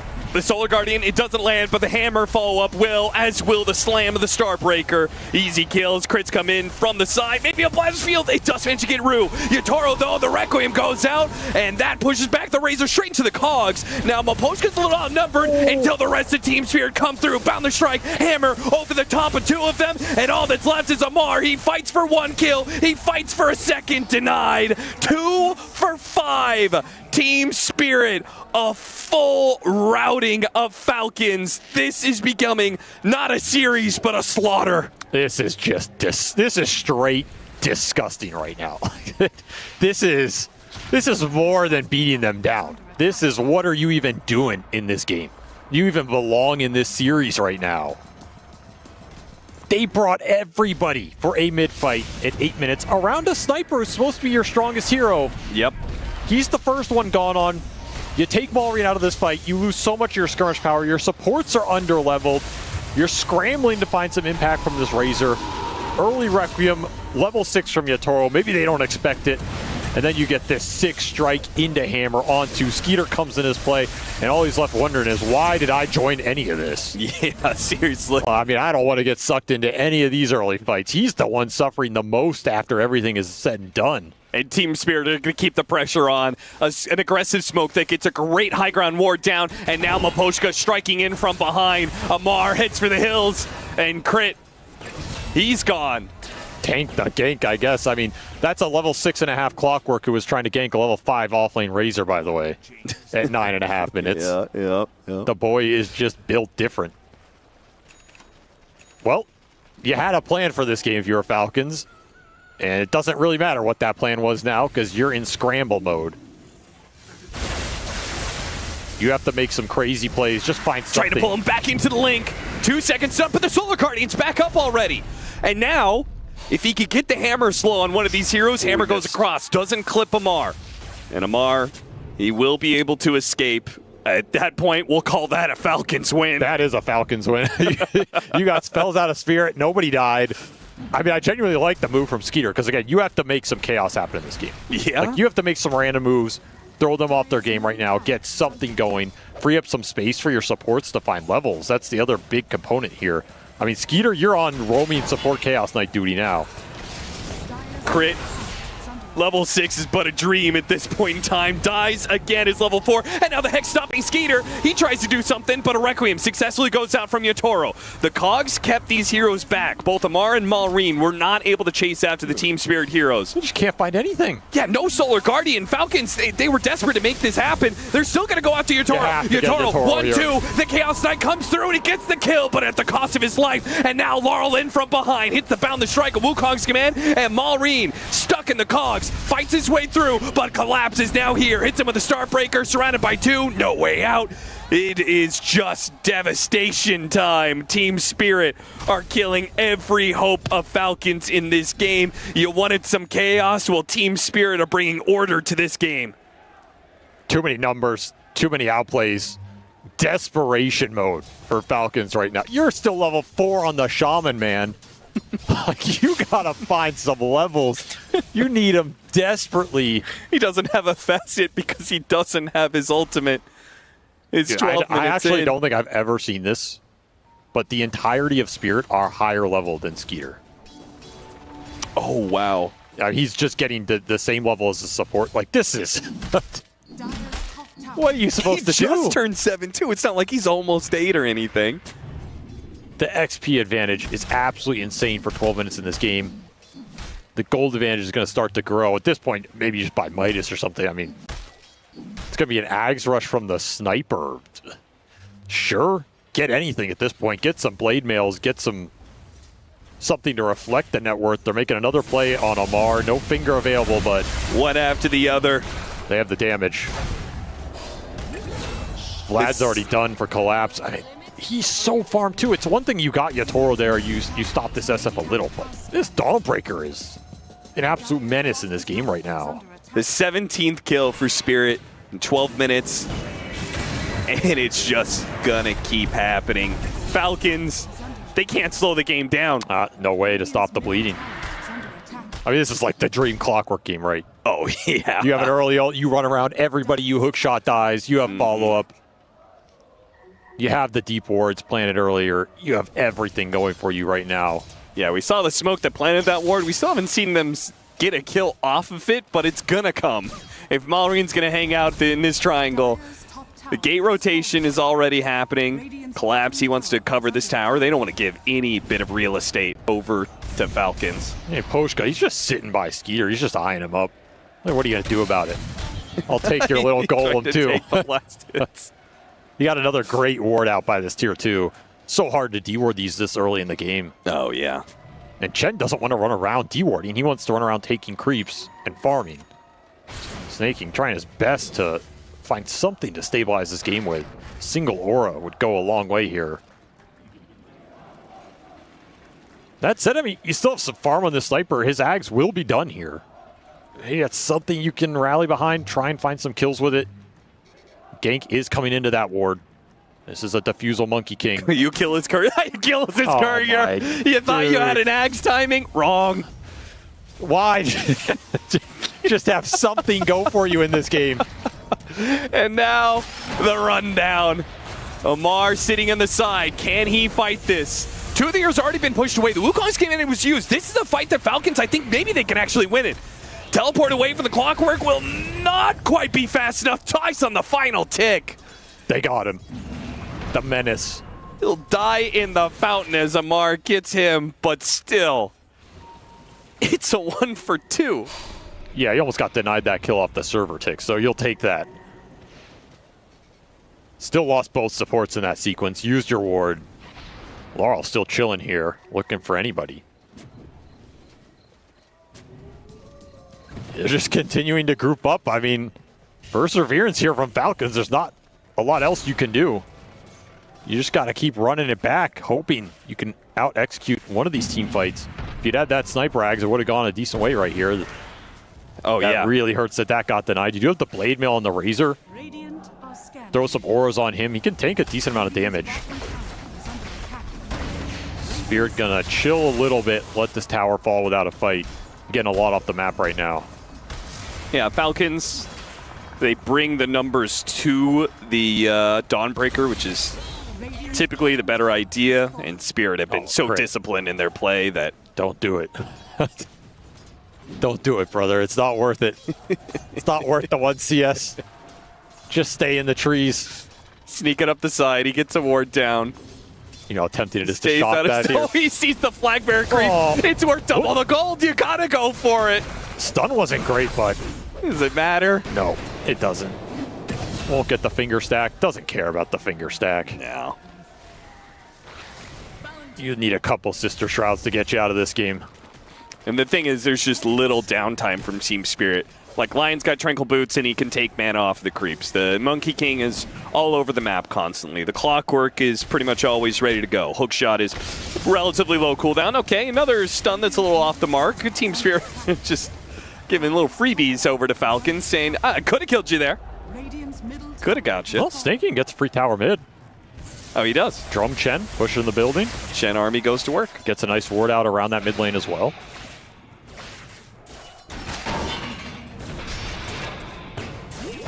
Wait out the Blade Mail, try and go back in. Does get the link. He's going to survive this. Hand He to God. actually is. Look at that. They've got the extra heals out from the Chen, and maybe a chase down after collapse. He's still got the hammer. He can go up to the high ground if necessary. There's that hit from the sniper with the assassination. They're pretty well surrounded, but it's tough to push into that high ground. You don't know what you're walking into. 2 melee heroes and a Shadow Fiend coming through the gate. A wise choice from Falcons to back out. Just not going to get many opportunities to use the Sniper Ags in the early game and find kills. They're going to 4-man smoke it up, run to the Chaos Knight. If they could run into the Monkey King while he's trying to connect to the team, that's the only situation that Falcons can walk away with a win here. Oh, it's looking and they've good. got him midway through the trees. They pull him out of position. The Solar Guardian's still going to drop, though, and that's an Ag Solar Guardian. And about the strike charge, Laurel's able to get away, and he got off the Wukong's man. Malrine up here on the high ground. Laurel gets chased. He takes him down. Amar, meanwhile, he'll go out to the supports. The only heroes that he can kill at this point. He gets one of them, but the Blade Mail won't protect you forever. Collapse, finally able to deal the damage. Back over to Laurel, though. Skeeter and Grin. Whoa, another Boundless Strike away, and a full heal out from Laurel. Another team wipe for Spirit. They're way too good, way too strong. How is the Ags already done in this game? That's what Falcons are thinking right now. What should have been an easy Monkey King kill goes completely wrong. And I was about to say, if you can line that kill up, you can go into the Roche. You have the Shaman, you have the Chen.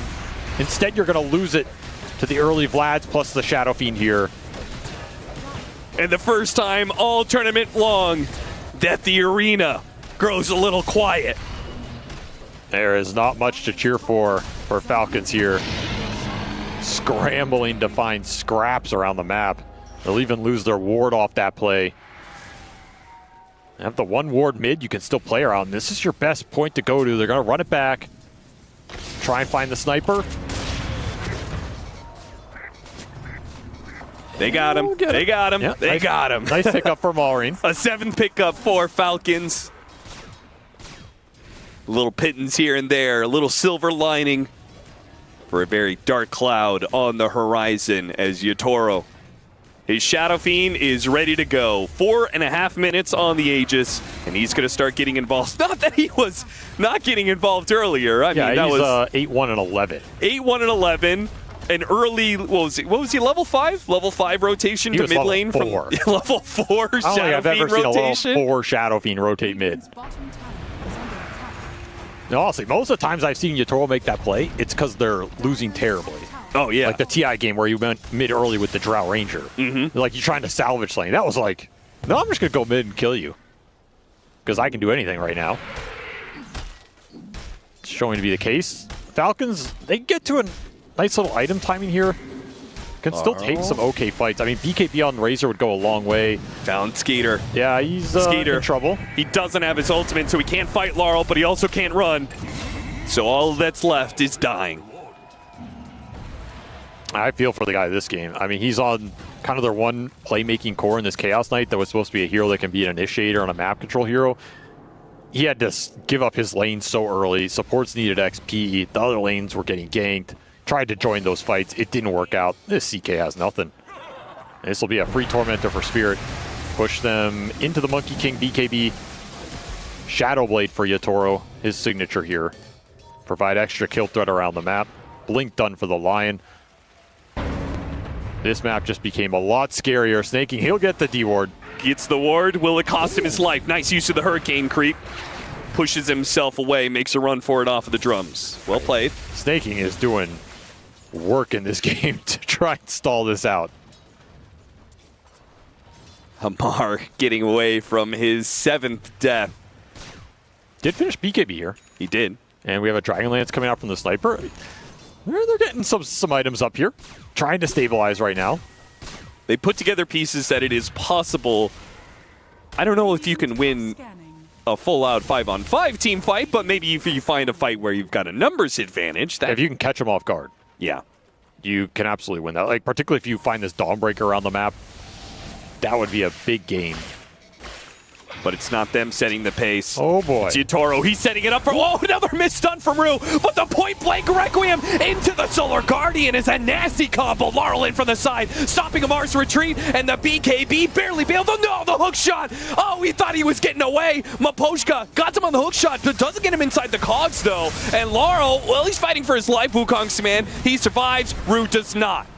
Awkward fight for Spirit off the missed Impale. Costs him a lot there. Still have Aegis to walk this off with, but they used a lot. ATF, he survived for a long time. If he'd been able to get that BKB off before the Impale came in on him, potentially not a bad fight for Falcons around that tier 2 with the Sniper super strong.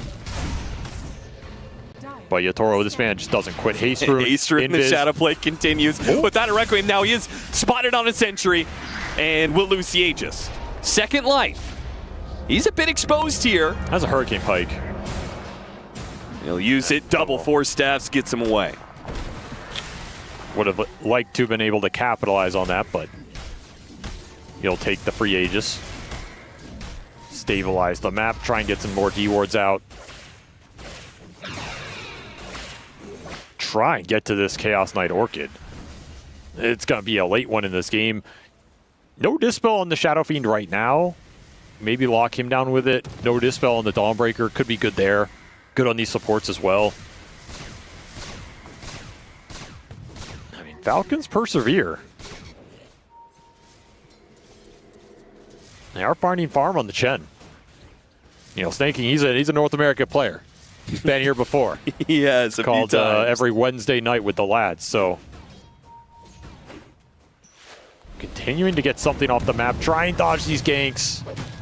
We'll pay the price, but better him than a big core target. Does finish the Solar Crest too, so he buys out. Yeah, not a bad time death for him. The impale accuracy for Rue. Yeah, it's really been off. Not been amazing, which is funny because they're so far ahead. I don't really feel that Rue has a whole lot of pressure on him. They're certainly winning fights without these impales. He has landing. definitely missed a lot though. Like, this would be a poor highlight reel in a game they were losing, but because they're rolling the fights, I mean, think of where this game would be if he had hit them all. It's true. They probably would have gotten at least 1 or 2 more kills. They just keep swinging this map so fast between the Monkey King, the Clockwork Catch, the Lion Blink. They just shift from one side to the other. And it's so dangerous for Falcons to show anywhere unless they have some vision control. This last tier 1 going down to creeps, no one wants to come defend this, and for good reason.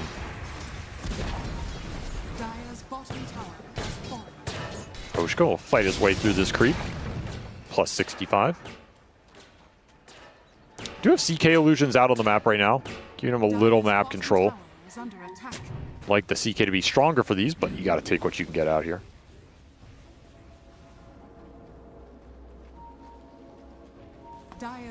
You know what's bad? When 25 minutes in, you're smoking inside of your base, and the smoke does not even work for you. Because Laurel can bound the strike away. He's too far out for Falcons to catch.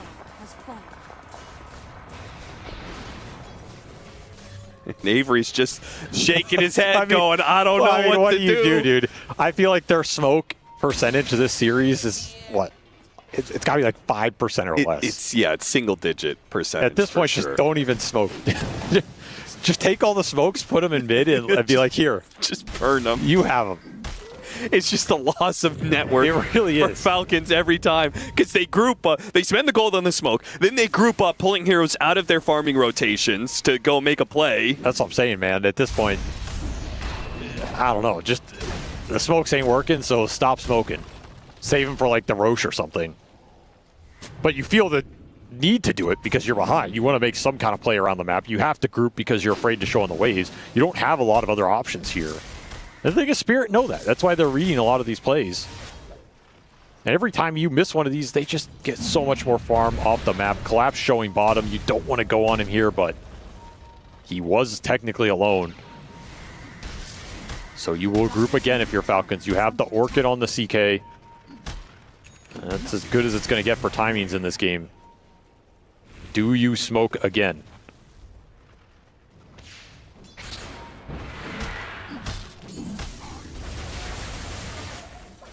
Toro Mapochka, the combo. Just trying to burst him down with physical damage, but it's not good enough. He almost died to Solar Guardian, yeah, he almost killed himself on the blade mail there. The Shadow Fiend, dangerously low. The Link goes onto the Clockwork. Once again, Falcons just trying to get whatever kills they can, and if it's just a support, so be it. Opening for them. Yatoro in the trees. Requiem from the trees. Now Skeeter, their turnaround with Laurel out from the trees, and the Wukong's command missed a boundless strike, and they still kill Yatoro. Skeeter will die for it, but once again, Skeeter has found the life of Yatoro, even if it costs him his own. Oh, Maureen couldn't grenade up to the high ground. Push down to the trees. And Amar. Another Link. He starts taking the damage from Laurel with Maureen up on this high ground. Maybe this is a fight they can take, especially with Amar having the blade mail back up. But Laurel, he's so tanky, especially with the Jingo on him. Once again, another concussive grenade. The disarm is on him, but Laurel, he's on top of Maureen. And now he's popped his BKB. And Rue, there's the stun you need. A two-man stun, while still the Dawnbreaker gives chase onto Amar. Got him on the hammer, he's dead. Shackles over onto Laurel, though. Collapse trying to come to help Laurel. He got the boundless strike, but he doesn't live this time. Three-man stun from Rue. Making up for the previous misses. Collapse continues to battle it out as Falcons are finding even one hero is a menace against three. Maureen wants to go back in. He wants this Lion. Shackles, one more hit. Maybe the Lion. He gets in on an impale. The Solar Guardian. Oh, gets canceled by the Hex. Quick reaction from Crit. And Rue blinks over to the side. Maureen. No, the concussive grenade. It pushes the Dawnbreaker with them. Hit by the Starbreaker. Not enough for the kill. And the hook shot is blocked up. But Mapochka still finds it. Oh, he hook shot it through. Lane 4 stepped up to the high ground to ultimately find their mark on Maureen. Team Spirit will not be denied the kills that they want out of this fight. They want a team fight victory no matter the price. They will push it to the base, push it into the respawns. Pull them all the way into the tier 3s. It's the only way, the only chance you have. Collapse finally falls. A godlike spree. 2,000 gold given up to Collapse, or to Skeeter and the rest of Falcons. A one-team fight. In the end, the Falcons get the team wipe. 5 deaths for Team Spirit over the course of what felt like 3 minutes. Will result in a net worth XP advantage for Falcons. But it didn't feel like it, I must say. At least Crit got the fly. Crit got the fly, and Maureen begging for mercy. I think that's about the only thing Crit's killed this game. 0-11 on the Shaman. He'll still start his streak. Well, maybe it all begins here for Falcons. Or maybe this will just be a speed bump on the road. Team Spirit claiming their 3-0. A smoke up from Falcons, all 5. The track record's not good on these, but at least this one is around the Roshan. A 5% chance at smoke victory, a 5% chance to turn this game around. And already it feels like that 5% has gotten even lower. Amar, he tries for it. He just tries to jam it up to the high ground. No way. Of course they're all there waiting for you. Of course. I mean, the 5% drops lower here.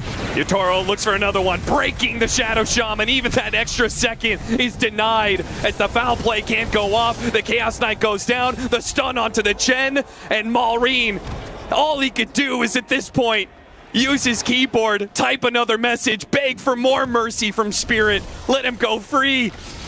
Because unless Spirit give mercy, there's no way out. What do you do? I mean, what do you do at this point? There is no correct play left. You are absolutely down. You are close to being out of this game, out of this series, out of this tournament. Absolute domination. An absolute outclass in this game 3. There's nothing else to call it here. And Roshan for Yatoro. He won today just to close this one out. I mean, we've had some rough 3-0s in Dota's history. That is true. This might be the most one-sided of them all. This last game is definitely up there. Yeah. It's definitely a finals of all time, that's for sure. This is not how Falcons wanted this game 3 to go. Considering all the momentum they built up, getting through that elimination phase, and taking down some tough opponents to get into the finals in the first place. But Spirit is just a whole nother level. The silver lining in a series like this, though, is sometimes when you get beat down this bad, and they're not out of it yet. Not yet. Still could be a comeback. But when you get beat down this bad, if you do go on to lose a series, you can just be like, well, weren't good enough today, you know? Yeah. Sometimes that's better than losing it by a very thin margin. I mean, I recall that conversation with Quinn on Gaming Gladiators after they got 3-0'd by Team Spirit. They said, well, we didn't have a chance in that one. Yeah. I mean, this team's done it to a lot of teams here. So you can at least hang your hat on that. Still continuing to find farm in this game, trying to work the comeback. Full Bloodthorn done for Skeeter. There's some comeback damage that you need on this Chaos Knight. I mean, I like the all-in build, right? You can't go like BKB here or something. Like, you got to just all-in. Crimson for the Razor. You have the Maelstrom on the Sniper, and your Chen's continuing to find some gold in this game. I mean, Snake King is continuing to find it somehow, some way. He's still ahead of all the other supports in the game. It's giving you a chance here. Yatoro, a Shield Rune, and an Aegis. He's got too many items for the slots. It's too farmed too fast. 10K ahead of his counterpart here. Dude, he just stole his little wolves on the game. Dude, come on. He's just Rocket Flare stole both little alpha wolves from staking. Like, what are you supposed to do, man? Just give me the camp. He'll take everything from you somehow. Just go away. Let me farm neutrals in peace. Sneak it up the side. Laurel, straight Solar Guardian. Bound the strike plus the Ags the Solar Guardian. It's not quite a chain stunt, but it's good enough. I mean, you're gone. Rue loses 8th lens on the Courier. That's the biggest win for Falcons in some time. They have to retreat here. Yeah, that's probably the biggest net worth loss Team Spirit have encountered. For sure. His lead is growing and growing. I mean, look at Collapse's items. What is this at 33 minutes? He's got an AC. Oh, about the strike and the initiation. You had the damage on the Chaos Knight, but what if the Chaos Knight can never use it? Lockdown is there with the nullifier. First one out of the fight. And Amar begging Team Spirit to go on him while he has this blade mail. And Team Spirit, they will oblige. Happy to collect. Happy to chase you down. Happy to send you into the fountain. And Yatoro will follow Snake King all the way into that fountain with his Aegis. Little man to dodge, trying to get some of that damage off of him. He's hoping the Shrapnel can finish him off. Somehow, he still has another life, but they still haven't gotten the kill. They're just playing with him at this point. Nullifier. Ooh, quick grenade. Push them back just far enough. Team Spirit do not keep the chase up, but they will go for another lane. Yatoro says, I'd like to go Throne Boys, but I think Spirit would enjoy being in this game a little longer. Get a couple more racks. Secure your victory here. Maposhka just waiting for anybody to show. There you go. And he found, an aggressive force stab, puts him way out of position. The cogs on the other side. There's no way Hurricane Pike or the grenade could get him out. Now Skeeter has to pop a Phantasm a little defensively here. Starbreaker tries to work through it. Not good enough to kill the illusions right away, but most of them are now gone, and the Chaos Knight's damage is limited. Amar's going to try and TP right on top of Yatoro. Gets the Link on him, working his way through the cogs. 6 onto the Shadow Feed, but now he's lost sight of him, and the Link is going to break. Amar, he doesn't know who to hit, how to hit, where to hit, and Falcons have left him isolated. They don't keep the chase up on the low ground. Skater spotted as he tries to get close to his support, but a barrage of attacks being thrown his way forces him backwards. Another Hex. Rue gets his initiation, and the follow through. It's simple for Team Spirit, and the GG is called. No quarter given, no mercy granted. Team Spirit, an extremely dominant 3-0 to close out their championship run. What can you say about this team that has not already been said? They will become the first two-time EWC champions to go along with their two Aegises. 4 world titles for the GOAT team of Dota 2. Just didn't have a chance here if you were Falcons. You had to put on a crazy performance to win that game 1, to push this series later, to find momentum early on. Because the second you go down against this team, there's just no looking back. They have the answers. They know what you want to do. They're going to outplay you every time, and they have the clutch players to do it. Absolute domination. At Team Spirit, they'll give the respect to Falcons, who, I mean, they had a great run to get to this finals. It's unfortunate that they could not muster up nearly the strength to give contest to Team Spirit. Spirit, just too good. They're just better, man. I mean, they've done this to every team they've gone up against. When they are in form, when they are going through what they feel is the best way to play the game, they have a number of styles. They have huge hero pools. It's just so hard to draft against them, so hard to play against them. This game, not a contest, but a coronation. Not a series, but a slaughter. Spirit claimed not just victory, but domination. The best to ever do it, Team Spirit.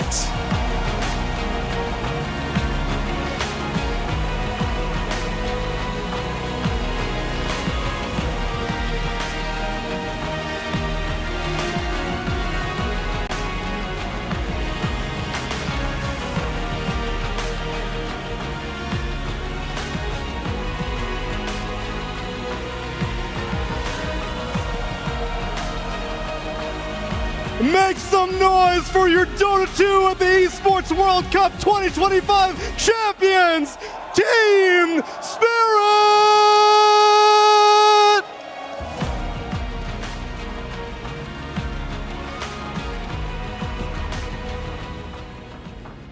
Miposhka, you and I have done this quite a few times now, isn't that right? This is becoming a regular occurrence for you to give me a victory speech, huh?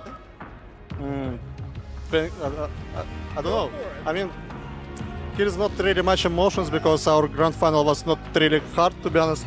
But anyway, I was enjoying to play the tournament. Was enjoying to play with every my teammate, like my team best of the best. Every player in my team best of the best, and that a lot of fans here. Also.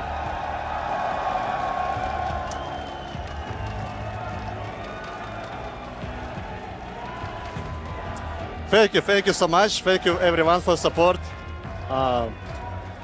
You can feel it pulsing from the crowd, and I know maybe not as emotional for you, it was a 3-0, but 2 years ago, you were standing with me here in Riyadh, and you made one of your other teammates a champion. That was Laurel's very first LAN victory, and you told me he's your star. Now you've done the very same thing with Rue. Can you tell me about this man and what he brought to Team Spirit? Actually, I don't really know what to say. You want me to ask him? Yeah, you better ask him. Okay, I'll ask him. Rue! Get over here, my man. You have not had that much time to be on stages like this, and now you're lifting a trophy. This team has so much legendary players behind it, and now you are there in their company, and you have proven that you belong with them. How's it feel, my man? It feels amazing, of course. It was...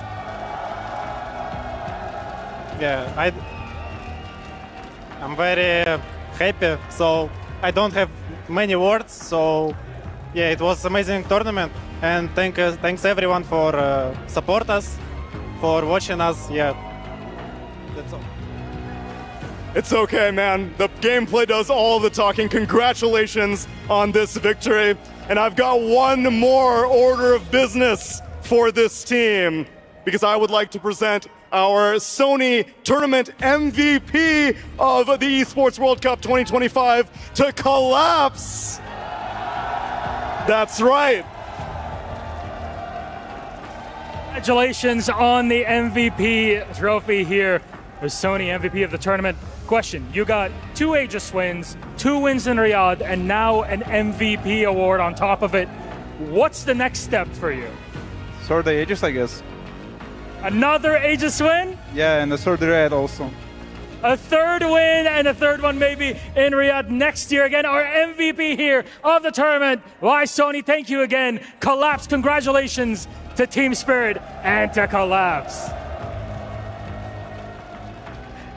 Yeah, congratulations to Team Spirits. This series, this best of 5, I mean, we heard it from Maposhka. He said it was maybe a little bit too easy. This team just basically steamrolled here in Riyadh. They dropped 1 game, Fear, 1 game, and then just 2-0s all the way. What can you say? I mean, it was too easy for them, but they were hungry for it. Like, Team Spirit, they're always the type of team you can tell when they're practicing, when they're training. It really reflects in their gameplay, and it did here. Like, whenever they're on the top, they look way above everyone else. They did peak here. How long will they be able to keep that peak? That's going to be the real question, because they look way too strong for any other team to even challenge right now. Everyone's going to be gunning them now. Yeah, last time they won in Riyadh, that was the same year as they won a TI, Brian. They could do it again. Yeah, I just feel like something about this team, you know, the majority of the roster taking a break at the start of the year, deciding to take the last Dream League off. I think that they just were allowed themselves to power up at just the right time, and I think they are absolutely the favorites going into TI for the reason that you mentioned, including what we've already just seen, because that was an absolute slaughter. The one game that they looked like they were going to lose in this playoff against Gaming Gladiators, which was game 1 of their playoff run, like ever since then, there was just no looking back for this team.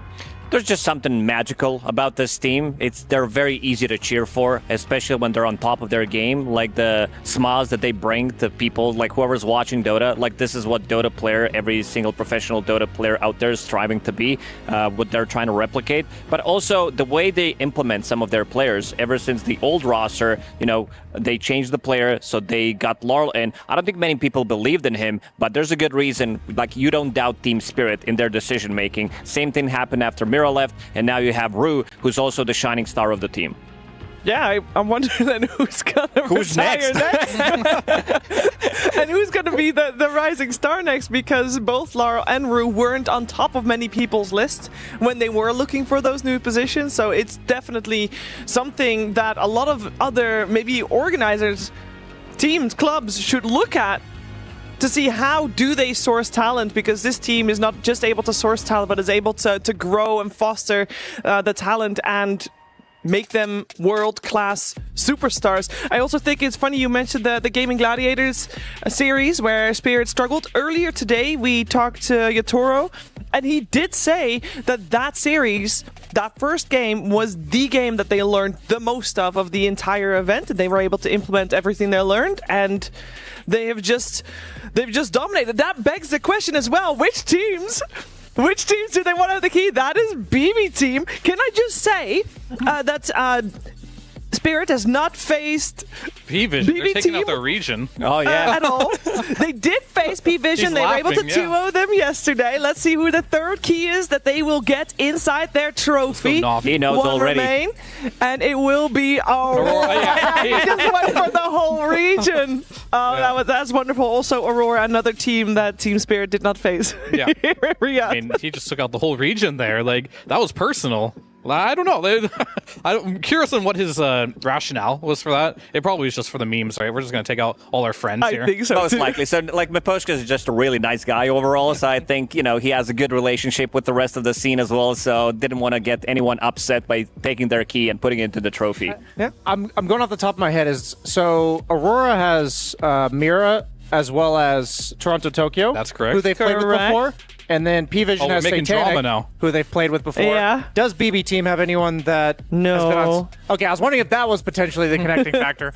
But no, I mean, yeah, it's really cool to see the choice that they've made here, because it is clearly Region biased. Yeah, region bias. Hey, and rightfully so. The first TI that Team Spirit won, I think, when they were all so young, basically, definitely inspired a lot of the teams that we see now. And that's part of the reason, in my opinion, why maybe Eastern Europe is just having way more talent at the moment than many of the other regions. We can see it actually even in the bracket. If we take a look at the road that we've had here in Riyadh, we've had so many Eastern European teams do very well. I will say on the bottom side of the bracket, we did also have, of course, Western Europe make a good run, and towards the very end, Falcons with the Meso region also had a good run. But at the end of the day, that's just it. We do have the two games, the two series, the only two series that went 3 games, they were with Aurora and BB Team. They didn't win their series, but they were with them. Yeah, the region itself has been getting better and better. I think there's like 6 teams here at this event from the region, and all of them I thought had good potential, and I think it's going to continue to be the case. And with Team Spirit leading the way, a lot of the younger players, they want to be like, you got Toro or Collapse or even Laurel at this point, and they're going to continue to play the game. And I think they're such a great role model for the community. I think the number one indicator that Eastern Europe is the absolute powerhouse is that Na'Vi was from Eastern Europe and won the Western Europe, and then Virtus Pro was from Eastern Europe and won the Meswa qualifier. Yeah. Oh, they're sending Rue. They are sending Rue. I will tell you guys what's happening right now. Rue, escorted here, is being escorted to the totem. And on that totem, it will be Team Spirit's key that will be forever located in that totem. Next to their other one. And I can only imagine that in 3,000 years, when an alien race finds this planet, they're going to think like, "Ooh, what's this? Who was Team Spirit? What are these totems doing here? Hey, there's gold." Yeah, we got to decipher that. But I also like that they did allow Rue to lift the trophy. They did allow him to put the key into the totem as well. This is something that they did with Laurel as well. Previous TI, when they allowed him to do the first thing first, lift the Aegis as well. And they know, like this is what I talk about, they know how to make themselves feel at home, these new players especially, because they seem to be like a very big family overall there at Team Spirit. I think we heard from Ipashka, I mean, it feels kind of silly, but they've done so many grand finals that it's like, it's just, we had a good tournament.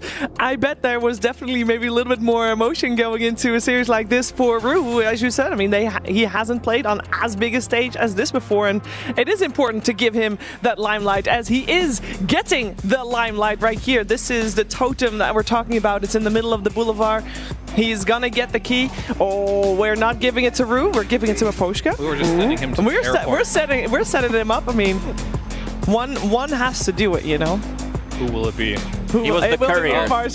He was used as the courier to deliver it to Aposhka. Gotta have that hierarchy, I guess. Good support player. Yeah. Are they all going up? No. There's only one. He's already waving to his team. Goodbye, guys. Goodbye. You've done your job. It will be the 6th key in the totem. See you, nerds. As there is a long list of games still to go. I think it's better to be one of the first ones, because at least then you get to go high up. That's pretty cool. True. There's DOTA2, Team Spirit, immortalized in the totem. They need to get him down as well. They will get him down. Should have left a couple of extra seconds there just for the memes. Yeah, easy. Nah. Gotta bring him back down, let him join the team. When Team Spirit won Riyadh Masters, there was no such totem. So this is actually their first key in a totem. They're already going for the 3rd big championship in Riyadh. Going for a 2nd key in the totem is seemingly the logical next step, Ryan. Yeah, I mean, throughout this tournament, some of the coaches have been saying that it's sometimes hard to know why things are working for you, but I just can't help but feel like Team Spirit has the secret formula. They have this secret formula of why everything works, and they just do it time and time again. Well, it has been a fantastic run here over the last 2 weeks. DOTA2 at the Esports World Cup has delivered some great action. I know, it was mixed. It was there were a couple of 2-0s in there as well, but we do have to give everybody the chance to perform. They got the chance, and not everybody delivered, but Team Spirit definitely did. So congratulations once more to Team Spirit for being our champion here for Dota 2 at the Esports World Cup. We wish you a good night. Make sure to tune into all the other games. But for now, we will leave you with the Kitty at top plays.